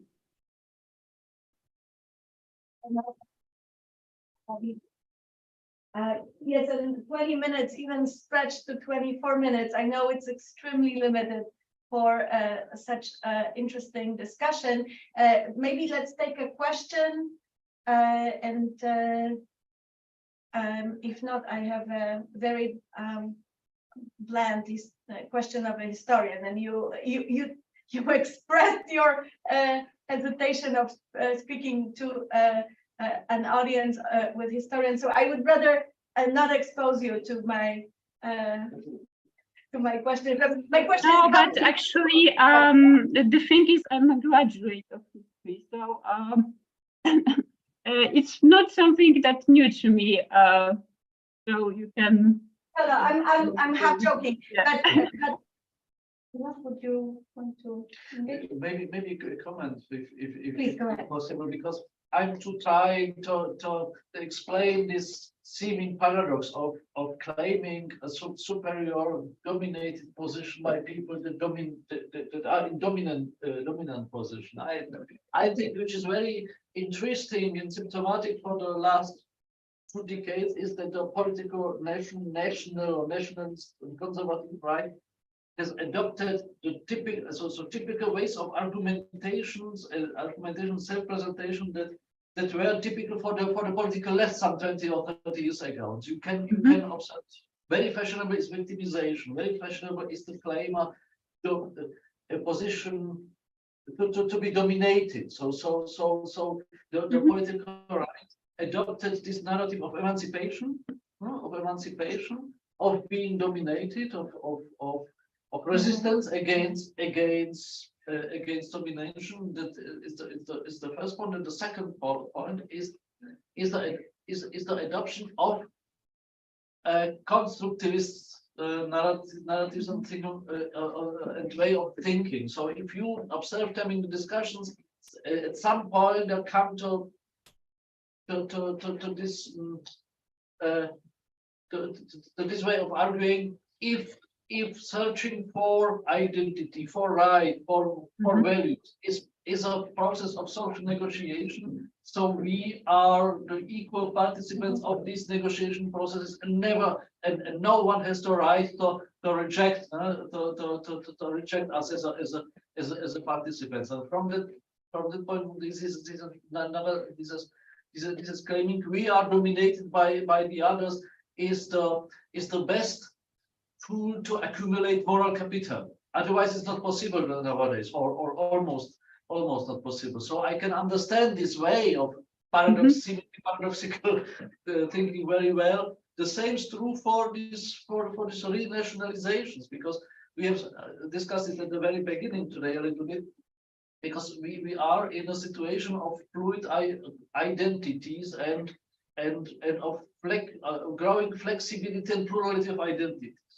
That's a nice thing that can be all good, but we have a problem how to define society without a political entity. So in other words, how can we establish social solidarity? How can we define common good in a society, in a state? And if we are not able to do that, so we have problem with democracy, even with liberal democracy, as it has been practiced and understood till today. And so for the ones, the answer is one step back. So we shall reestablish the national consolidated society. For me, it's a problem, because you are making a step in the situation that led to the actual fluidity of identities, but it's understandable as way of thinking how to maintain a kind of cohesion and the possibility to find common good in a state. In a state. So I'm not defending it. I'm only trying to understand warum ticken die da? Why are they so thinking and arguing? And nowadays it's better to be victim than to be hero, or even something more. Because the victim is the hero. Because the victim is the hero. Exactly. Yeah, and the victim is on the defensive. And I had a practical question, because it wasn't clear to me. And again, this is non-sociologist speaking here. If this is a model that emerges from top-down ministerial vision and discourse vis-a-vis the vision, or is this the dynamic inside schools and among teachers themselves?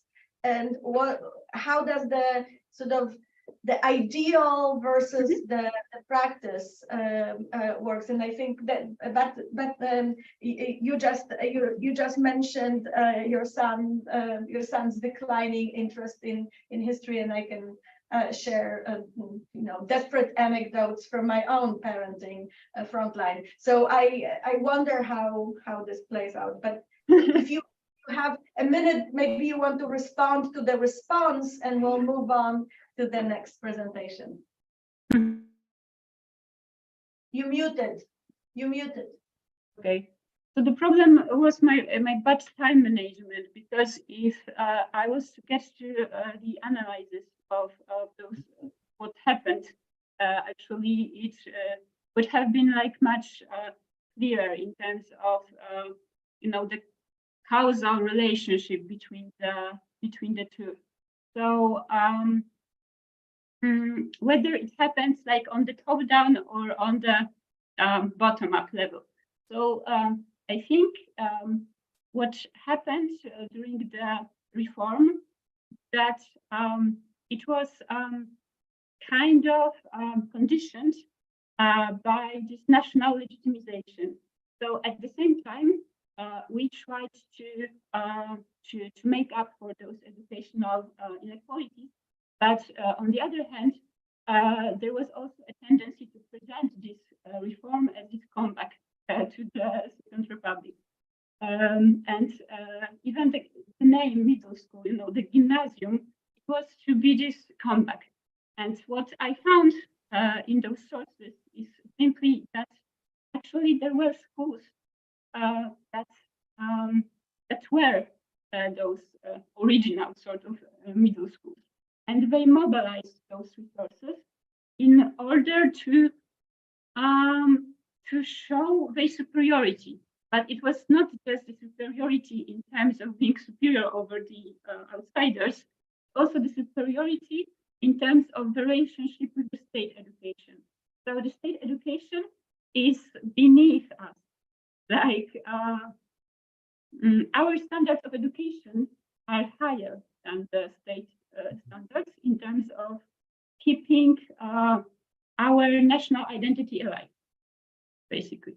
That makes sense. Thank you so much. And again, as with the previous papers, I wish there was more time, but moving on, thank you so much.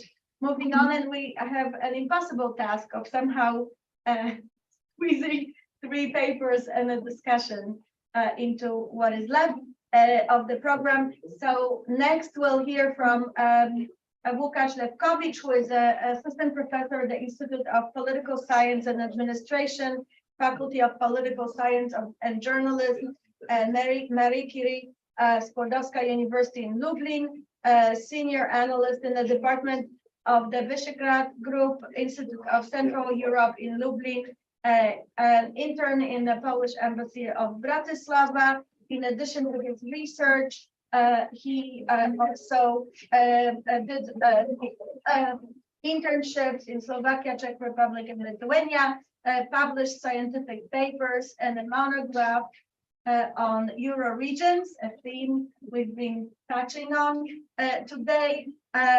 Łukasz, the floor is yours. Thank you very much. It's a great pleasure to me to be here in Vienna. And thank you, Pan and IDM, for possible to participate.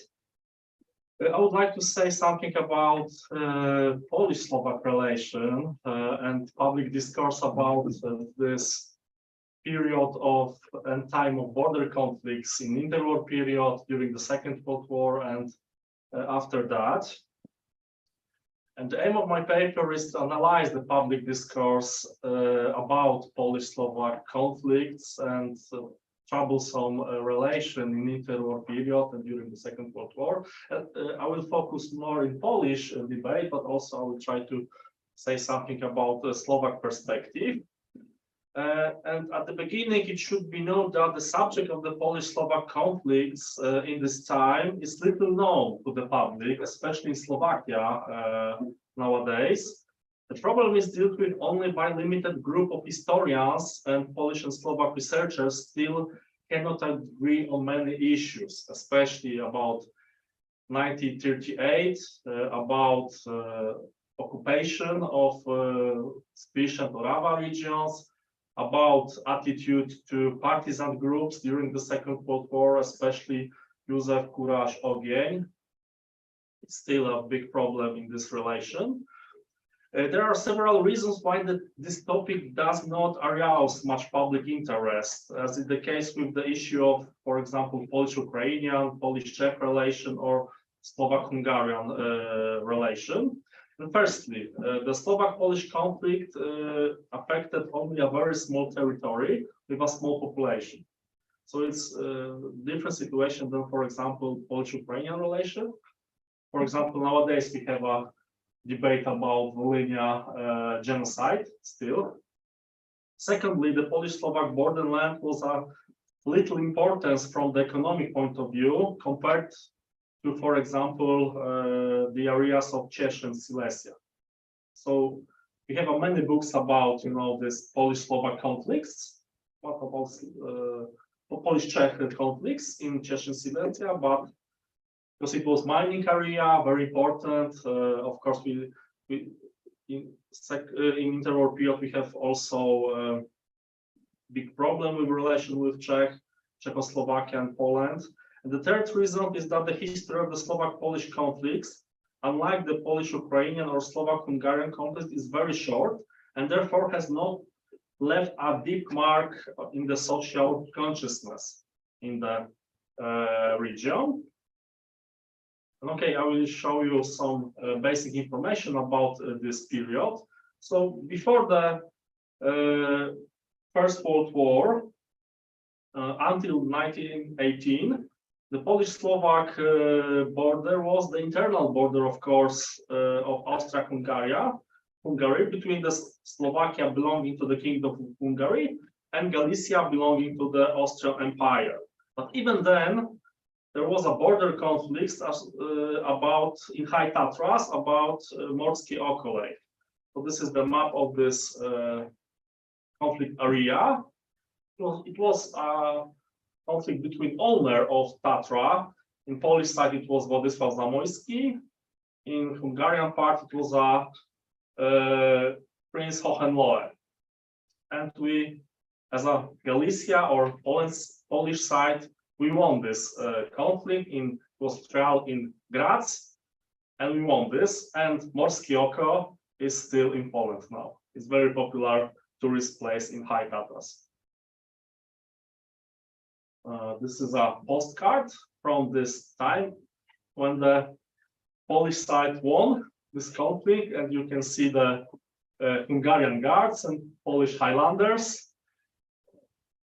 And yes, it was many postcards from this time with this propaganda attitude to this. We have sprawa górą weszła, Morskie Oko nasze. Okay, more the complicated situation was after the First World War, after the disintegration of Austria-Hungary and the creation of the independent states of Poland and Czechoslovakia. And the border dispute entered a new, more intense phase. So we have a map of this area in this time. So the green part is Galicia, yellow part is Hungary, former Hungary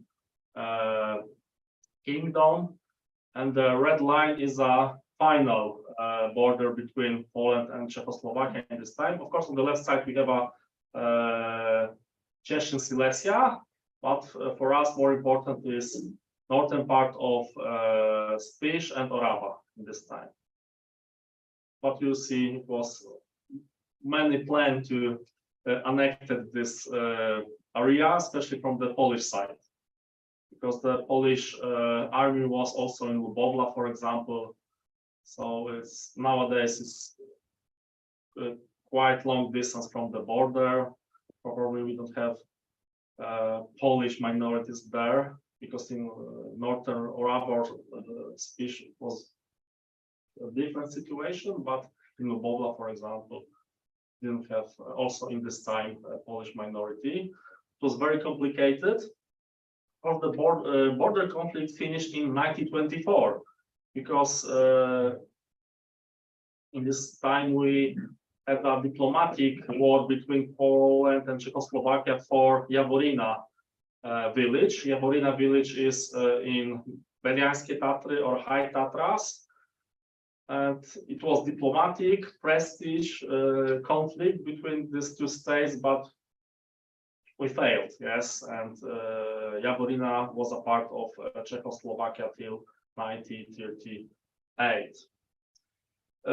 This is very important because we usually talk about conflicts and bad relations between Poland and Czechoslovakia and Slovakia, of course, in this time. But I also want to say something about positive result of this border conflict, because the end of the dispute of Jaworina made it possible to resume the idea of creating a common cross-border protection area in this borderland. Because in 1926, Poland and Czechoslovakia signed tourist convention. We had a conflict, of course, but we signed convention. And also they started talking about establishing a natural park in this area, especially in Tatra Mountains, but also in Bagagura or Pieniny Mountains. And in 1932, in this region, creating first cross-border national park in Europe. It was Pieniny National Park. Yes, because it was a problem with Tatra Mountains National Park to creating, but it was created after the Second World War, communist time. But okay, maybe I will show you. Okay, this is propaganda map, Polish from 1920. So you can see Polish perspective of Polish people live in, especially in Spiš region. And Polish island, we can say, in northern part of Slovakia. And this is also a poster from this time, from 1920, about Spiš and Orava.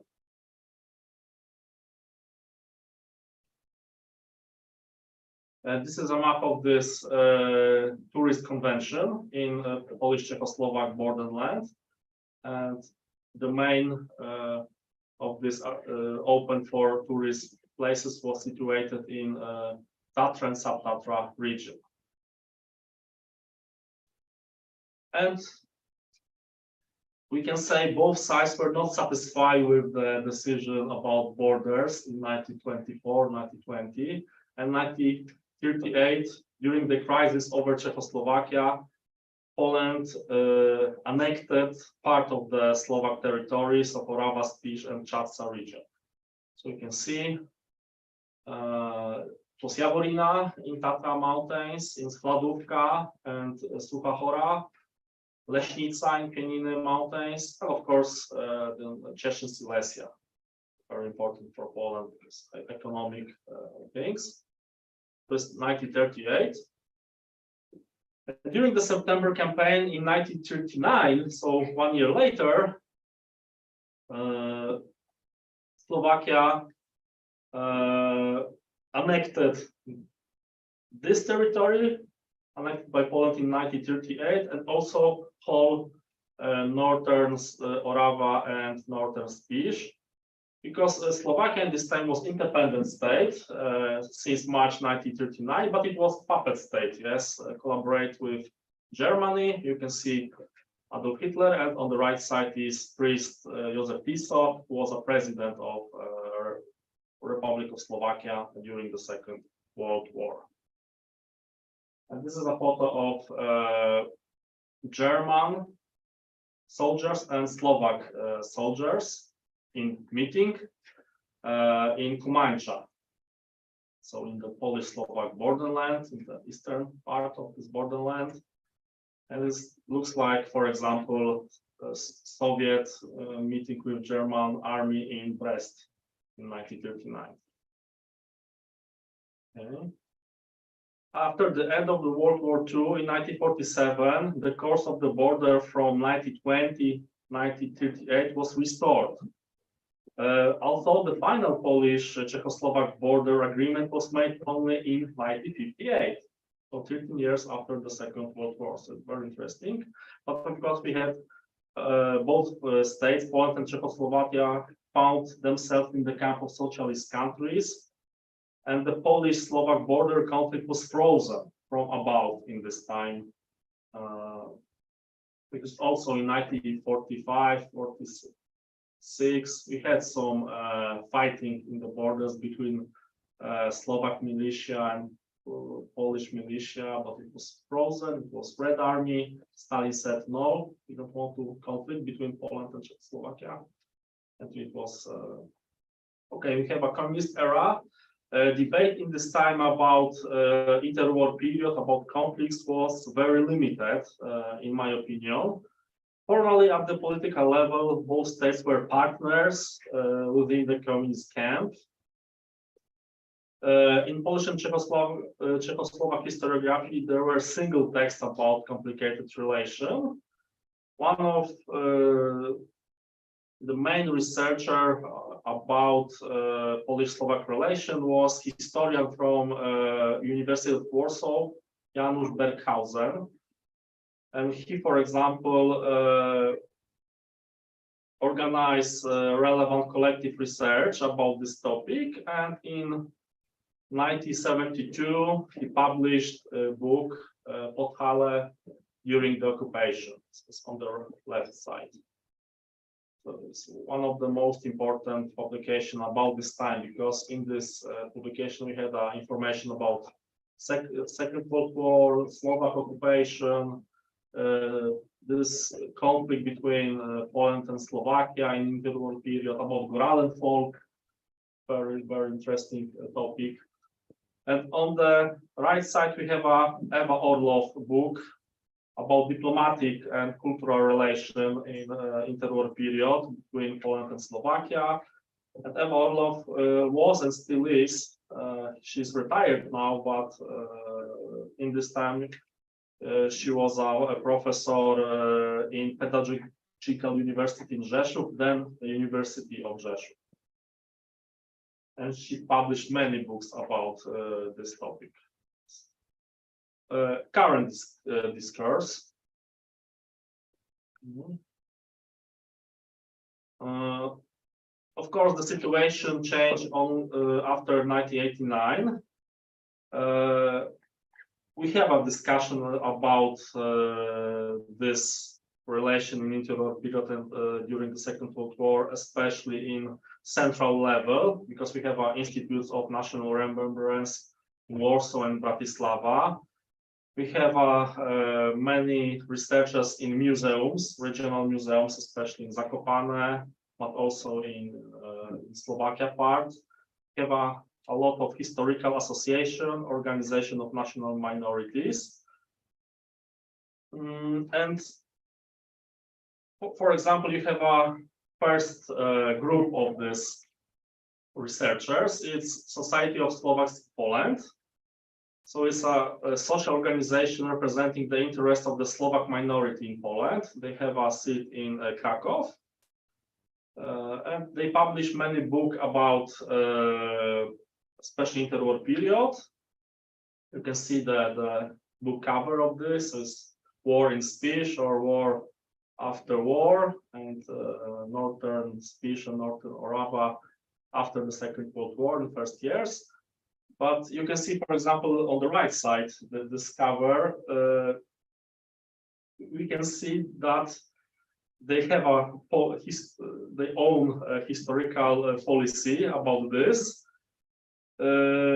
Usually these books or articles are critical to the activities of the Polish states in interwar period in 1938. They also criticize the activities of Polish partisans in Spiš and Orava during the Second World War and after that.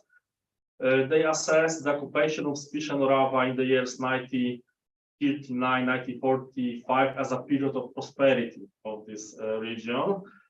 There is no criticism towards Slovakia collaborating with Germany, for example. Also, the authorities of the society criticized the creation of the statue of Józef Kuraś-Ogień in Zakopane. So this is the statue.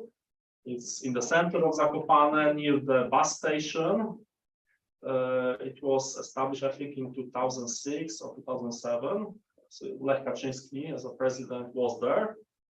Also in 2016, the Society of Slovaks organized the celebration of the 70th anniversary of the death of 4 inhabitants of Spiš of Slovak nationality, probably murdered by Courage partisan units. And for example, the Polish Institute of National Remembrance and also social activists from Zakopane and from Podhale protested against the celebration of this anniversary. Recently, they criticized also the issue of the coin mined by the National Bank of Poland in 2023. They accused Courage of murdering Slovaks and also Jews, etc. So you can, oh, this is this coin. So it's a very fresh, yes, from this year. Yeah.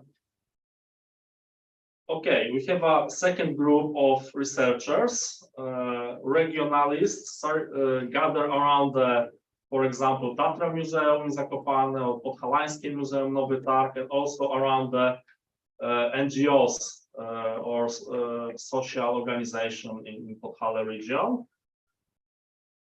They present, in my opinion, Polish-centric approach to the history of recent Polish-Slovak relation. They are critical of the border disputes of 1918-1924. They criticize Slovaks for their participation in the aggression against Poland in September 1939.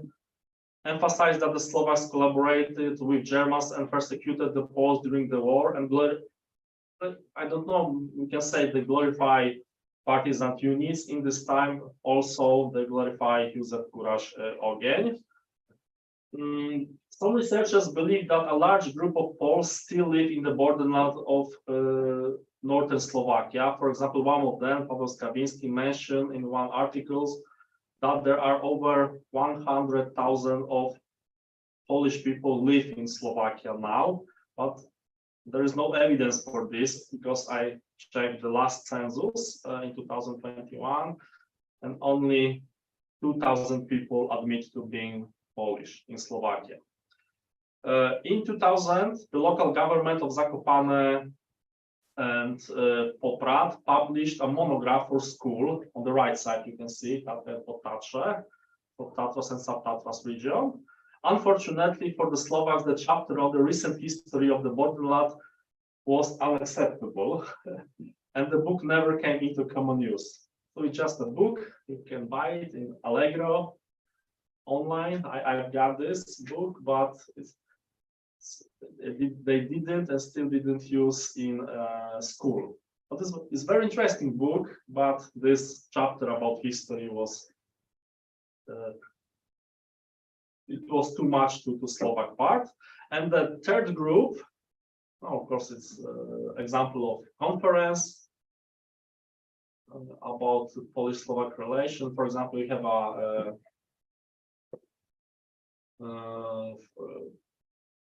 lecture, yes, one of the historians from this place, and when the Tatra divide us, Slovakia forgotten a lie of Hitler in 1939.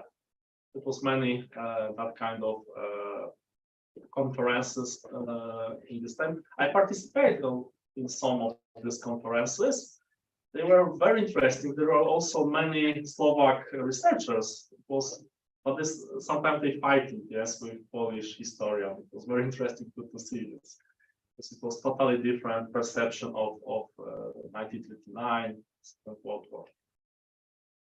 And the third and last group is independent communities of historians, but also politologists, because, for example, I am a politologist, sociologists, geographers from various research centers, and they approach the research period objectively. They are not guided by emotion. They conduct extensive archival research. They're usually young researchers. They are associated with various research centers in Poland and Slovakia. Of course, they also show in research positive example of Polish-Slovak cooperation, like tourist cooperation, like this convention. And good example of this joint research are publication about Spiš region. So you can see the cover of this book. For example, first example is Terra Stepusiensis. This book was published in 2003. It's a very big book. It's about 1,000 pages. It's a lot of articles about geography, nature, and also history. And it was published by Center for Silesian and Bohemian Studies in Wrocław University, and Klastoriško. It's a Slovak NGO. But it's a very interesting book, in my opinion. And since 2009, we have a history of Cepusi. We have a volume 1, and now in 2021 was published volume 2. It was published by Jagiellonian University historian and Komenski University in Bratislava, also historian. It's also interesting. We have volume 1, volume 2, but for me it will be interesting volume 3 about interwar period, because they finished their research in 1918. What we will see. Okay. And short summary. Of course, we have also a book published by IPN in Wrocław. It's a small book, but very interesting. In 2000, it was published in 2007. Because it's a various historian, not only from IPN, but also historian from other universities from Poland and Slovakia about this interwar period and Second World War. I think is one of very rare in IPN nowadays about this Polish-Slovak relation. And short summary, I think the subject of this Polish-Slovak conflicts is still little research. Yes, we must continue this research. There are many controversial topics in mutual relation. For example, it's especially 1938, attack on Poland in 1939, and of course, Józef Kuraś Orgiel. And there is a lack of cooperation between Polish and Slovak historians. The exception is the study of Spiš. So I hope so in near future it will be also some books, some articles about Orava region, for example, or general about Polish-Slovak relation in higher level between Bratislava and Warsaw in interwar period during the Second World War at communism time. So thank you for your attention, and that's all. Thank you so much, and thank you for being almost perfect on time. Don't go away yet. If you can just, this is me selfishly abusing the power of the chair, but if you could say a few words about the Slovak perspective, because you just said that they, elegantly fight at conferences, but of course, this organization from Krakow, there are Slovaks. Yes. Right. Well, yes, but it's minorities. Yes.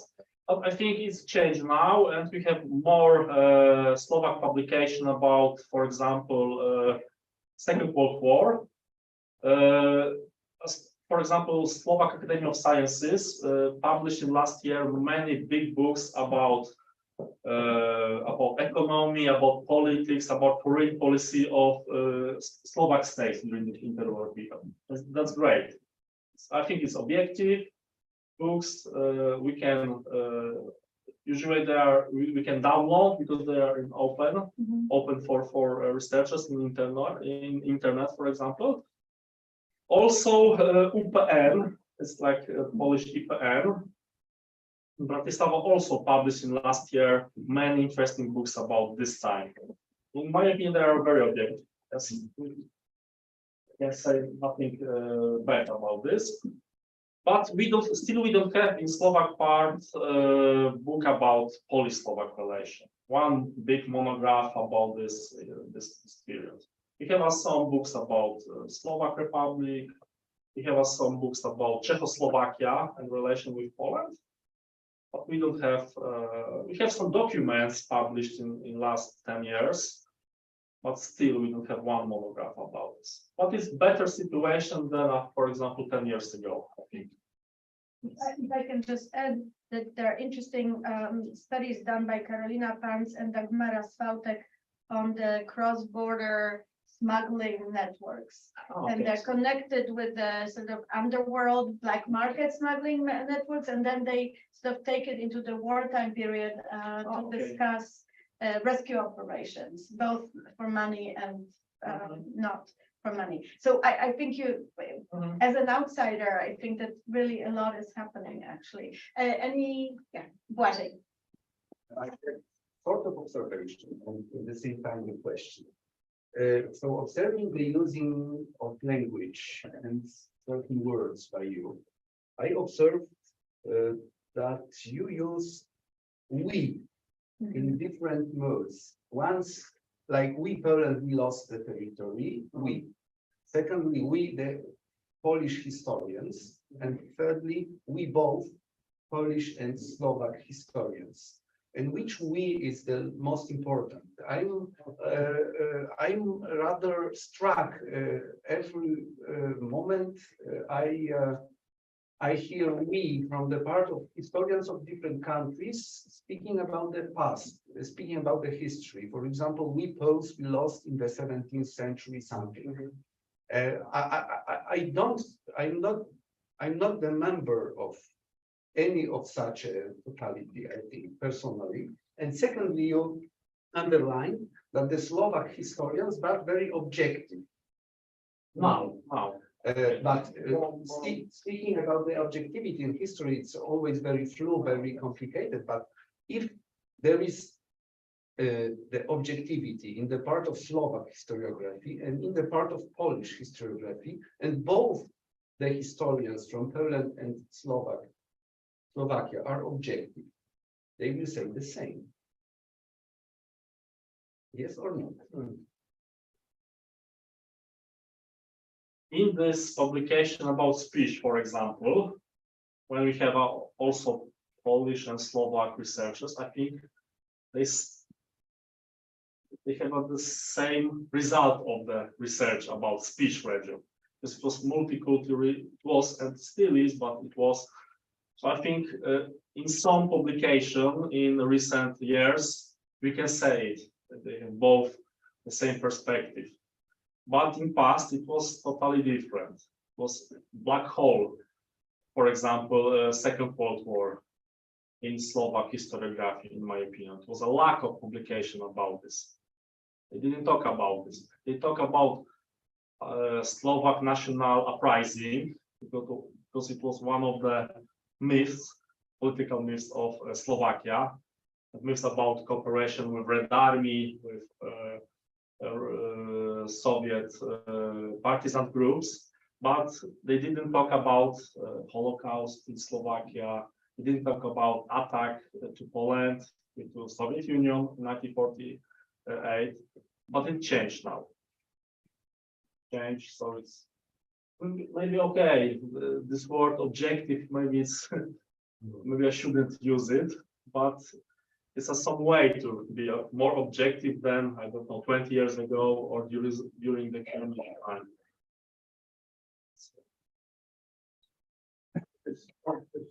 Mentioned on the last slide, almost last slide, that there is lack of the interest in cooperation between the Polish and Slovakian historical milieu. How could you that explain?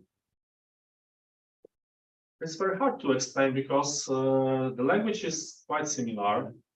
We are neighbors, but we have, we have this problem issue like courage, like Second World War. I think this is a problem. If you talk about some conflict issue, this is a problem to have. Maybe there is another explanation of the idea. Maybe these contacts were so marginal between us that so the Czech historiography had more focus on the relation with Czech or with Hungary, and we are just on the very margin. One issue, the other issue that so there are they. So this Slovak public opinion is not so in the first years after regaining sovereignty in 1993. We're not ready to deal with this, let's say, the dark part of their own history. So during the process of national building. So I agree with you. Well, it should be all right. So hypothesis. It changed, I think it changed. We have more conferences, Polish Slovak conferences, but it's still not enough because I'm a politologist and we don't have many Polish Slovak conferences. I don't know why. Yes, the language is similar. Of course, we have this problem with speech or our second culture, but we don't have a problem like with Ukraine or history or Germany, for example. But I don't know why. Just lack of context. Slovaks are more focused, I think, in relation with Czech Republic. Yes, maybe with, of course, Hungary, because they have a very complicated history and still they have a big minority, etc. But with Poland, it was some conferences in Nowy Tarek, like I said, but it finished. We don't have now, but also it was, it was two nationalists fighting in these conferences: Polish attitude to history and Slovak. I saw this many times, but it finished. We don't have these conferences now. I don't know why. I don't know why, but I hope it will be new beginning. But as I said, we have these books about speech. It was second volume. Now probably will be third. This is interesting for me. So it's a region, it's a cross-border region with many minorities in past, with a very interesting history, I think. This was Germans there, Hungarian, Poles, Gypsies, Slovaks, etc., etc. This is interesting for me. Maybe this is we must find some issues, some topic to research. Interesting. I presume Professor has answered. No? I hope that I will hear an answer from you about that. I don't have any answer because I'm Czech. But I always had the impression that the history of the relation is not important enough for both sides, from the Polish Greeks and for the Slovak Greeks, and maybe the problem is our automatic, so we automatically tend to think about these historic relations and the Slovak-Polish relations. That could be a problem. That could be a problem. The second one is the geography. Where are the centers of historical research? No, in the next one are Prešov, Košice, Bratislava. On the Polish side, Rzeszów, Krakow. So they are more dealing when than with with Ukrainian or Russian or Russian or Romanian history. And that would be my idea to show what are doing people, colleagues in ethnographic and folkloristic research, right? Because I know, as far as I'm informed, about a little Polish literature about Górale, about Podhale, about Lemkos and Rusins and so on.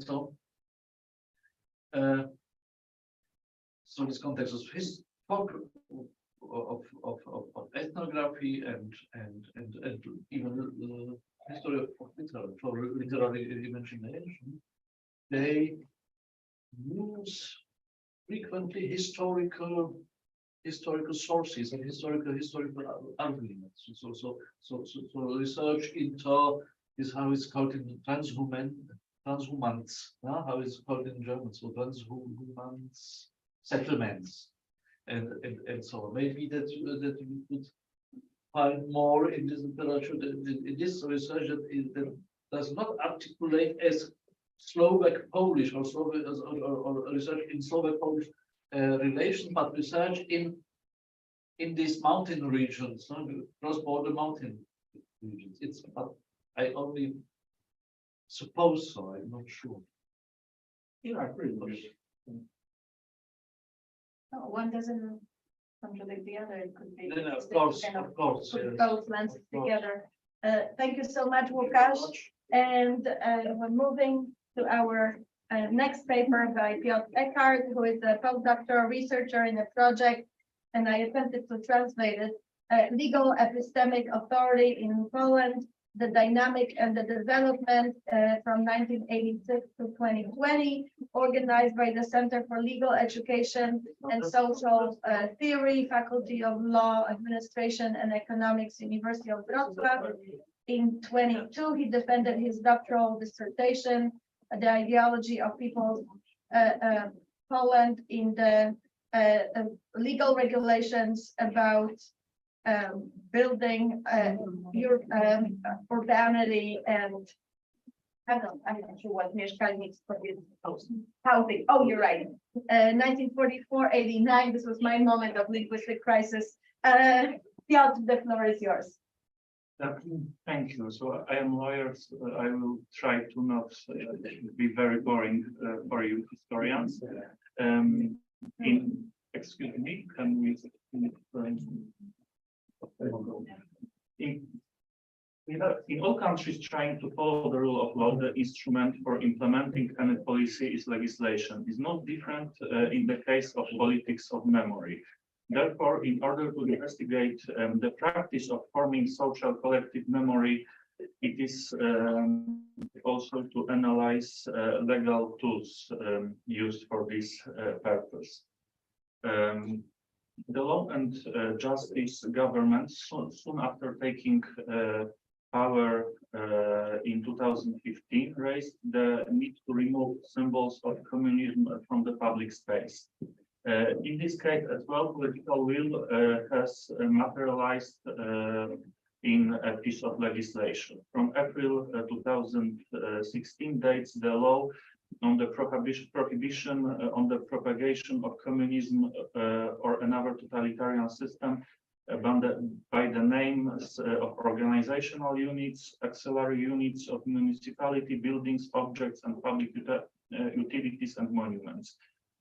So I will continue using its common name, the decommunization law. The law banned the naming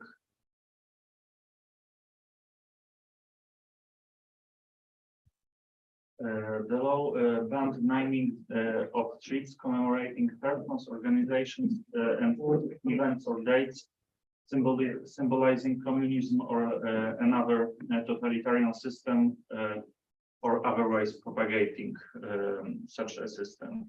In Poland, the right to name streets is granted to municipal councils, city councils in urban municipalities. There are local government bodies elected in direct elections. On the other hand, the decommunization law entrusted the duty of ensuring that banned names will not be present in a public space to voivodes, the local representatives of government in particular voivodeships, the particular districts of Poland, appointed by the government, which is elected by the parliamentary majority. This is source of tension between the government representative, the voivode, and the local governments, which are often elected by the other political forces. Local governments seek protection from what they consider to be unlawful actions by voivodes in administrative courts, whose jurisprudence in the context of the communization is the subject of my research. First, I need to make two remarks. The communization law considers also monuments, which is not included in my research. I focus on the names, and the law is consisting of regulations on the names of not only streets, but also other objects, organizations, municipal institutions like schools and other stadiums, other objects, but I think the 90%, 95% of cases is connected with street names. So I will say about street names, and if I'm saying that, I also consider the few other cases about roundabouts, squares, etc.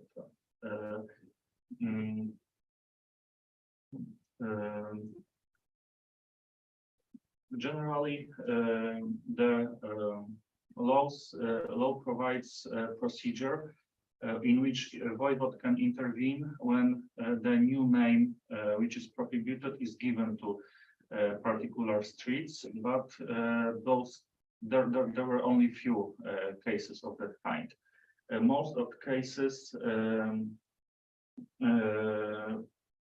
connect to the transitional regulations, Article 6, which states that the names which were existing in the moment when the law went into action had to be changed by municipalities to new names of their choice, within 12 months.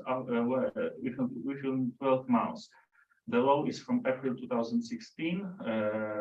It went into action 3 months later, so it was June 2017 when that was the deadline. After the deadline, voivode had 3 months to issue so-called substitute ordinance, changing band names that local government had not changed in that 12 months period. What is important, the law directed the voivodes to obtain the opinion of Institute of National Remembrance, IPN, if that name should be changed according to the decommunization. The substitute ordinance was subject to appeal to provincial administrative court. The judiciary in Poland is 2 instances, so a party dissatisfied with the verdict of provincial court, both voivode or the local government, had the right to file cassation complaint to a Supreme Administrative Court. The average duration of administrative court proceeding in Poland is such that these proceedings should be already completed, so administrative court rulings can provide complete material to analysis.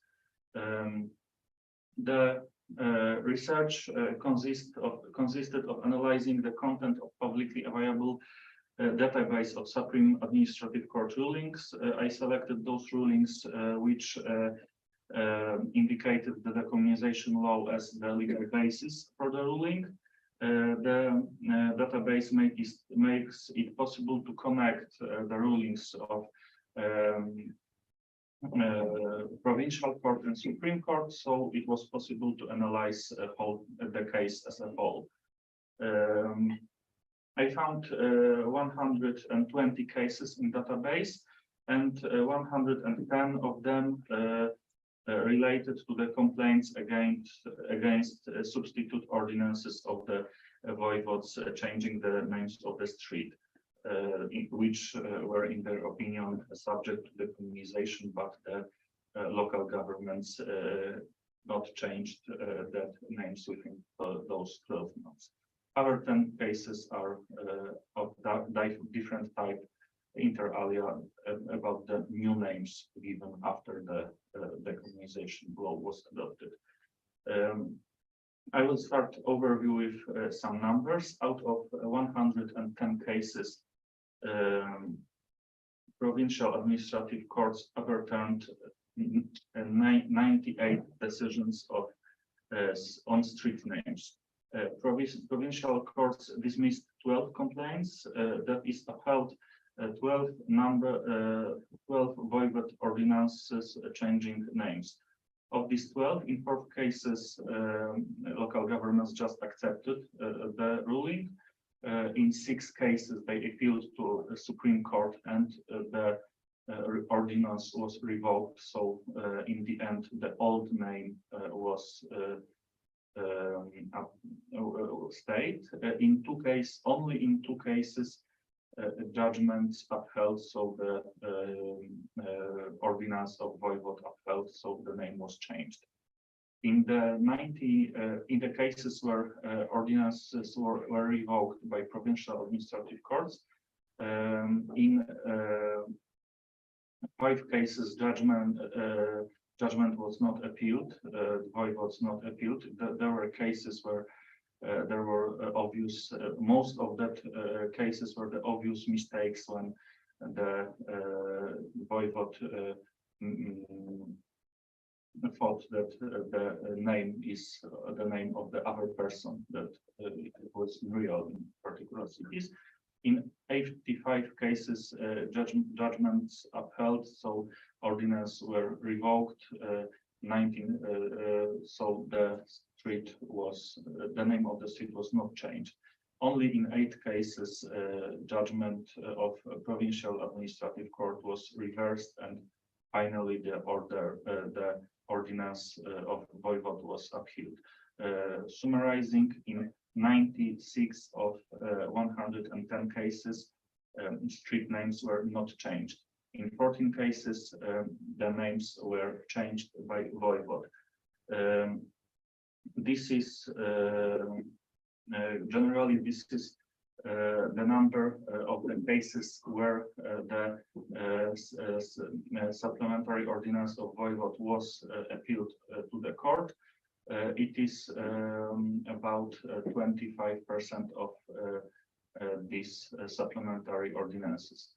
There were about 460 ordinances issued by voivods in Poland, and 110 of them were appealed to provincial administrative courts. The initial goal of research was to determine what decisions were made in the communization cases by administrative courts and to analyze argumentations they used. However, the analysis of courts cases also revealed interesting patterns in the actions of voivods in issuing orders and the Institute of National Remembrance, where it was providing those opinions. I would like to say a few words about them because it is also connected with further court proceedings.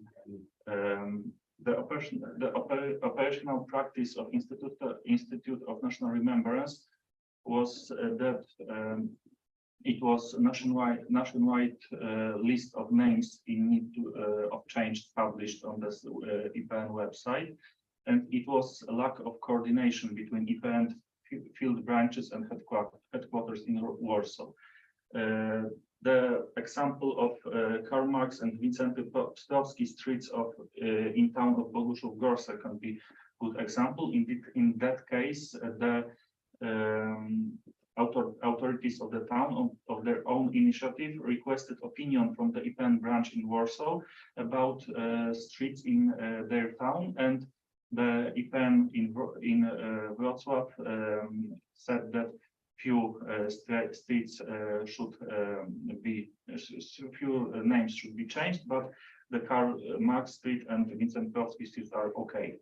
But then voivod asked for the list of the streets in that town, and then issued ordinances on changing of streets of Marx and Piotrowski, because it was based on opinion which was issued by the IPN in Warsaw.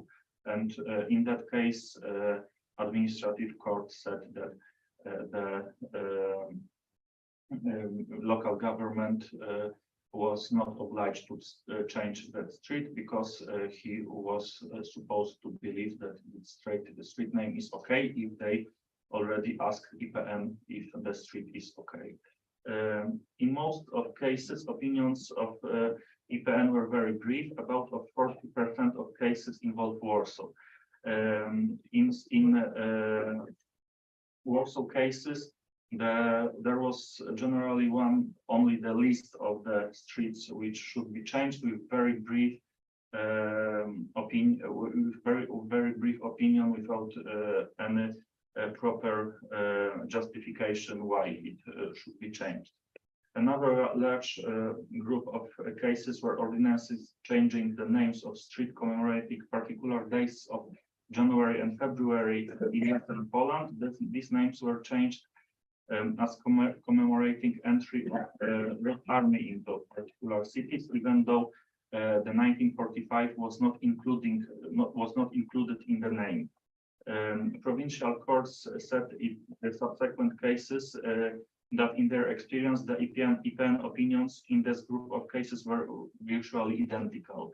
The lack of reference to the local context was another of the flaws in the opinions pointed out by the courts.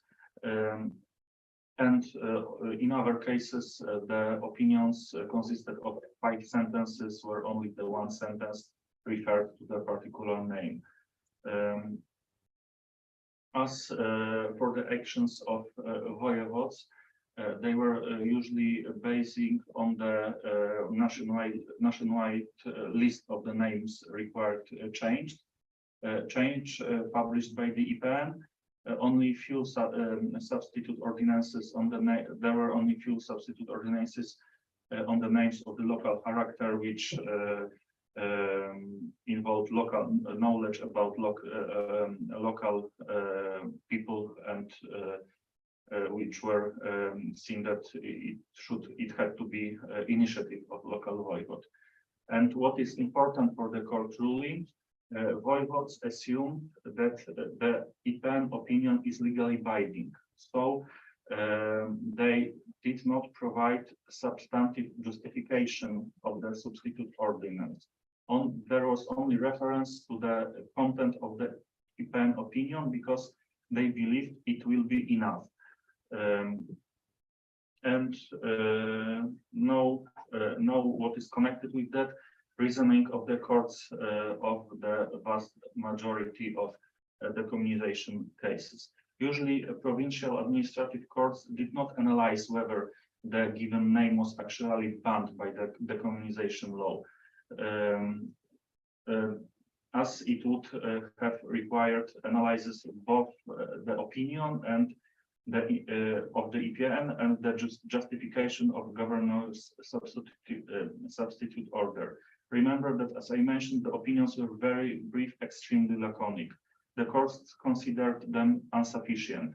So some of them pointed out that the letters set by the EPN lacked the characteristics of methodologically correct opinion, and their justifications were fictitious. So formally, they were not opinions from the legal point of view.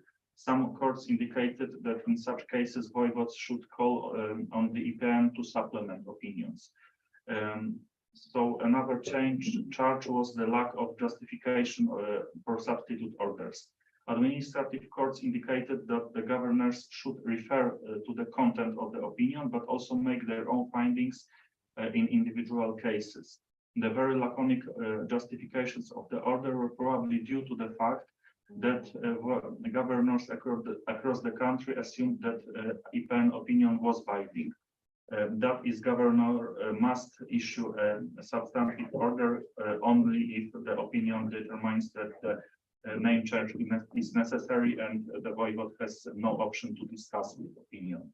Therefore, they did not drafted proper justifications. The courts, however, were anonymous that the voivode is obliged to request opinion from the EPN, but is not bound by its content. Therefore, the voivode should address the specific situation himself and not simply state that the name change is necessary because EPN thinks so. In cases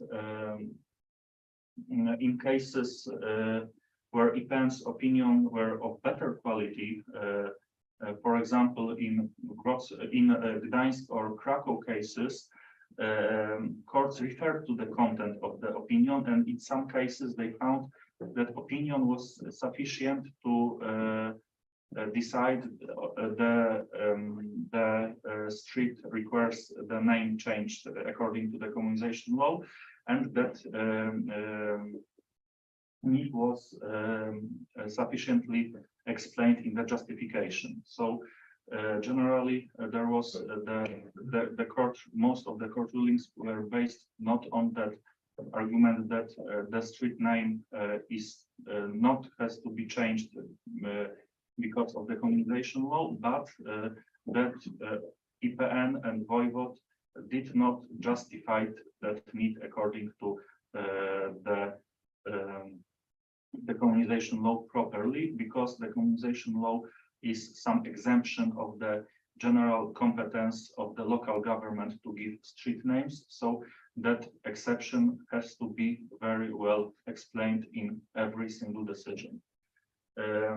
However, there are also some interesting things. The courts had not objection to changes in justifications for the names without changing the wording itself. For example, in the Dobre city, council passed a resolution that the name of a street of January 19 would now commemorate event related to beginning of the January uprising rather than the entry of the Red Army to the city. Voivod believed that it was circumvention of the law, but the court found such change sufficient. On the other hand, courts were not always satisfied with the local authorities' explanation that the name was connected with another event, such an end of the German occupation and not the entry of the Red Army. So we can see that administrative courts are strongly bounded to the formal aspects of proceeding. If there was a ruling of a city council that we changed the understanding of the name, is okay. If they explained that it is understood differently, it was not always okay.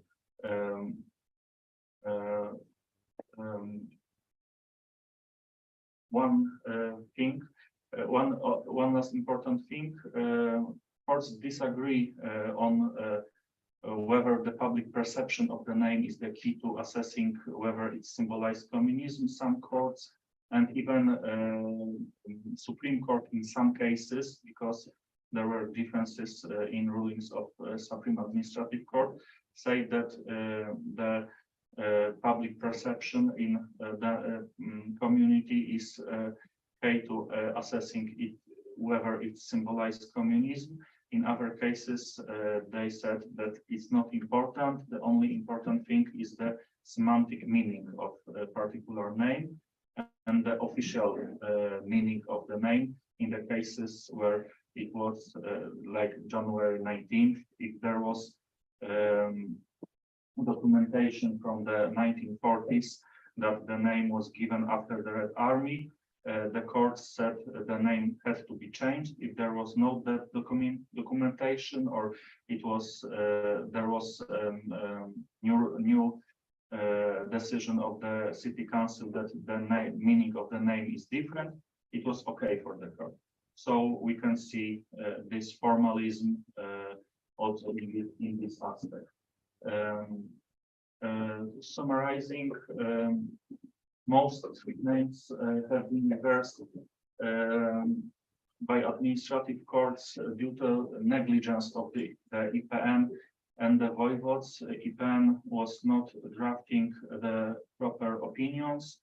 Voivodes believed that opinions are legally binding, so they did not draft proper justifications to their substantive ordinances. So the courts rarely addressed the actual necessity of changing the names of specific streets. That aspect was discussed maybe in 10 or 20% of cases. So we, in fact, we don't know how many decisions would have been upheld if they had been prepared correctly. So the in contrary to the media discourse, the decommunization of street names in Poland was highly revoked by administrative courts, not because the courts are against decommunization, but because of poor preparation of those proceedings by voivodes in Poland and by Institute of National Remembrance, because the draftings, the opinions and decisions were very poorly drafted. Thank you very much, and I hope that I met time limits. I think you were an example of how this can be done. Thank you so much. Let's take just a few minutes for the conversation, questions and comments. So, despite what you said about the number of reversals of decisions, it still seems to me, and please correct me if I'm wrong, that Poland really is the one country where this whole decommunization and renaming process has been organized in the most centralized fashion. And I'm wondering whether you know, I mean, comparatively speaking, you know of, because you know, I come from the study of war memorials rather than street renaming, so maybe this doesn't map directly on what you're doing, but in terms of war memorials, I'm certain that in all the other countries, even where the removal was relatively frequent, usually the decision remained with local municipalities. This was the case in Hungary, Lithuania, everywhere, Poland being the one exception. So I'm wondering, in the case of street renamings, do you know of any other cases where there was a similar attempt to organize the process in a centralized fashion like this? To be honest, I don't know any that kind of legislation in the other countries. I know some court cases when for example, I remember the case of in Ljubljana. There was they tried to give back Tito's name to some street, and it was even the Slovene Constitutional Tribunal ruling on that case, but I don't remember any legal act on that matter in any country. But I have to explain one thing. If the real decommunization took place in 90s, there was no time for historical introduction, but the vast majority of street names were changed as the grassroots initiative of local governments just in the 90s, just after 1989. So those streets are the little part which remained, also because they are more particular for two reasons. One, they were more controversial, like there were people who were known for their scientific or art activity, whereas there were also the members of Communist Party. Local governments decided that names could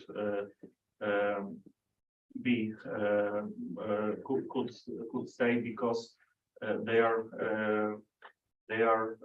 connected more with their scientific activity, not their Communist Party membership. And now in that second decommunization, there was centrally decided that those streets had to be changed.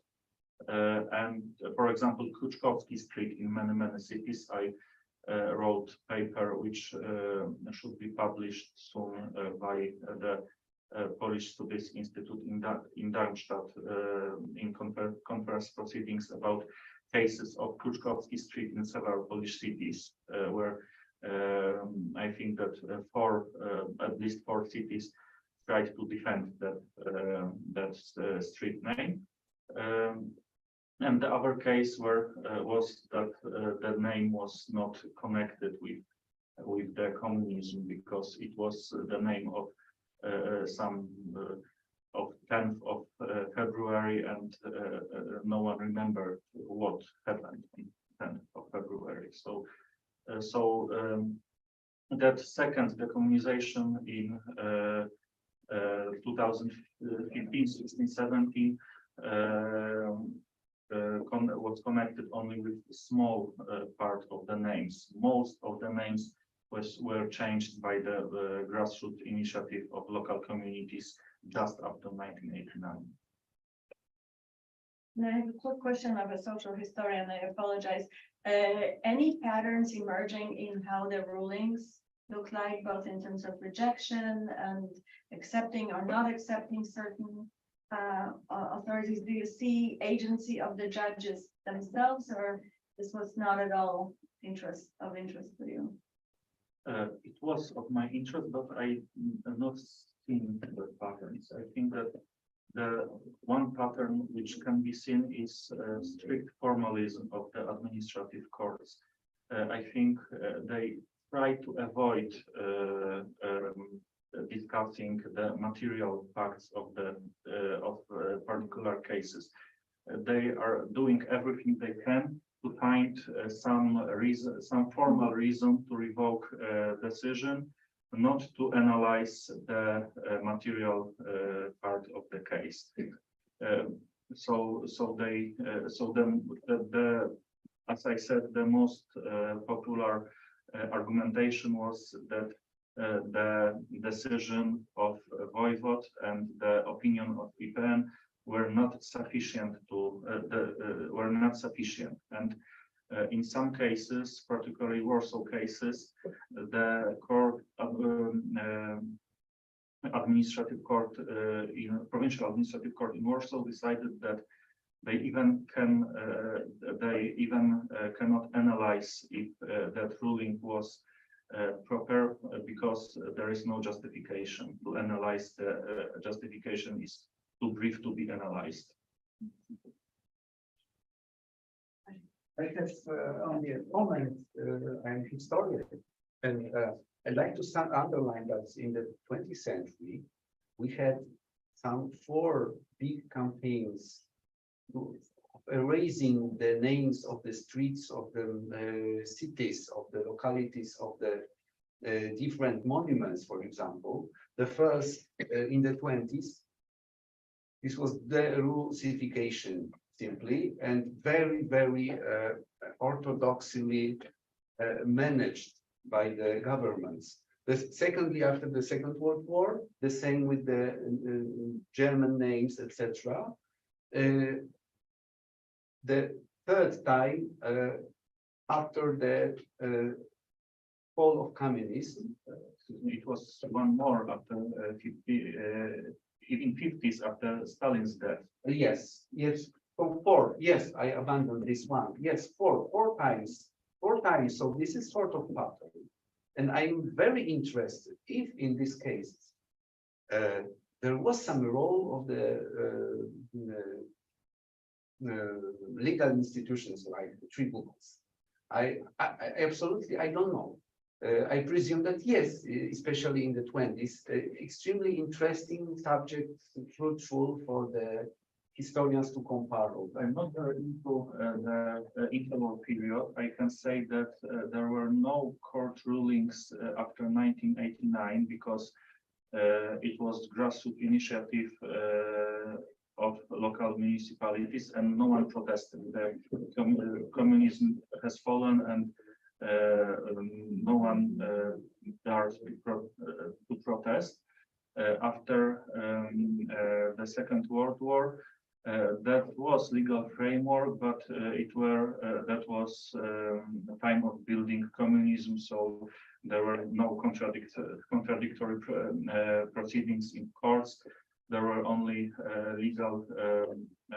there was only legal framework to establish new names. There were commissions. I have paper about the legal framework of on the law on recovered territories. So I can send you it later, but it was no time to discussing that the government has particular authorities has given the name, and that was all. So I can say that there were some cases when the first people who first came to some cities has given some names for the streets, usually the direct translations of German names, and then a particular special commission appointed by the law made another decision, and in all cases that decision of the commission was binding. I would like that paper as well. And I was going to ask if people who would be arriving into the newly recovered territories, if they tended to maybe recreate the urban space that they left behind. And sort of naming the streets, not the translation, but rather, the street. Yes. Zip, thank you very much. And we're moving on to the last, but not least. The day is always too short. So the last presenter is Paweł Kaczmarski, who is a PhD student at the Faculty of History of the University of Warsaw, interested in military history of the Great War and the collapse of Yugoslavia. He's currently working on a doctoral thesis about Polish military railways, 1918-1921, and we'll hear about this period, but I'm not sure if the railway. No. And I'm suspecting that, Piotr, are you the proud father? The floor is yours. Thank you very much. I would like to thank for possibility to sit here or standing here. I promise I will be short in my paper, as military history can be serious. I will try to stay it alive. It's a Polish War, 1990, 1920, or maybe Polish Bolshevik War, or Polish-Soviet War. It has so many names. I'm sticking to the Polish-Russian War, or Russo-Polish War of 1919-1920. Was a keystone, was a crucial event for the young Second Polish Republic. It was a deciding conflict on keeping independence freshly regained. It was deciding for shaping Polish eastern border, and it became some sort of founding myth of the Second Polish Republic. It was a subject of political fighting in the interwar period in 20s, 30s. And it became most important event for forming military doctrine of Polish army. After the Second World War, from obvious reasons, it became an obscure thing because it wasn't comfortable for our bigger brother on the east. It remained obscure till the 1980s, but the completely change was brought by 1999 and freedom of speech. Then the freedom of speech introduced make it possible to publish many books on many different topics, but also about Russo-Polish War, with different value, sometimes lesser, sometimes bigger. However, it was a huge change in comparison to almost completely silence about it during the communist period. But there was, if we try to look at it as a tool in politics of memory, the first thing will be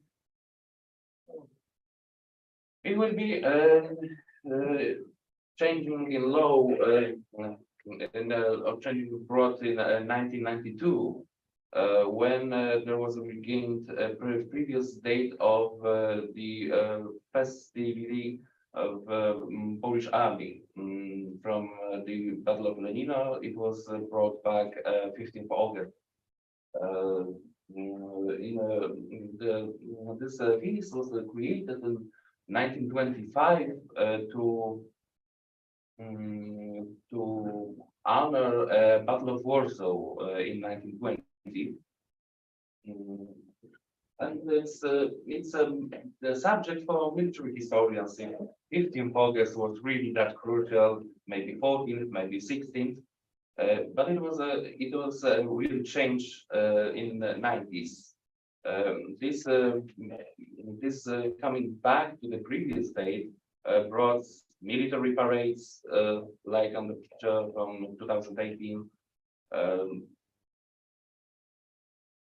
It's quite comfortable, it's quite useful for current Polish government to have feasts like that and parades like that, because it's helpful to promote and support a way of politics about strengthening the Polish army, making Poland great, making Poland more safe. If we look how it is a celebrated day, like last year in Warsaw, there were 3 entrances to museums connected in any way with independence or military. There wasn't a parade, however, last year. There were events in the entire country on whose Polish army could present for society their equipment.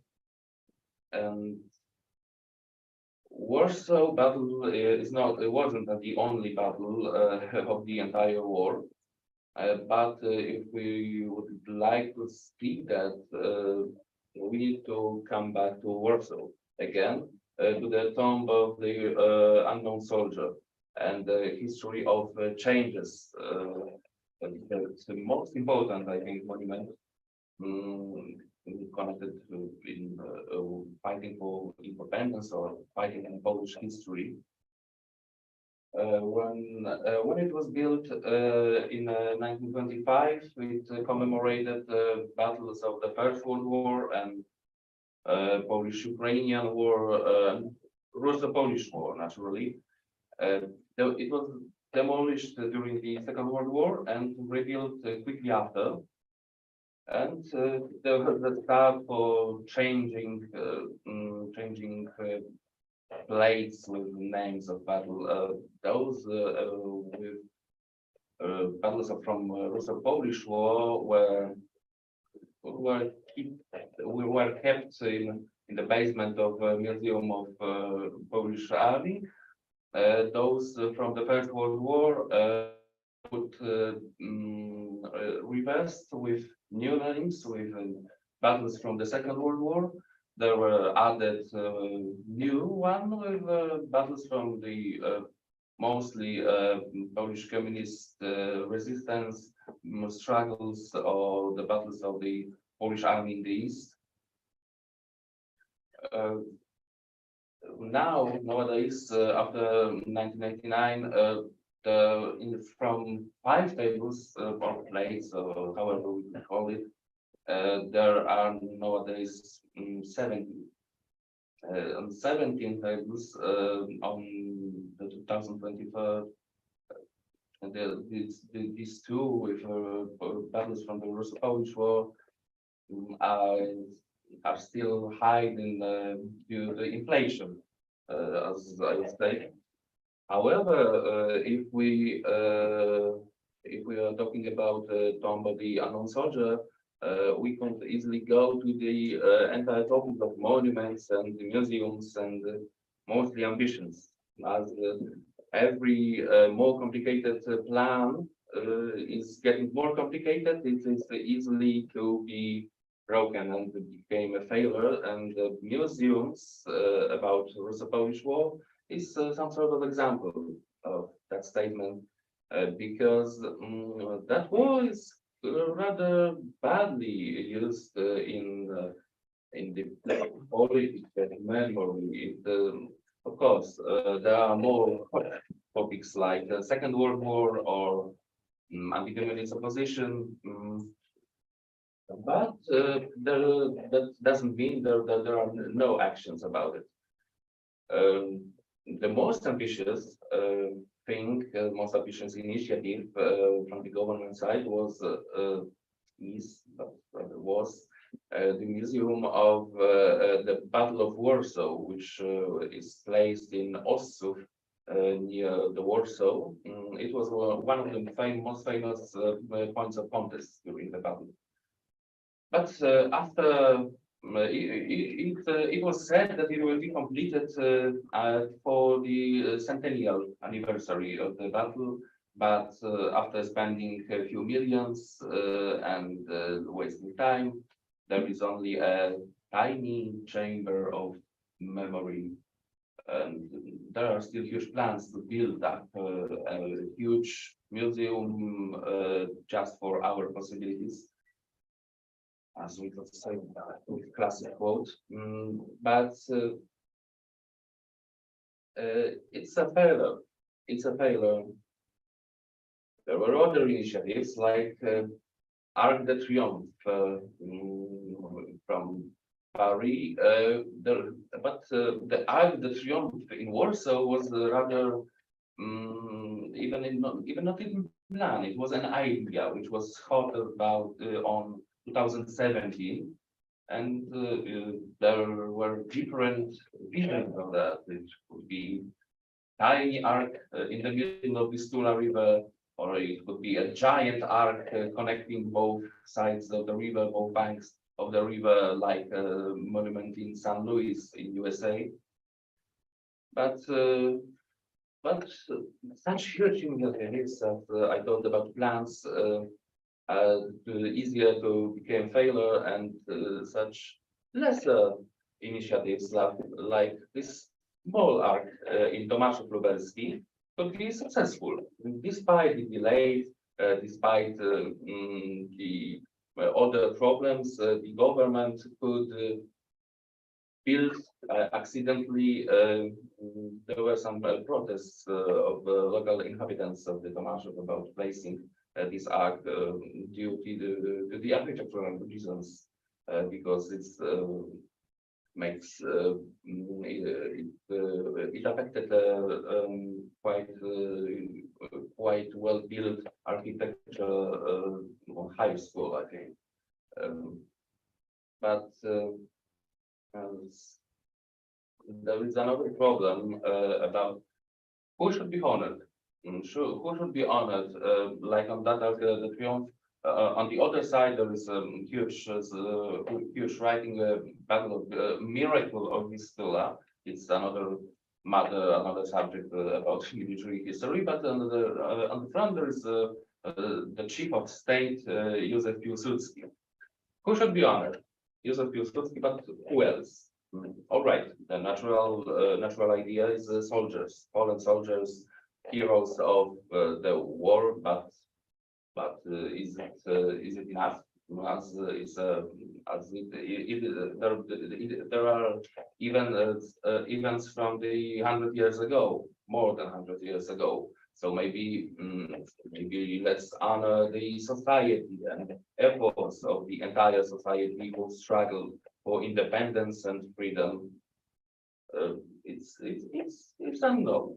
It may be announced things like that, but it says only an announcement. It's strange because there is no such complex narration about the 1920 war, such successfully imposed as there is in another more hot topics, as I said, things like I don't know, so-called cursed soldiers, or the vision of anti-communist opposition during the Polish People's Republic period. There are narrations that are successfully implemented, but not in that case. But it doesn't mean there is no narration, because there is, and it's quite boring.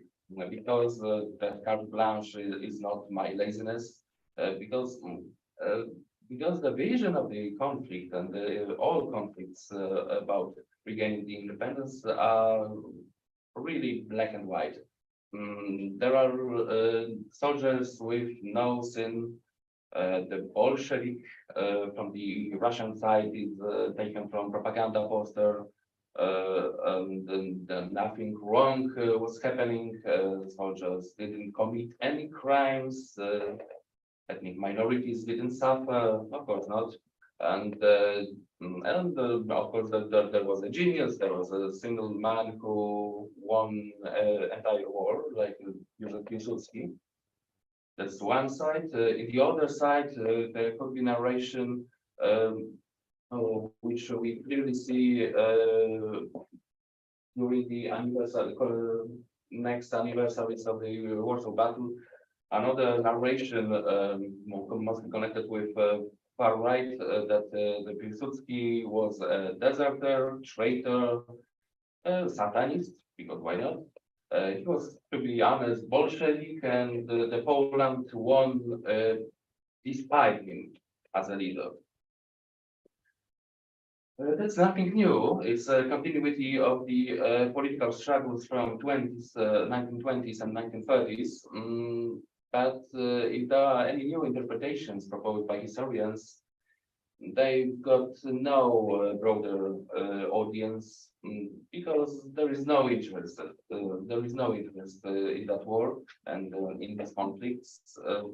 Maybe it's better, because in the other case we could read more fabulous books with writing with theses and strongly ideological, as it's possible to see sometimes in the bookshops. But if we are talking about narrations, I came to the conclusions clearly.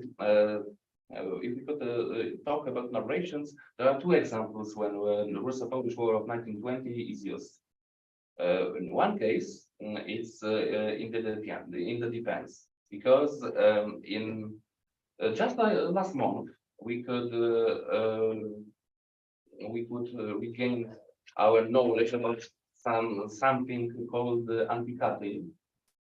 Because in Moscovite newspapers, Moscovite medias, reappeared the topic of Katyn as a Russophobic provocation aimed toward peaceful Russia, because it was committed by Germans. It was all right, and Poles shouldn't be mad at it, because they did much worse crime during the Polish-Russo War of 1920. That anti-Katyn was created 20 years ago, and it's still live, as we can see. But what it exactly is, there is a narration that Russian prisoners of war were murdered in prison camps during the war.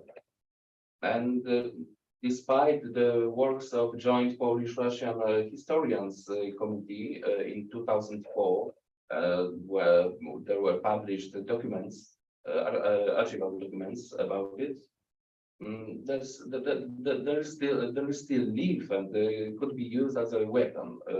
The trap about prisoners is that the death toll was high, around 20%. So in the numbers, like 16,000 prisoners died from the around 80-85, but it was due to the epidemics which were ravaging the entire country, like typhoid, cholera, or dysentery. But it is a topic which can be recalled. And there is a single, maybe not single, one or two examples when the Russo-Polish War is used in the politics of memory to defend. No, there wasn't like that, because in the trap is, from the Polish government perspective, I see only another one example, and it is Hungary. It is Hungary because, like on the portal we created due to the educational reasons, 1920.gov, or in TV news during the anniversaries, we can see such statements like existing in current Polish government politics, like a brotherhood or common history with Hungary. And during the 1920, like we can read on that portal, I recalled the Hungary saved Warsaw and the entire country by sending few million of rifle rounds.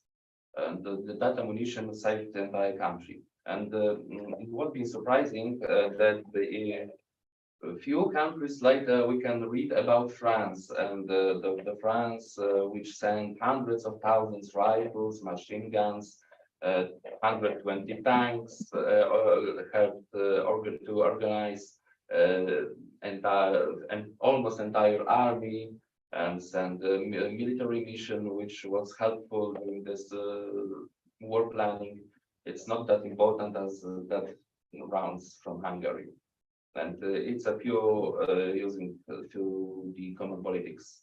But as I'm coming to the time limit, to conclude, it's a second great topic in current politics of memory because, as I said, there are more important things like Second World War, for example. If it is in use, it is shaped by such requirements like Polish-Hungarian Brotherhood and the relations with current Hungary. There was no point number 2, and it's not an accident because if there are any plans on building for example, huge museum about, there is no step number 2. It remains a plan. It may be even some millions of funds spent, but there is no continuity in it. It's kind of chaotic. And the common interest stays stable and rather low. And to conclude, to sum up, to end finally my paper, I want to call that state of things bad. It's not bad. This interest is stable and low, and it's a secondary topic because I'm also still very skeptical to the politics of history and or politics of memory. And if it became a first-rate topic, I'm full of worries that I will have a more big headache from reading such absurdity as I can read sometimes. Thank you very much.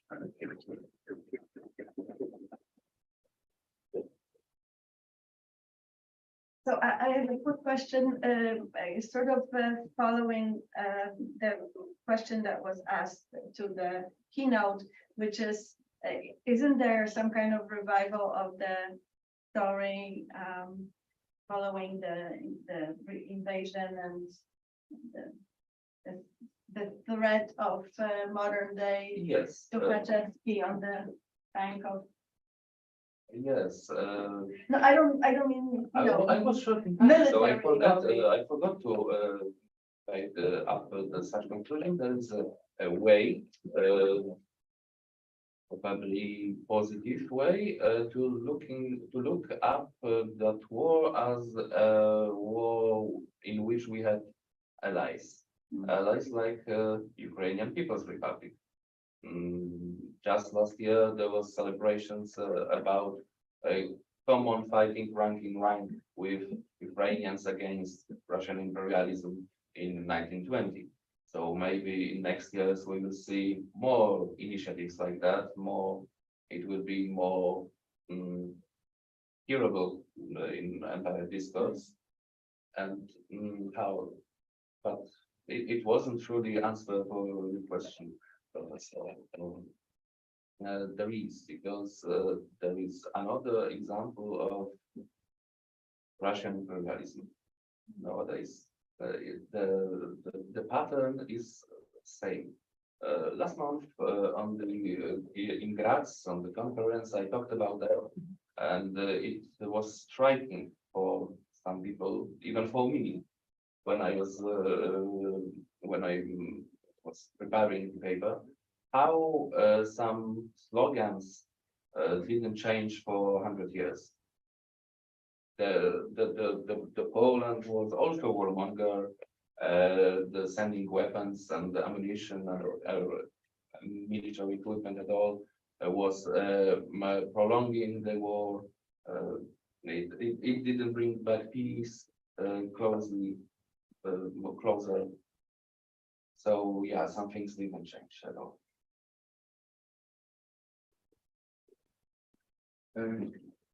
I have the impression that one of the reasons, maybe the most important, is like in the case in Romania, for many subjects, the communist system was sort of fringe.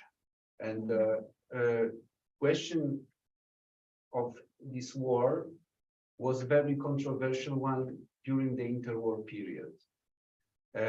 And was a lot of mystification, a lot of lack of information, a lot of different versions used on political ammunition, political tool, etc.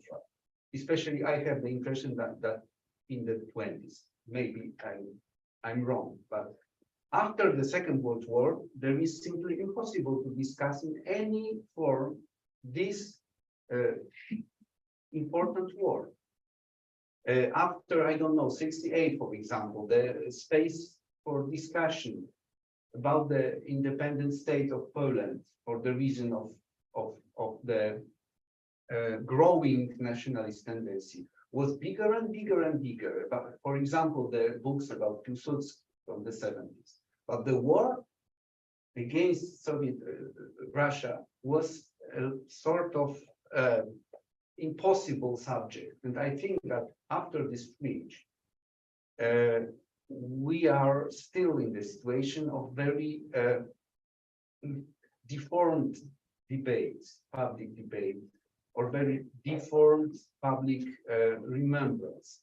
If can I use word deformed? What is deformed? What is formed? I don't know. But this bridge, I think, is to discuss until we are still in the situation of post. I totally agree, but I would like to add how we could maybe not fight with that, but how we can provoke a discussion about on that carte blanche, because Polish soldier never did anything wrong. All right, so let's believe in myth. Everyone was hero, everyone was war hero, but if everyone was war hero, that such heroism is really cheap. But it isn't. It's provocative, but I've got nothing to say more than provocative sentences.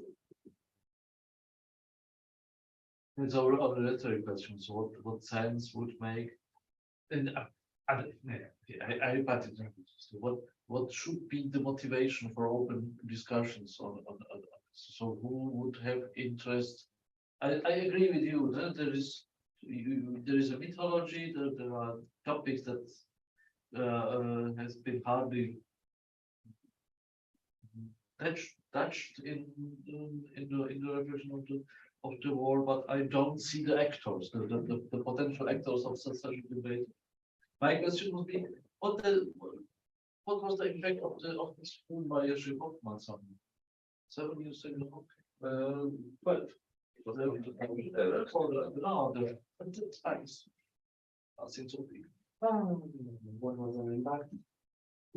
Wasn't any impact because I don't think so. Maybe bigger impact got military reenactments, which got higher popularity in that century. But even that movie didn't change.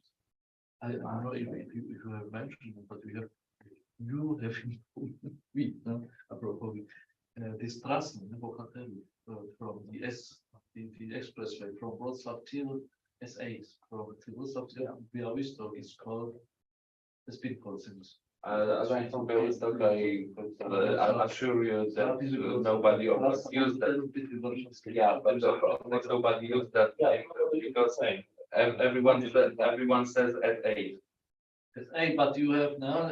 But if I try to, You have, but if I try to ask my navigation button, I haven't got even a car to let's drive with the road of the heroes of the Battle of Warsaw, and then the navigation will rise up against me. So I wouldn't even try. Yeah, that's I didn't speak at all about street names, and so but even street names aren't such influential about in 1920. There are not so many examples of honorific except the Battle of Warsaw, because as we know, the entire world looked like in 1919 there was no military actions. Maybe Vilnius was retaken from Russians. In 1920 there was operation on Ukraine, and Kyiv was taken, and later there was fighting with Budyonny in Ukraine, and then Mikhail Tukhachevsky teleported with his forces to the Warsaw, and there was only Warsaw battle. That's I am of course sarcastic, but that's the way how most of people, most of random society will talk about it and know the things. And if there is any battle, there is a Battle of Warsaw, and maybe there is a Battle of Warsaw Street, but nothing more.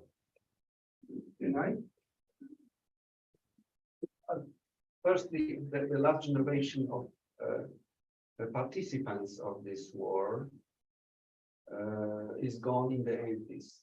Yeah. So before 89, I think this is after, this is sort of myth, this is sort of symbol, this is not at all vivid history. And the second, I see the potential of present war. Yeah. Like reviving this stereotype of barbarian East, of barbarian Russia attacking Europe, etc. All this situation of Przedmurze, how to translate it, like Antemurale, etc. This is the potential, and maybe with the development of the war, this potential will be used by the politicians. I don't know. Yes, I doubt it. You're right. I doubt that. According to me, the contemporary war will completely halt this war from 100 years aside. Because we Poles, sorry for the question, but the Polish public opinion is so emotionally involved with what is going on in Ukraine that I think for the next couple of decades, if you would like to find an example of how Russia is imperialistic country and destroy international order, so the future generation politician and historian will use rather this current events than from 100 years. So mostly I don't know, but it's only. Yeah, but I think I actually very much like what you, Pavel, mentioned, that Polish-Ukrainian collaboration, including military one, I think it has a potential for being activated. I don't know about future generations, global warming. It's always the case. But in 2018, I participated in a conference on Ukrainian-Polish cooperation during Russia-Polish War, 1920. And already at that time, so the Ukrainian side, it was conference organized by our embassy and the military museum of Ukraine Army in Kiev, so quite official. There was ambassador in this room, but already so 5 years ago, they so the Ukrainian politicians underlined this Polish-Ukrainian brotherhood in this war. Even more, they even invented the Battle of Zamość. Battle of Zamość, when the Ukrainian division was taking part. There were even ideas to present this Battle of Zamość as a turning point in this war. That Ukrainians was not a miracle of Vistula, but successful defending of Zamość helped the Polish army to make this counteroffensive. So it's already an ongoing process. We don't have to wait for that. Well, thank you very much. We have misuse your patience. We are almost 1 hour out of schedule. I would like to maybe one remembers. So 12 years ago, I had the pleasure to work at German Historical Institute in Warsaw, and during one conference, I had heard, I think, the funny description of the historians as Milo, that we are divided on 2 groups. One is the parachuters, the other is truthful finding. So parachuters, they have a very broad perspective from the sky, and then these truthful searchers that look at the special case. I think it was the case also on our today's conference. We have heard interesting papers from very different perspective, on the global perspective and local war, regional war, regional one, whatever it means, regional or national. There are amongst us historians, lawyers, political scientists, sociologists, of course. I hope that I saw this conference also meet the requirements of interdisciplinary approach. So first of all, I would like to thank all of the participants, especially Natalia, for helping me in managing this conference. But also I would like to thank you, IDM team, and my colleagues, Dr. Marcin Kain, who helped organize this conference, who corresponded with us. So thank you very much indeed for your and what more, I'm very encouraged by this discussion. This conference lasted longer than we expect, but maybe it would be not bad idea if we can meet here by Central, let's say next year, to organize another part of this. I think the fascinating discussion about this mixture of history and politics and culture in our part of Europe. So thank you very much indeed. So.